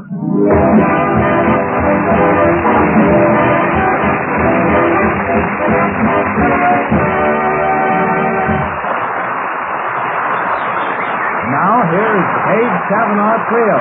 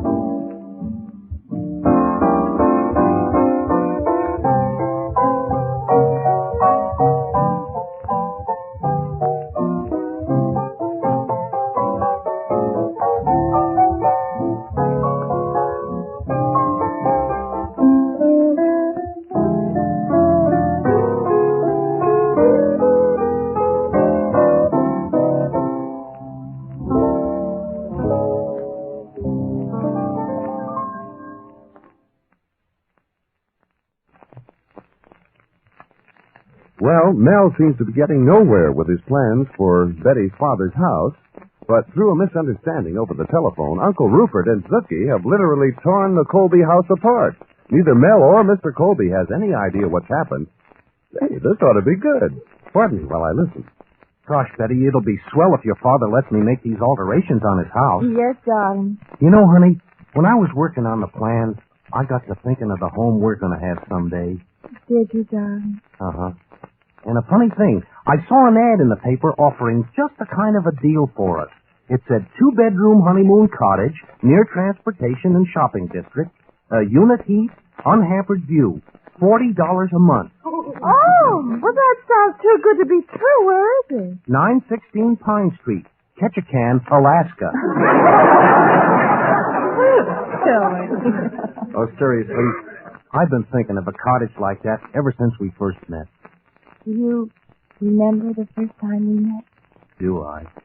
Do you remember the first kiss? Yes. I can still feel it burning on my forehead. Well, I didn't want to sweep you off your feet. Oh, Mel, darling, I think this is the turning point for you. Yeah, after I tie up this job, there'll be bigger ones. And before you know it, I'll get a cash register. Yeah. You know, you have to learn to blow your own horn a little bit. What do you mean? Well, when you're working at our house, put a sign out. This renovation job by Mel Blanc. Gosh, yeah. Sure, everybody takes credit for his work. For instance, when an artist is through, he always signs his name. Whistler, Michelangelo, Rembrandt. Yeah, and Kilroy. Why, everybody who sees that sign will go around saying, that job is Mel Blanc. That's Mel. Gee, that sounds great. That smells. Hey!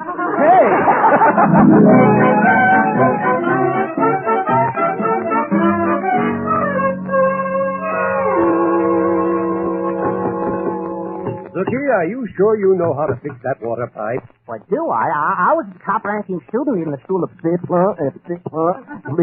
I was the highest-ranking engineer. I was the class valedictorian. Boy, am I a dunce. As I see it, all that's needed is a couple of new washers. Oh, no. Yeah, that won't work. There's too much pressure. I'll have to bend the pipe. Go ahead and bend it.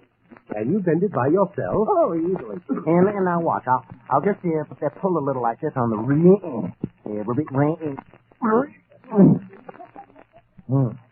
Well, I'll just force the.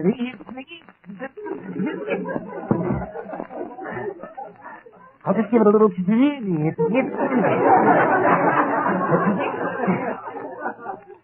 you got a stick of dynamite in the house? Zookie, please hurry. That leak is getting the floor all wet. Oh, don't worry about the floor being wet. When I get through with this pipe, the place will look like the Sahara Desert. It'll look like the Mojave Desert. It'll look like it's Niagara Falls.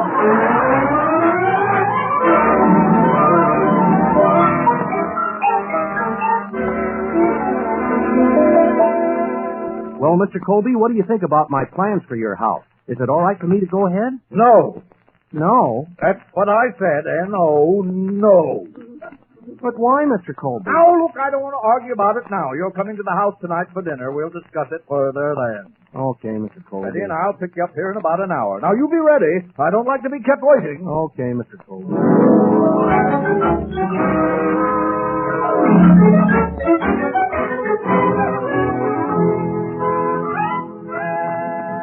Oh, Zookie! Yes, Uncle Rupert. Well, the leak is fixed, the window is knocked out over the sink, and the door is off the back porch. Yeah. Well,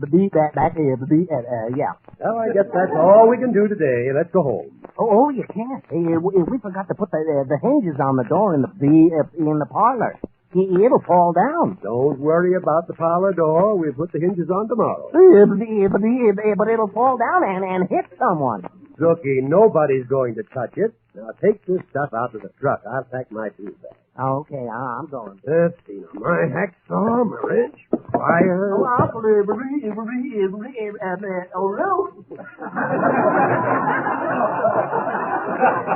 Yes, Zookie.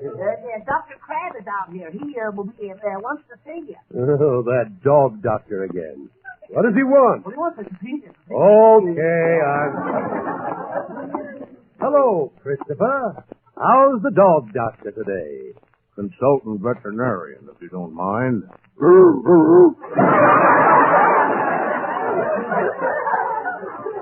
What's the matter with you? Nothing's the matter with me. Just got a catch in my throat. Could I have a pan of water? Well, what's on your mind? Well, I saw the fix-it-shop truck outside and thought you'd save me a trip. I want Mel to fix his dog collar. Anything else? No. It's for my new female hound dog from Mississippi. My, how she handles that big Boston bull who comes to court and Funny thing, she won't have anything to do with that big Boston bull. She's choosy, eh? Yes, she just won't take any bull. Now, wait a minute. Yep, and that same female hound from Mississippi is just the same about all other male dogs.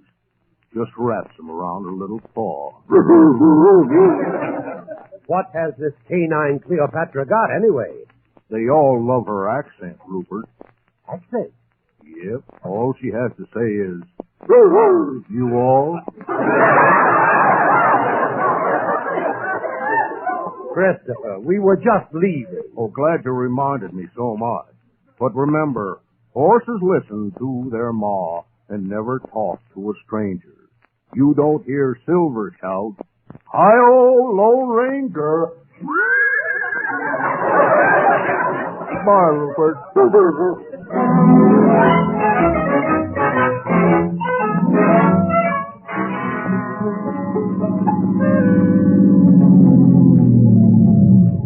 It was swell of you to invite me to your house to dinner, Mr. Colby. Oh, we were glad to have you, Mel, aren't we, Father? Huh? Oh, sure, yes, we're glad to have you. Well, let's get into the house where I can relax. I'm tired. Holy terrors! Who tore that hole in the side of my house? Hole! Why, you... What happened to the window that was in there? Oh, gosh, I don't know, Mr. Colby. I was in the shop all day. Mel, look what Rupert and Zookie did. Oh, blank you, addle-pated, feeble-minded, dim-witted... Oh, Matthew! It's Cousin Gussie! Oh, no! No! Oh, listen, her too. Hello, Matthew! Well, it's good to see you again, Cousin Gussie. Good heavens! This place is a shambles. You're telling me. Well, gracious, how long is it going to be like this? Oh, it'll be like this for months, maybe years. Really? You wouldn't want to stay here under these conditions, would you, Cousin Gussie? And why not? Well, I didn't want to inconvenience you, that's all. Oh, I'll be the judge of my own convenience. Yes, Cousin Gussie. I have a surprise for you. This trip, I'm only going to stay 6 months. Yes, Cousin Gussie. Now, how do I get upstairs to my room? Right through that new door. Well, isn't it closer? Through the hall there? No. Go right through that new door. Well, all right. I'll see you all for dinner. Oh, my goodness. Oh, what happened? Get me out from under this door! Oh, I'm terribly sorry, Cousin Gussie. Matthew Colbys, now take your hands off of me. You premeditated murderer. You killer, you. I've always known you didn't like me, but I never thought you'd try to kill me. Now, I'm getting out of here this minute. I'll never step foot in this house again as long as I live. Oh, here, let me help. Don't just touch me, you assassinator. Goodbye.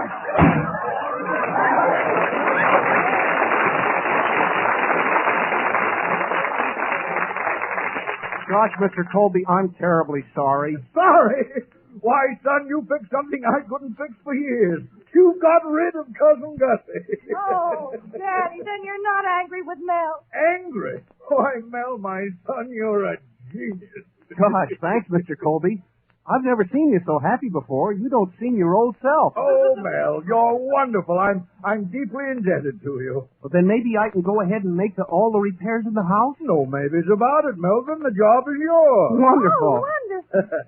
Now, how soon can you get me a new window to cover that big hole you made? Oh, it'll only take about 6 months.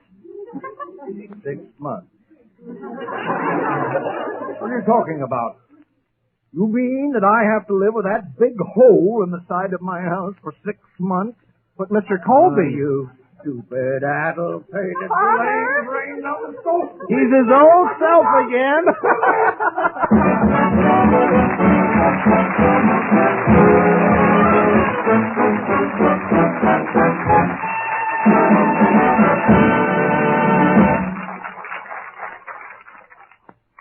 We'll be back in a moment with the Zookieism.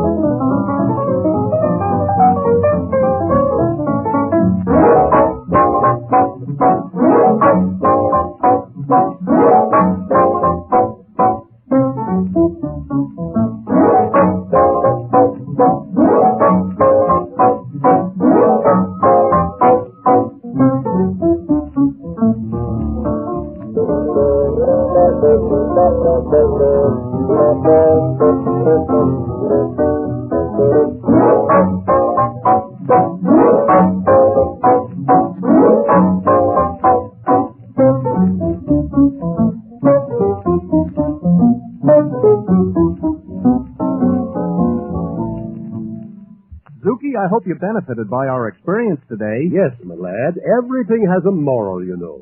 Just what did you learn? Well, I learned that people should stick together. They should work hand in glove, one for all and all for we. I learned if you want to do anything right, do it yourself.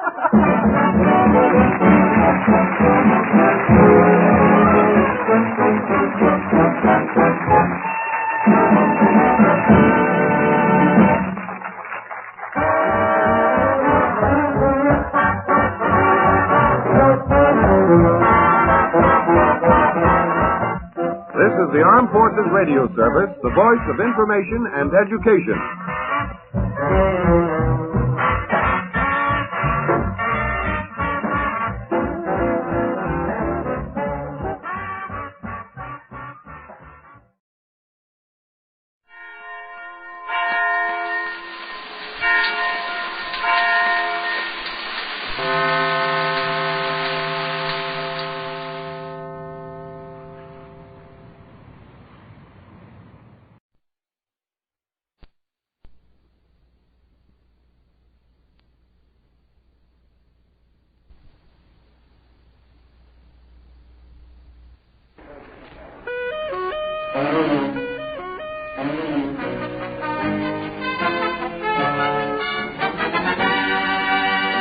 It's Texaco time with Fred Allen.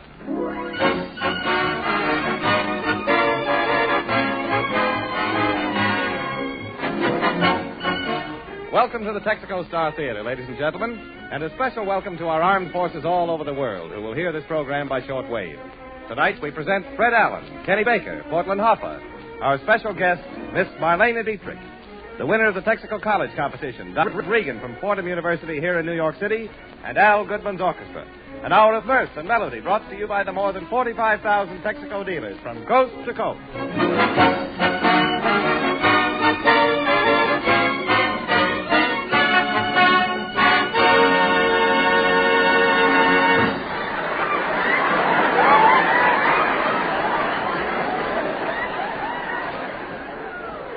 Ladies and gentlemen, in this week's issue of Look magazine, there's an article about this program. Here comes a man who's been thumbing the magazine all week. That's why he's got a dirty look. He's Fred Allen in person.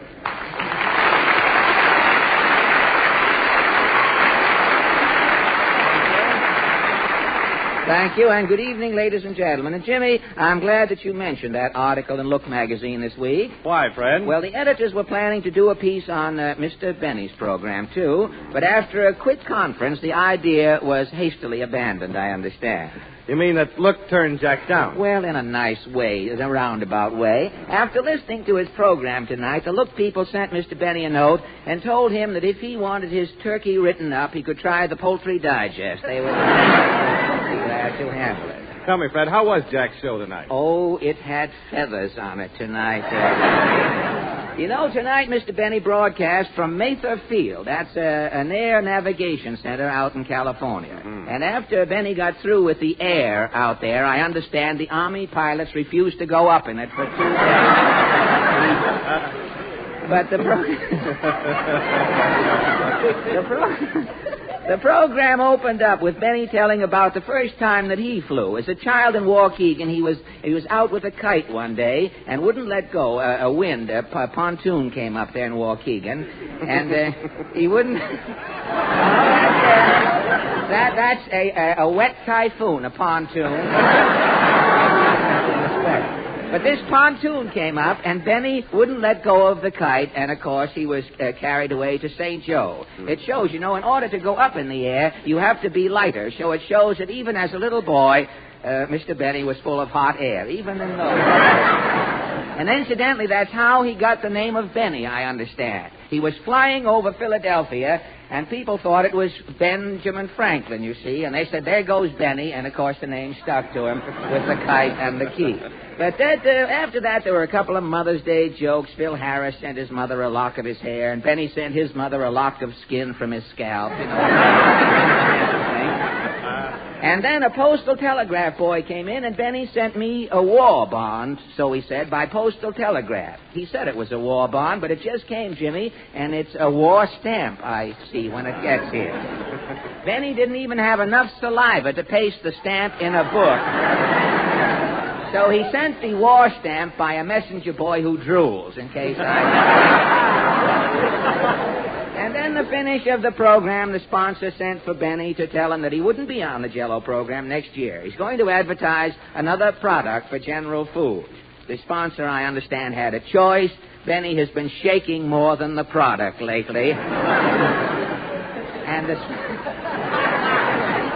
sponsor either had to step up the Jell-O or take Benny off the program. So the sponsor took the easiest way out, Jimmy. That's about all there was to it tonight. Well, you can't pick on Jack much longer. He's through in about 3 more weeks. Yes, I know that. Benny has to go off the air, you know, at the first sign of summer. Well, why, Fred? Well, in that California heat, his show would hatch, Jimmy. It's just self-preservation. Well, so much. Now, please don't applaud too much now. You may tire later on when the script gets thin, you see, and we'll need you and you'll be all tired out. We won't... Well, Jimmy, that's enough for the dribble. Let us turn to the latest news of the week. The March of Trivia presents its weekly lowlight from the world of news. New York City, New York. War Ration Book number 1 is issued as millions in New York City, Brooklyn, and Long Island rush to register for their sugar stamp. To check on the consumer reaction to sugar rationing, March of Trivia visits various schools about town to bring you the highlights at registration centers. At PS 99, a man was heard to say, the idea is to share sugar. We got to make sure the Axis gets their lumps. Thank you.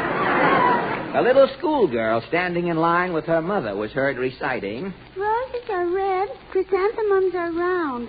Sugar's still sweet if it's only half a pound. At PS 6, a truck driver says, one question on that sugar form is crazy. It says give children's height. I got a baby 6 months old. How do I know how tall it is? Kid can't stand up. Well, what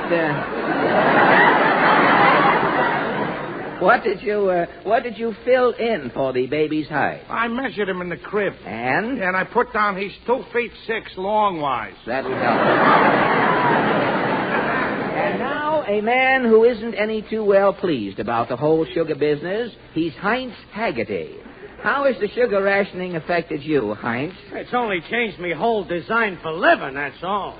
Well, how do you mean? Well, the first day I go out to get some sugar books. Yeah? I'm moseying down 46th Street. I see a big line. Yeah? I get in the line. I'm waiting there about 2 hours. Uh-huh. Finally, the line moves up. Yes? I get into a big room. A guy sitting at a table. Mm-hmm. The guy says, sign here. And you sign? I sign, and the guy gives me a bus ticket. A bus ticket instead of a sugar ration book? Yeah, I says, what do I need with a bus ticket? I ain't going no place. And he? He says, that's what you think, brother. You were in the wrong line? I was in the draft board.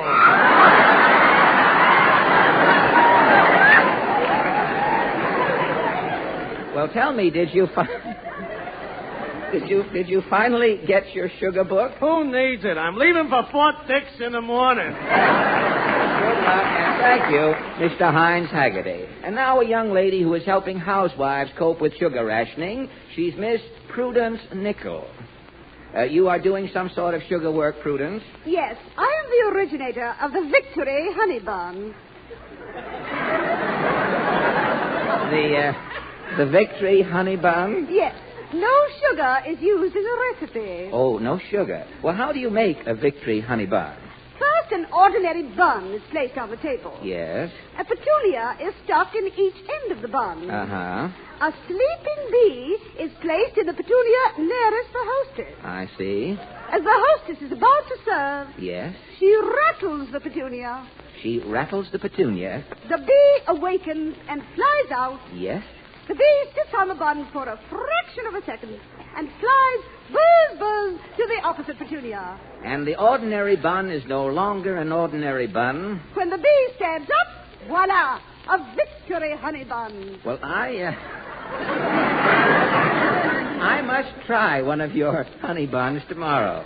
One thing is very important. The ingredients? No, the selection of the bee. Oh, I see. Before you let the bee sit on your honey bun, Yes? be sure the bee is reliable. I see. Thank you, Prudence Nickel.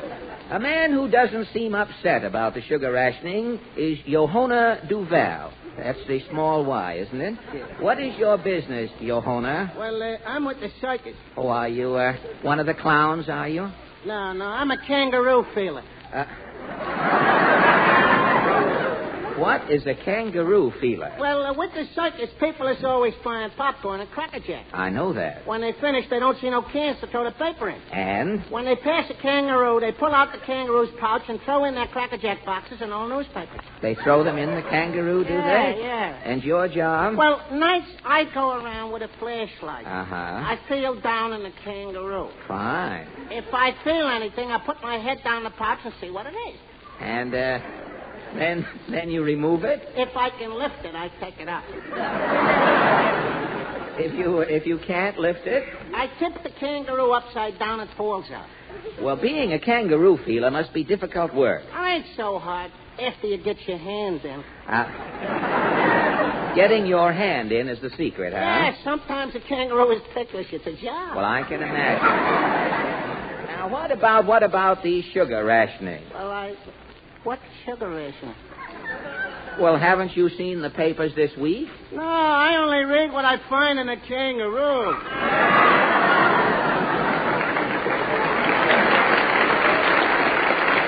You're getting your news direct from the front, and thank you, Johanna Duval. Well, I guess that concludes... Hold your horses, mountebank. Falstaff's here with jibe and plank. My dear, you are a riot of mirth tonight, I must say that. My dear Mr. Openshaw, if you're here this evening with more poems... Have you heard, said the owl to the fowl, one more scowl, and I'll pull your jowl till you howl, foul? No, I haven't heard that. Or, get back in the hen house, Nellie. You belong with those other clucks.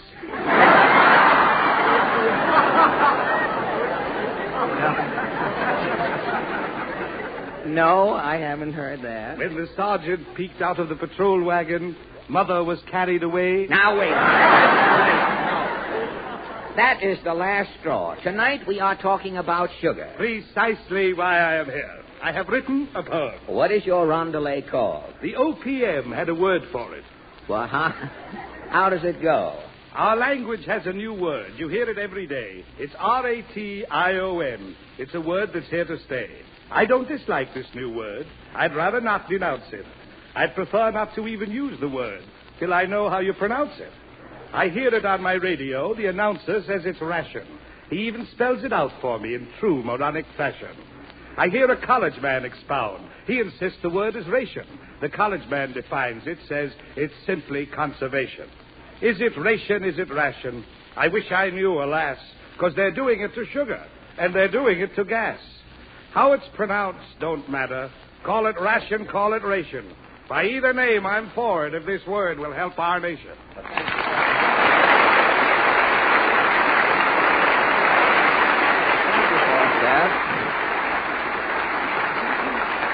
Thank you.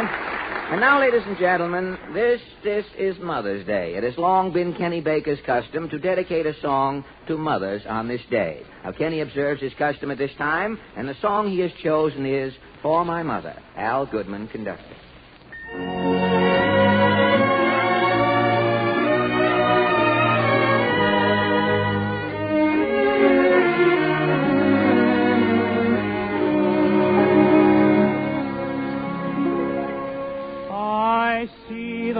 Of heaven in your eyes, Mother dear, the brightness of the sun in your smile, Mother dear. I feel the magic of God's hand in all you do for me. His masterpiece of mystery.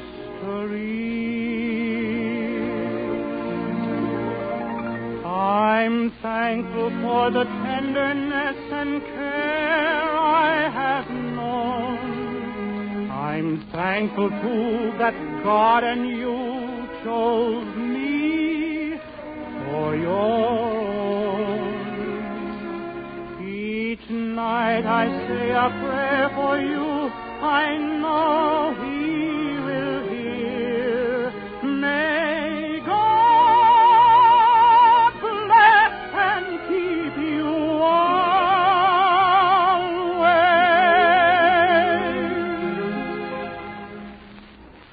My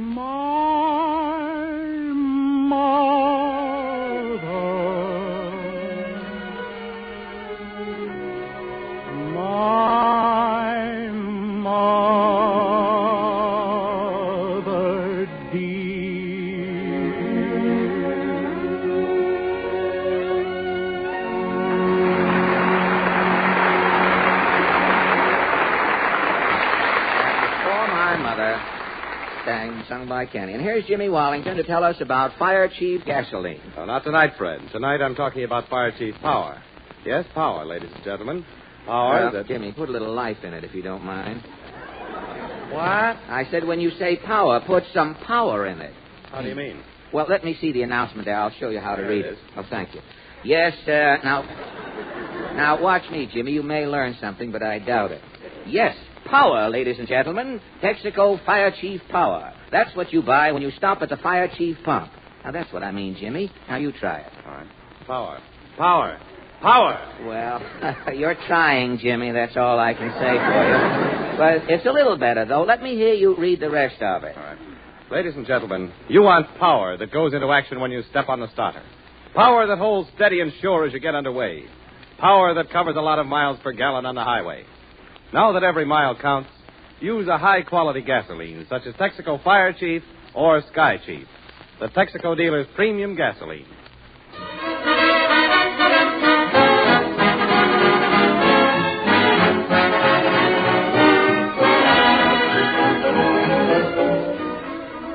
That was Happy in Love, played to the hilt by Al Goodman and his rippling relatives. And now...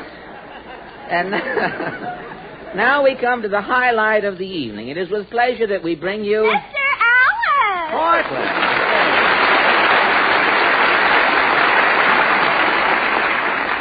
Well, what's cooking tonight, or hasn't your mother paid the gas bill? Mama wants to know if you'll sign this slip. Don't tell me your mother's now in the rackets number around here. No, this is for carpooling. Carpooling? You mean where people take turns riding each other to work to save gas and tires? Yes, Mama's making up all kinds of carpooling. Carpooling? Well, make up your mind while your mother's making up her mind. I know the hyphen threw you, didn't it, there? We have actors here who can't read hyphens. It has to be up and down, or they don't know what it is. But your mother's making up all kinds of carpooling clubs. You say, how do you mean? Well, there's the Get Sick in Groups Club. Get Sick in Groups Club? What's that? If you're sick, you wait till 4 other people on your street get sick before you send for the doctor. You do? What does that do? Well, instead of making 5 trips to your neighborhood, the doctor only has to come once. It saves the doctor's tires. Well, that ought to help. That's... Oh, hello, Kenny. Hi, Faye. See you. Oh, hello, Kenny. Hi, Forty. You're just in time, Kenny. Will you sign my slip for carpooling, Kenny? What's that? You share your car, Kenny. It cuts down your gas and oil bills and the wear and tear on your tires. Yes, Kenny. You ought to go in for carpooling. I don't know. That's pretty risky. Risky? How?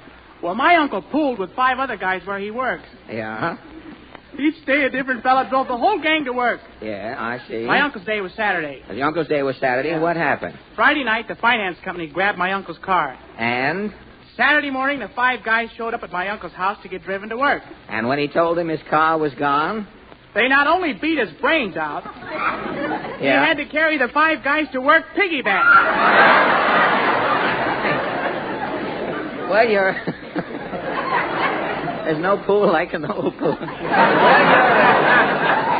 Your uncle's, in spite of all the piggybacking to and fro, your uncle still saved rubber, Kenny. The heck he did. He ruined his suspenders. Well, all right, kids. It's about time for our guest. And tonight we have a scoop, one of Hollywood's greatest stars. Oh, shucks. Oh, what's wrong, Kenny? Every time we have a movie star, Porty gets silly. I do not. What happened when we had Tyrone Power? Every time Mr. Allen said Tyrone Power, you screamed. Tyrone Power. That's what I mean. Yes, I said...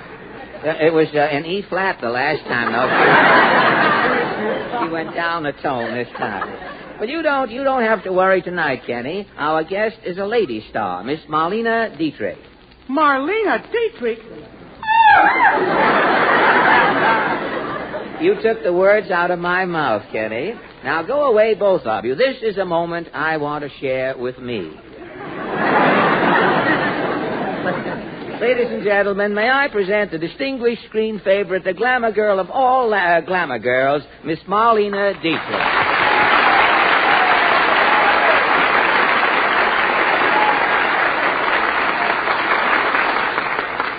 Well, good evening, Miss Dietrich. Good evening, Mr. Allen. Well, Miss Dietrich, I don't know what to say.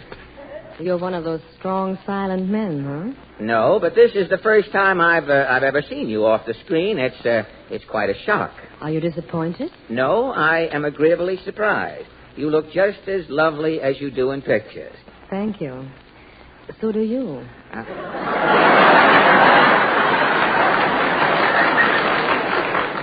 Oh, you have seen me in pictures? Yes. On the screen, you don't look as tall, though. Well, I'm not as tall on the screen, Marlena. I am a much bigger man in radio than I am in pictures, you see. I don't know what it is, but in pictures, I shrink, if you know what I mean. And I know what you mean. The tea shortage. Well, Marlena, let's get down to business here. Fine, I'm ready. Where are the troops? Troops? What troops? Your note asked me to come here tonight and give a show for the soldiers. Oh, yes. Well, I've heard that you've been touring the country for the Hollywood Victory Committee, giving shows at the various army camps and naval training stations. That's right. Where are the troops tonight? Well, I'll tell you, Marlena. I registered in the draft 2 weeks ago. You mean you brought me here to do a show just for you? Well, I may have to go to some camp soon, and if you do a show for me here tonight, you can save yourself a trip later, you see? Now, Fred, I've looked into the faces of thousands of soldier boys in the last few months. Yes? Yours is the first face I've seen with a 4F written all over it. Well, I wish you'd do your act for me. They tell me that whenever you appear, the boys tear down the auditorium. You know how soldiers are, Fred. They love good music. I know. Every time I pass Carnegie Hall, the soldiers are breaking the doors down again. But, Marlena, I certainly appreciate this visit, and in return, there's something I would like to do for you. Really? Yes, I'd like to give you some fatherly advice about your movie career. But I'm very happy out in Hollywood, Fred. Oh, but how long can it last with those rough and tumble pictures you've been making? You're always getting beaten up. It seems that way, doesn't it? Why, the way that Jimmy Stewart slapped you around in Destry Rides Again, he ought to be ashamed of himself. Say, with Jimmy Stewart, it was a pleasure. That beating Broderick Crawford gave you in Seven Sinners? What could I do? He outweighed me.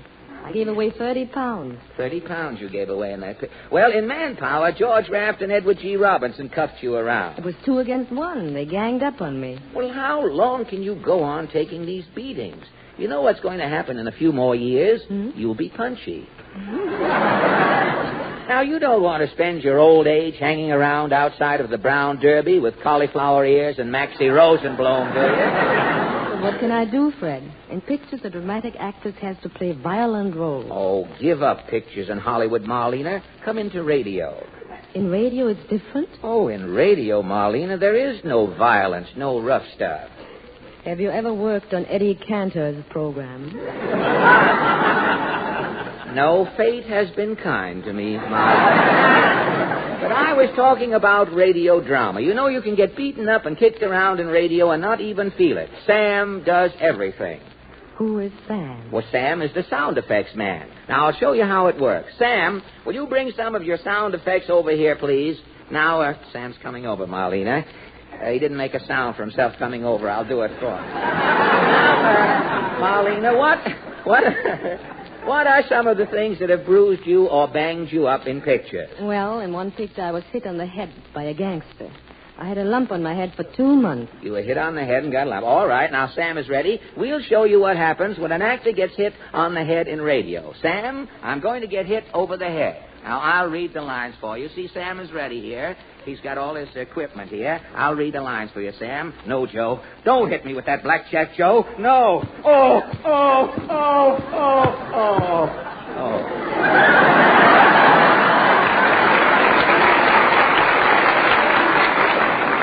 Now, you see, Marlena, I'm getting my skull fractured, and Sam is beating a honeydew melon here, which I am going to eat later on.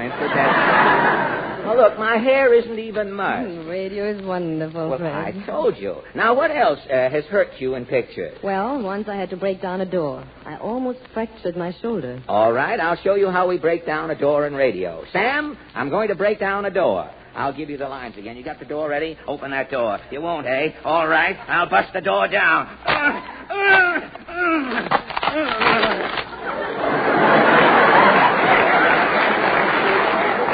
You see, Marlena, that's radio. I have just broken down a door. And all Sam did is smash a peach basket. That's all. Now tell me, what other scenes have left their marks on you? And once I had to ride a runaway horse. I was black and blue for weeks. All right, now I'll show you how a horse runs away with you in radio. Now, Sam, you see what Sam is holding here? You see what Sam's problem. What are those? Two rubber finger bowls? Beg your pardon? 2 rubber finger bowls? No, this is a plumber's mashie that...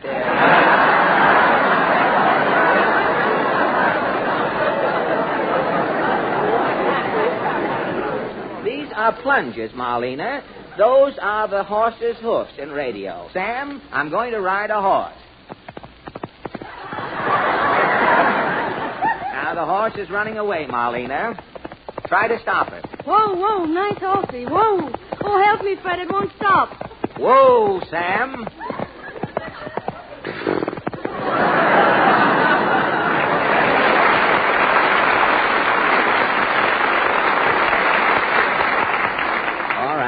back up, Sam.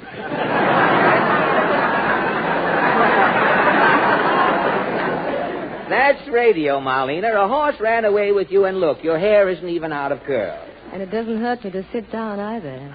I know, I told you. Well, you've seen all the abuse you can avoid. Now, how about going into radio? But what could I do, Fred? Say, I found a script of one of those serial programs on the floor of the studio when I came in this morning. You might have a go at that. What is the show like, Fred? It's called Brave Betty Birnbaum. Your part starts on page 28. But the whole script is only 30 pages. Well, I know. The first 27 pages are a commercial. You've heard those programs, 2 sobs and a commercial. Yeah. Well, let's run through this little scene at the end here. You play Betty Birnbaum, and I'll play the boy's part. I shall be Sean Shapiro. I'm sorry. I'm afraid I can't play this scene, Fred. You can't play the scene? Why not? Says he at the end of the scene, Betty kisses Sean. Yes, that's the finish of the episode. You kiss me. I'm sorry, Fred. Marlena, you don't want to kiss me? Oh, it isn't that, Fred. Well, you don't think that I brought this whole thing up just to get you to kiss me? Oh, Fred, I know your intentions are good. Well, I realize there's been a lot of loose talk going around since Benny kissed Ann Sheridan on his program last week. People are saying that no glamour girl would kiss me. Oh, why, that's ridiculous. You think a glamour girl would, Marlena? Why not? A girl in pictures kisses all sorts of people. Part of her job. Part of her job. It's purely a professional gesture. And that's all, Fred. But Miss Sheridan was on Benny's program last week, and she kissed him. Now, how do you account for that? If the kiss was in the script, it was part of Ann's job. To Ann, it was another head. That's all. Just another head, huh? Well, tonight you are working on my program, Marlena. Yes, Fred. And this kiss here in the script is just another head to you? Just another head. Just another head. Marlena. Yes, Fred. Will you?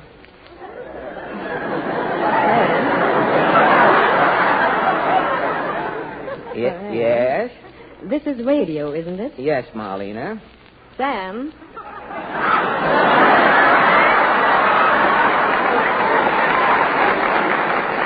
Sam, I'm about to kiss Mr. Allen. Now, wait a minute. What has Sam got to do with it? Never mind. Let's play the scene. All right. Oh, Fred. Kiss me, Marlena. Now, Sam. There you are, Fred.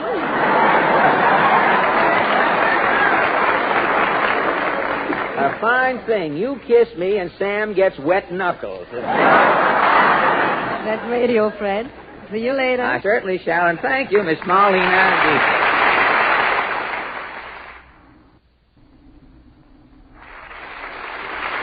Thank you very much, Miss Deacon.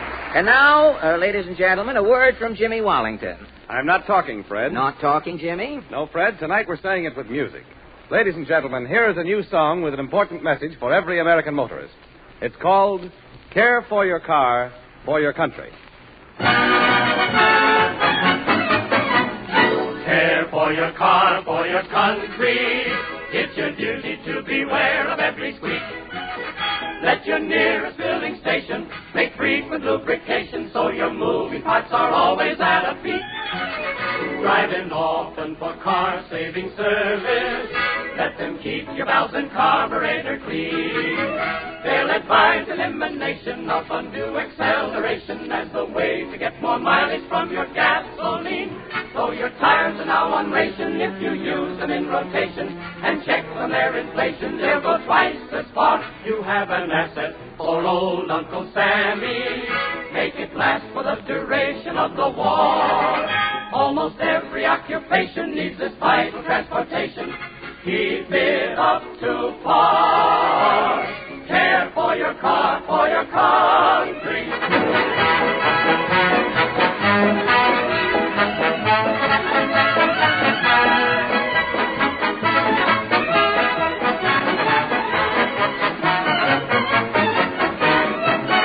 So your tires are now on ration if you use them in rotation. And check on their inflation, they'll go twice as far. You have an asset for old Uncle Sammy. Make it last for the duration of the war. Almost every occupation needs this vital transportation.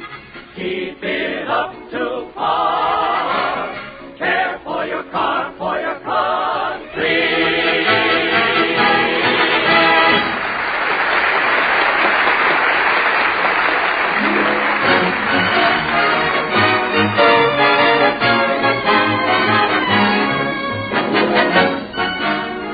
After a brief pause for station identification, Fred Allen returns to present Marlene Dietrich with the Texaco Players and the most talented undergraduate of Fordham University. This is the Columbia Broadcasting System.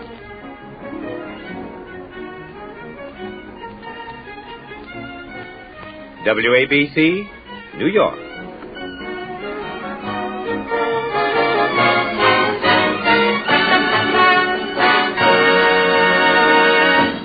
Once again, ladies and gentlemen, the Texaco Star Theater brings you the most talented undergraduate of a leading institution of higher learning.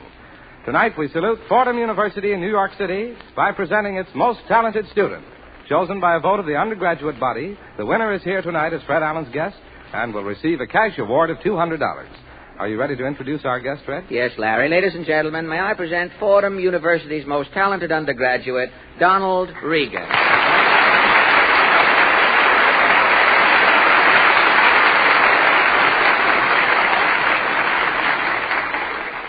Well, congratulations. That's not a relative by any chance.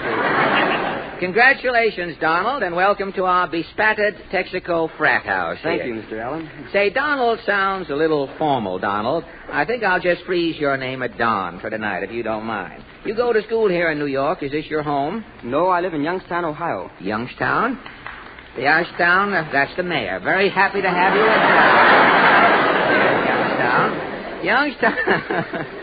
Youngstown is a great coal and iron center, isn't it? That's right. You know, when I was in vaudeville, Don, I could always tell a city's industries. When I finished my act, all I had to do was look down on the stage and see what was lying there. When I played the Hippodrome at Youngstown, the audience threw so much coal at me, before they let me back on the stage to take a bow, I had to join the United Mine Workers Union. But I came back with a lamp on my hat and took 4 bows, as I remember. But tell me, Don, what are you studying up there at Fordham? I'm majoring in Latin and Greek. In Latin and Greek? And what do you want to do when you leave college? Later on, I'd like to take up music seriously or practice law. You say later on? Yes. When I first came to Fordham, I joined the Coast Artillery Unit of the Reserve Officers Training Corps. Well, you're not majoring in that, are you? Not quite. When I graduate, I'll be a second lieutenant. Well, that's fine. Tell me, do you go in for any of these sports at school? I'm not much of an athlete, but I have played baseball and basketball a little. Well, Fordham has a great baseball team this year, hasn't it? Yes, we've won 10 straight games so far. I know. I hear that Connie Mack has tried to talk Fordham into swapping its baseball team for his Philadelphia Athletics. Connie Mack, they say, was even willing to throw in a catcher's mitt to clinch the deal. The last time I heard. Sounds like a good bet for Philadelphia. For Philadelphia, huh? Well, Fordham always seems to turn out good baseball players, Don. Frankie Frisch, the Pittsburgh manager, John Murphy and Hank Borrowy of the Yankees, they're all Fordham men. Yes, and Babe Young of the Giants is also a Fordham graduate. Well, isn't John... That's the infield from the... But isn't John Kieran a Fordham boy? Boy, I say. Formerly a boy, I mean. Yes, Mr. Kieran graduated in 1912. Well, you know, he was quite a baseball player years ago. Mr. Kieran might have made the big leagues if he'd been a little taller. John was so short, when he came to bat, the pitcher had to kneel down to throw the ball to him. Have you ever seen Mr. Kieran on information, please? No, I haven't. Well, he's so short, his little white head just comes up over the top of the table, Don. Mr. Kieran went down to the Adler shoe people to see if they'd make him a pair of elevator pants, but it fell through for some reason. But apart from sports, what other campus activities do you engage in? I sing with the Glee Club occasionally and also play the piano accompaniments. Fine. Last March, I helped direct the chorus in a Greek play we put on in school. What play was that, Don? Eumenides by Aeschylus. I had to open my big mouth. I'm all right with prepositions, but now I'm out on the field. Well, tell me, did the students produce this Greek play, Eumenides by Aeschylus themselves? Not bad for the first time, I mean. Mr. William F. Lynch directed it for us. It was really a tremendous hit. Well, I'm sorry I didn't see it, Don. Still, it probably would have been all Greek to me, even if I had seen it. Well, I guess that brings us to your piano solo, Don. Before I play, Mr. Allen, I have a surprise for you. You have really? What? Recently, we had a poll at Fordham, and the undergraduates voted you their favorite radio comedian. Well, that is quite an honor, Don. Now, if I'm polled, I will certainly select Fordham as my favorite university. Well, how about your solo? Can you wait another minute? Well, sure, Don. Why? I have several gifts to present you on behalf of the student body. Gifts again? I feel like an old Fagin, Don. All you boys bringing me things every week here. But disregard my feelings. Go right ahead. Well, first, the boy sent Portland this bouquet of roses from Rose Hill. Well, thank you, Don. Will you take the roses?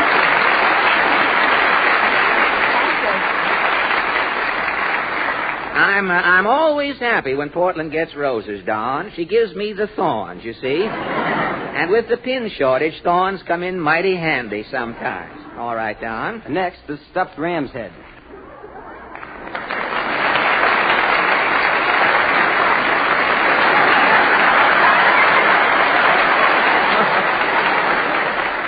Say, that looks better than I do, Don.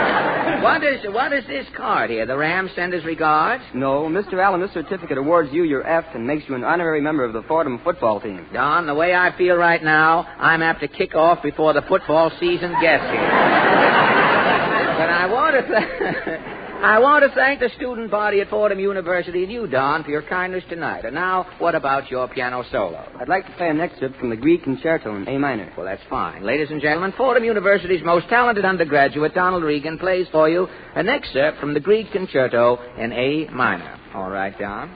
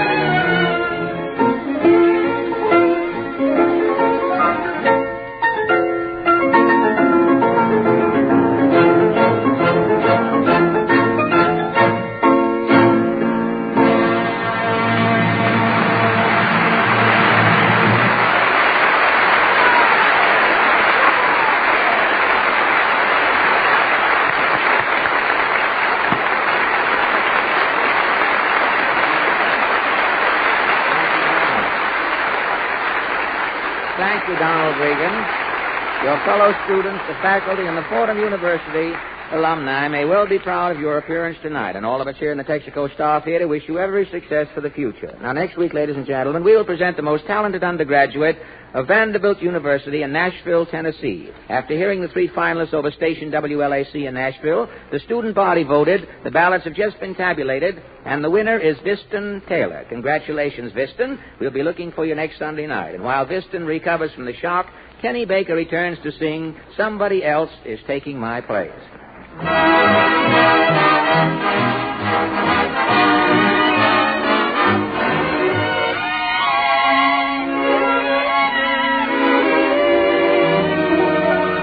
Somebody else is taking my place. Somebody else now shares your embrace. While I am trying to keep from crying, you'll go around with a smile on your face. Little you care for vows that you made. Little you care how much I have paid. My heart is aching, my heart is breaking, for somebody's taking my place.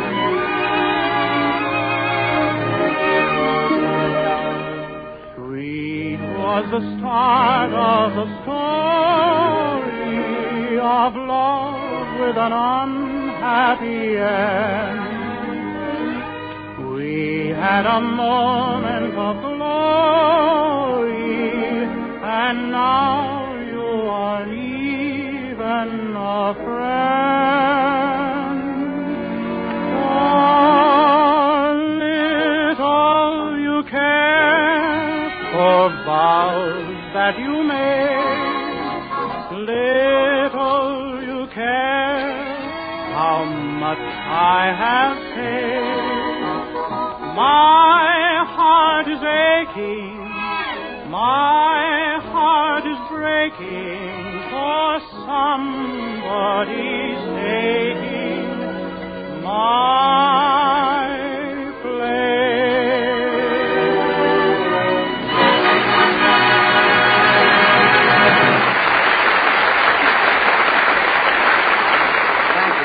And here's Larry Elliott. Gosh, Larry, you came up so quietly I didn't even hear you. Yes, Fred, I'm walking on tiptoe these days to save my rubber heels. Yes, I know a man who does that. He says that every step he takes with his heels off the ground is a step toward getting those other heels off the earth. Well, he's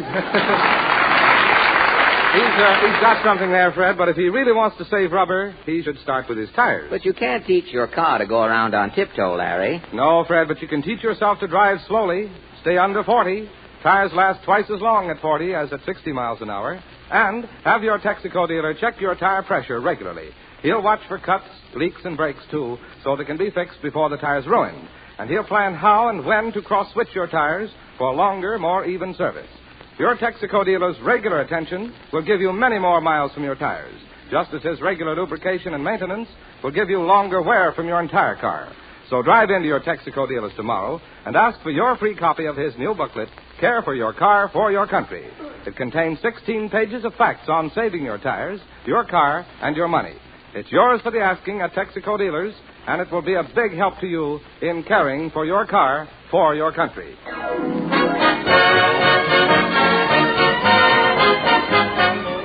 And now the Texaco Workshop Player, starring Marlena Dietrich. Miss Dietrich has just completed the 1942 version of Rex Beach's greatest story, The Spoilers, for Universal Pictures. And so tonight, for Universal, we audition a thundering epic of the frozen North.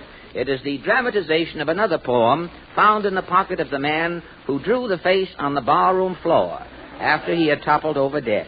Now, this poem is called The Courtin' of Nasty and Nell. Music, Professor.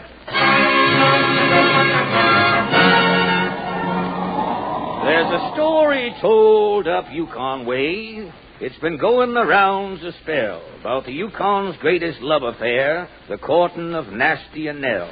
The scene is a Yukon barroom. Well, evening. Evening, Levant. Hiya, boss. Got your piano tuned and ready? Yep, boss. Man from the phone gang pulled up the wires for me. Good. You're a-playing for Nutley Nell singing tonight, Levant, and I don't want nothing to go wrong. Expecting big business, boss? Today was payday in the mines. Every prospector in Yukon will be in tonight, tightening his hide with chucking bills. Now, you better start practicing. Okay, boss. I'll step over and see if my bar's stocked up. Nasty and Nell, he was that way. That way ain't no way to be. Well, how are you coming, Pete? Still polishing? Yep, Nasty. Look at this bar. She's as shiny as a seal's hip. Sure is. That bar's shinier than the back of George Raff's head, Pete. Things have sure changed since Nutley Nell started singing here, Nasty. Yeah, Nutley Nell. Yes, sir. You buying cuspidors and putting lavender sawdust on the floor? Yeah. Changing the name of the saloon from the Buzzard's Nest to the Golden Wedgie? Well, Nutley Nell's won my heart, Pete. If a Nell will say the word, me and her'll get hitched tonight. She'll never say the word while Handsome Haymes... Why, you... Hey! Nasty, let go of my neck, you choke. Handsome Haymes. Don't mention that varmint's name again. Now, don't forget. There's only one galoot to marry a Nutley Nell, and that galoot's Nasty Allen. Quiet, Nasty. What's up, Pete? Nutley Nell's a-coming down the stairs. Creepers. Nell's a purty a-coming down them stairs, Pete. She sure is. And Nell's a purty a-going up them stairs, too. Sure is. Hello, boys. Hello, Nell, my little fawn. Quit pawing me, Nasty. I ain't in no mood to wrestle. Nell, my little albatross. I didn't know you at first, Mel. I thought you was Mel Nell. Nell, I got something to say to you. Lay off that jive talk, big boy. You bore me. Marry me, Nell. I'll build a little shack. We'll be happy. I'll put up 4 walls. How can we live in just 4 walls? If and I can get the 4 walls up, the government will put on a ceiling, Nell. Marry me. I'm the roughest, toughest hombre in the Yukon. Handsome Haymes as tough as you are. And Handsome Haymes is handsome. And Handsome Haymes a pauper. Nell, you've been brought up to luxury. Flannel underwear and soap. What can Handsome Haymes give you? Someday Haymes will own that good humor wagon. I ain't got no good humor wagon, Nell, but I got the biggest saloon here in the Yukon. I can give you anything Haymes can give you, except in Tutti Frutti. Now, look, Nasty. I make you a sporting proposition. Yep, Nell. I'm a gold digger. Up here in the Yukon, men are a dime a dozen. Them are the little ones, Nell. You and Haymes both say you want me. To me, it's immaterial. Say on, Nell. I'll marry the one who has the most money. Nell, with the business I'm going to do here tonight, you're as good as mine. Get ready, Nasty. Here comes the Greyhound in from the mine. That's the Greyhound, all right. Now, remember, boys, tonight I got to clean up. If I make enough money, I'm marrying Nutley Nell. Gangway, here they come. Open up, Pete. Well, welcome, boys. The golden wedgie is yours. The drinks is on you. Hold on, boys. Now, before you all get wall-eyed, how about a little song sung by the sweetheart of the Yukon, Nutley Nell? Come on, Nell. Give the boys a ditty. Okay, Nasty. Go see what the boys in the back room will have, and tell them I'm having the same.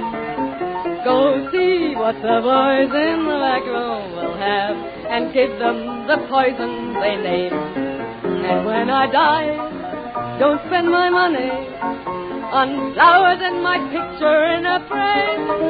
Just see what the boys in the back room will have, and tell them I tried, and tell them I cried, and tell them I died of the same. I die.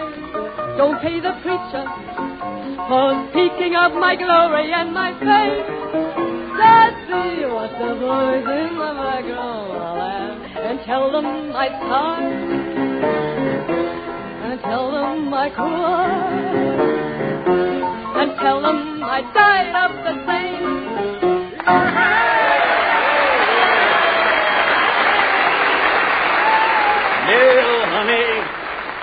Nell, honey, that was as pretty as a she-coyote a-baying up a canyon. Thanks, Nasty. I'm sending for the jesters. We'll get hitched tonight. I told you my proposition, tall, dark, and pesty. Hie me again, eh? You or Haymes. Either way, I'm a dead pigeon.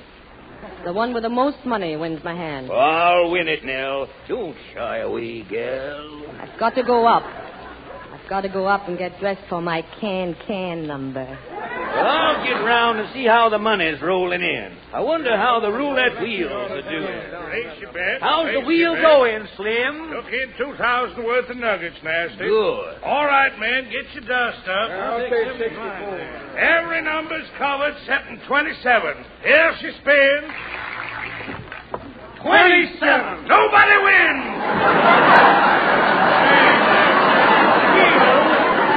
That wheel stopped kind of sudden, didn't she? Boys, old Nasty can't afford to lose tonight. You boys understand, don't you? Oh, sure we do. Put down your gun, Nasty. Okay. I've got to win tonight for Nutley Nell. Well, I'll step over and see how the bars are doing. Hold on, men, one at a time. Well, how's the bar going, Pete? I ain't even got time to pour the stuff into the glasses, Nasty. No? I'm just spilling it on the bar and they're lapping it up. How much you take in? Close to 4,000, Nasty. Creepers, the dough's sure rolling in, ain't it? Man, listen, man. What's the matter? I've got news, man. What is it? Sugar's been discovered in Louisiana. Hey, where did everybody go? What happened, Pete? Why, the place is empty, Nasty. There's something foul afoot, Pete. Somebody's trying to stop me from getting the money to marry Nutley Nell. Now, who's behind this sabotage? Yonder's the cuss that started the rumor, Nasty. Look, over by the door. Handsome Haymes. Yes, it's Handsome Haymes. How's business, Nasty? Why, you lily-livered good humor scum. I ought to shake the maple walnut out of your wagon. Thought you was a stealing Nutley Nell away from Handsome Haymes, eh? Nell. Yeah, Nasty. Come here, Blossom. Hello, Nell. Hello, good looking. You're sure sharp tonight with that bear grease on your sideburns. Now watch that sweet-looking Haymes or I'll plug you. Oh, yeah? Careful, Nasty. He's got a yo-yo. And it looks like it's loaded, too. I got my poke now. Let you and me mosey. Now, hold on, Handsome Haymes. Nutley Nell's made you and me a proposition. Nell, you ain't... Yeah, Haymes. It's up to you and Nasty. The one with the most Morgenthau letters wins me for keeps. That's far and squaw. Money talks, Handsome Haymes. How much of that treasury cabbage you got? I got 2,000. I got 4,000. I got 8,000. I got 10,000. I got 11. I got 12. I got 13. I got 13,000 too. Speak on, Haymes. Haymes, honey, you ain't run out of voice. No, Nell.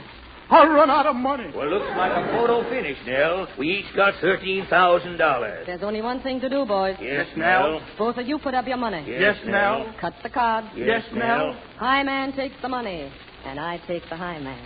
Suits me. Suits me, too. I've got the cards right here in my stocking.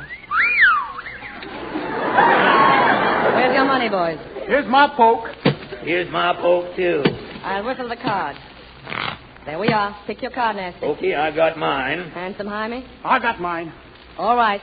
Cards, gentlemen. King of spades. Ace of spades.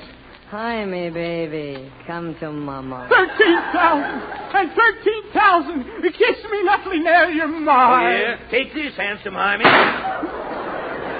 Oh, you got me.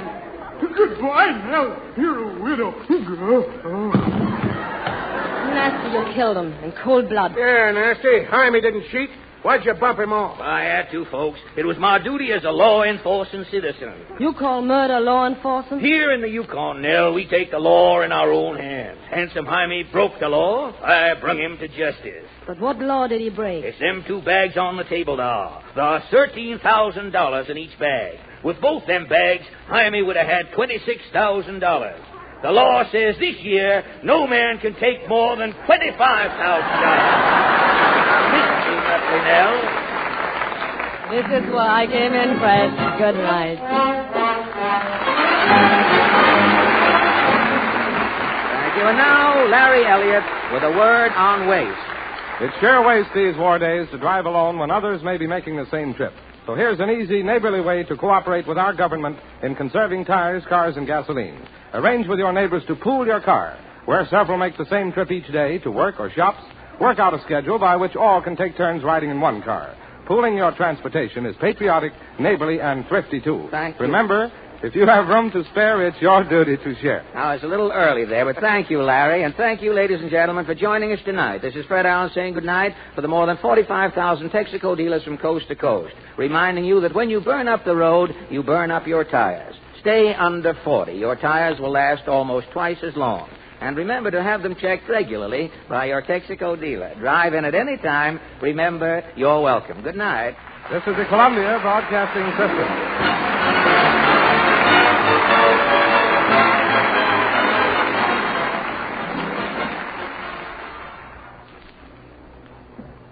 "10 p.m. BULOVA, Boulevard Watch Time. WABC, New York, 880 on your dial.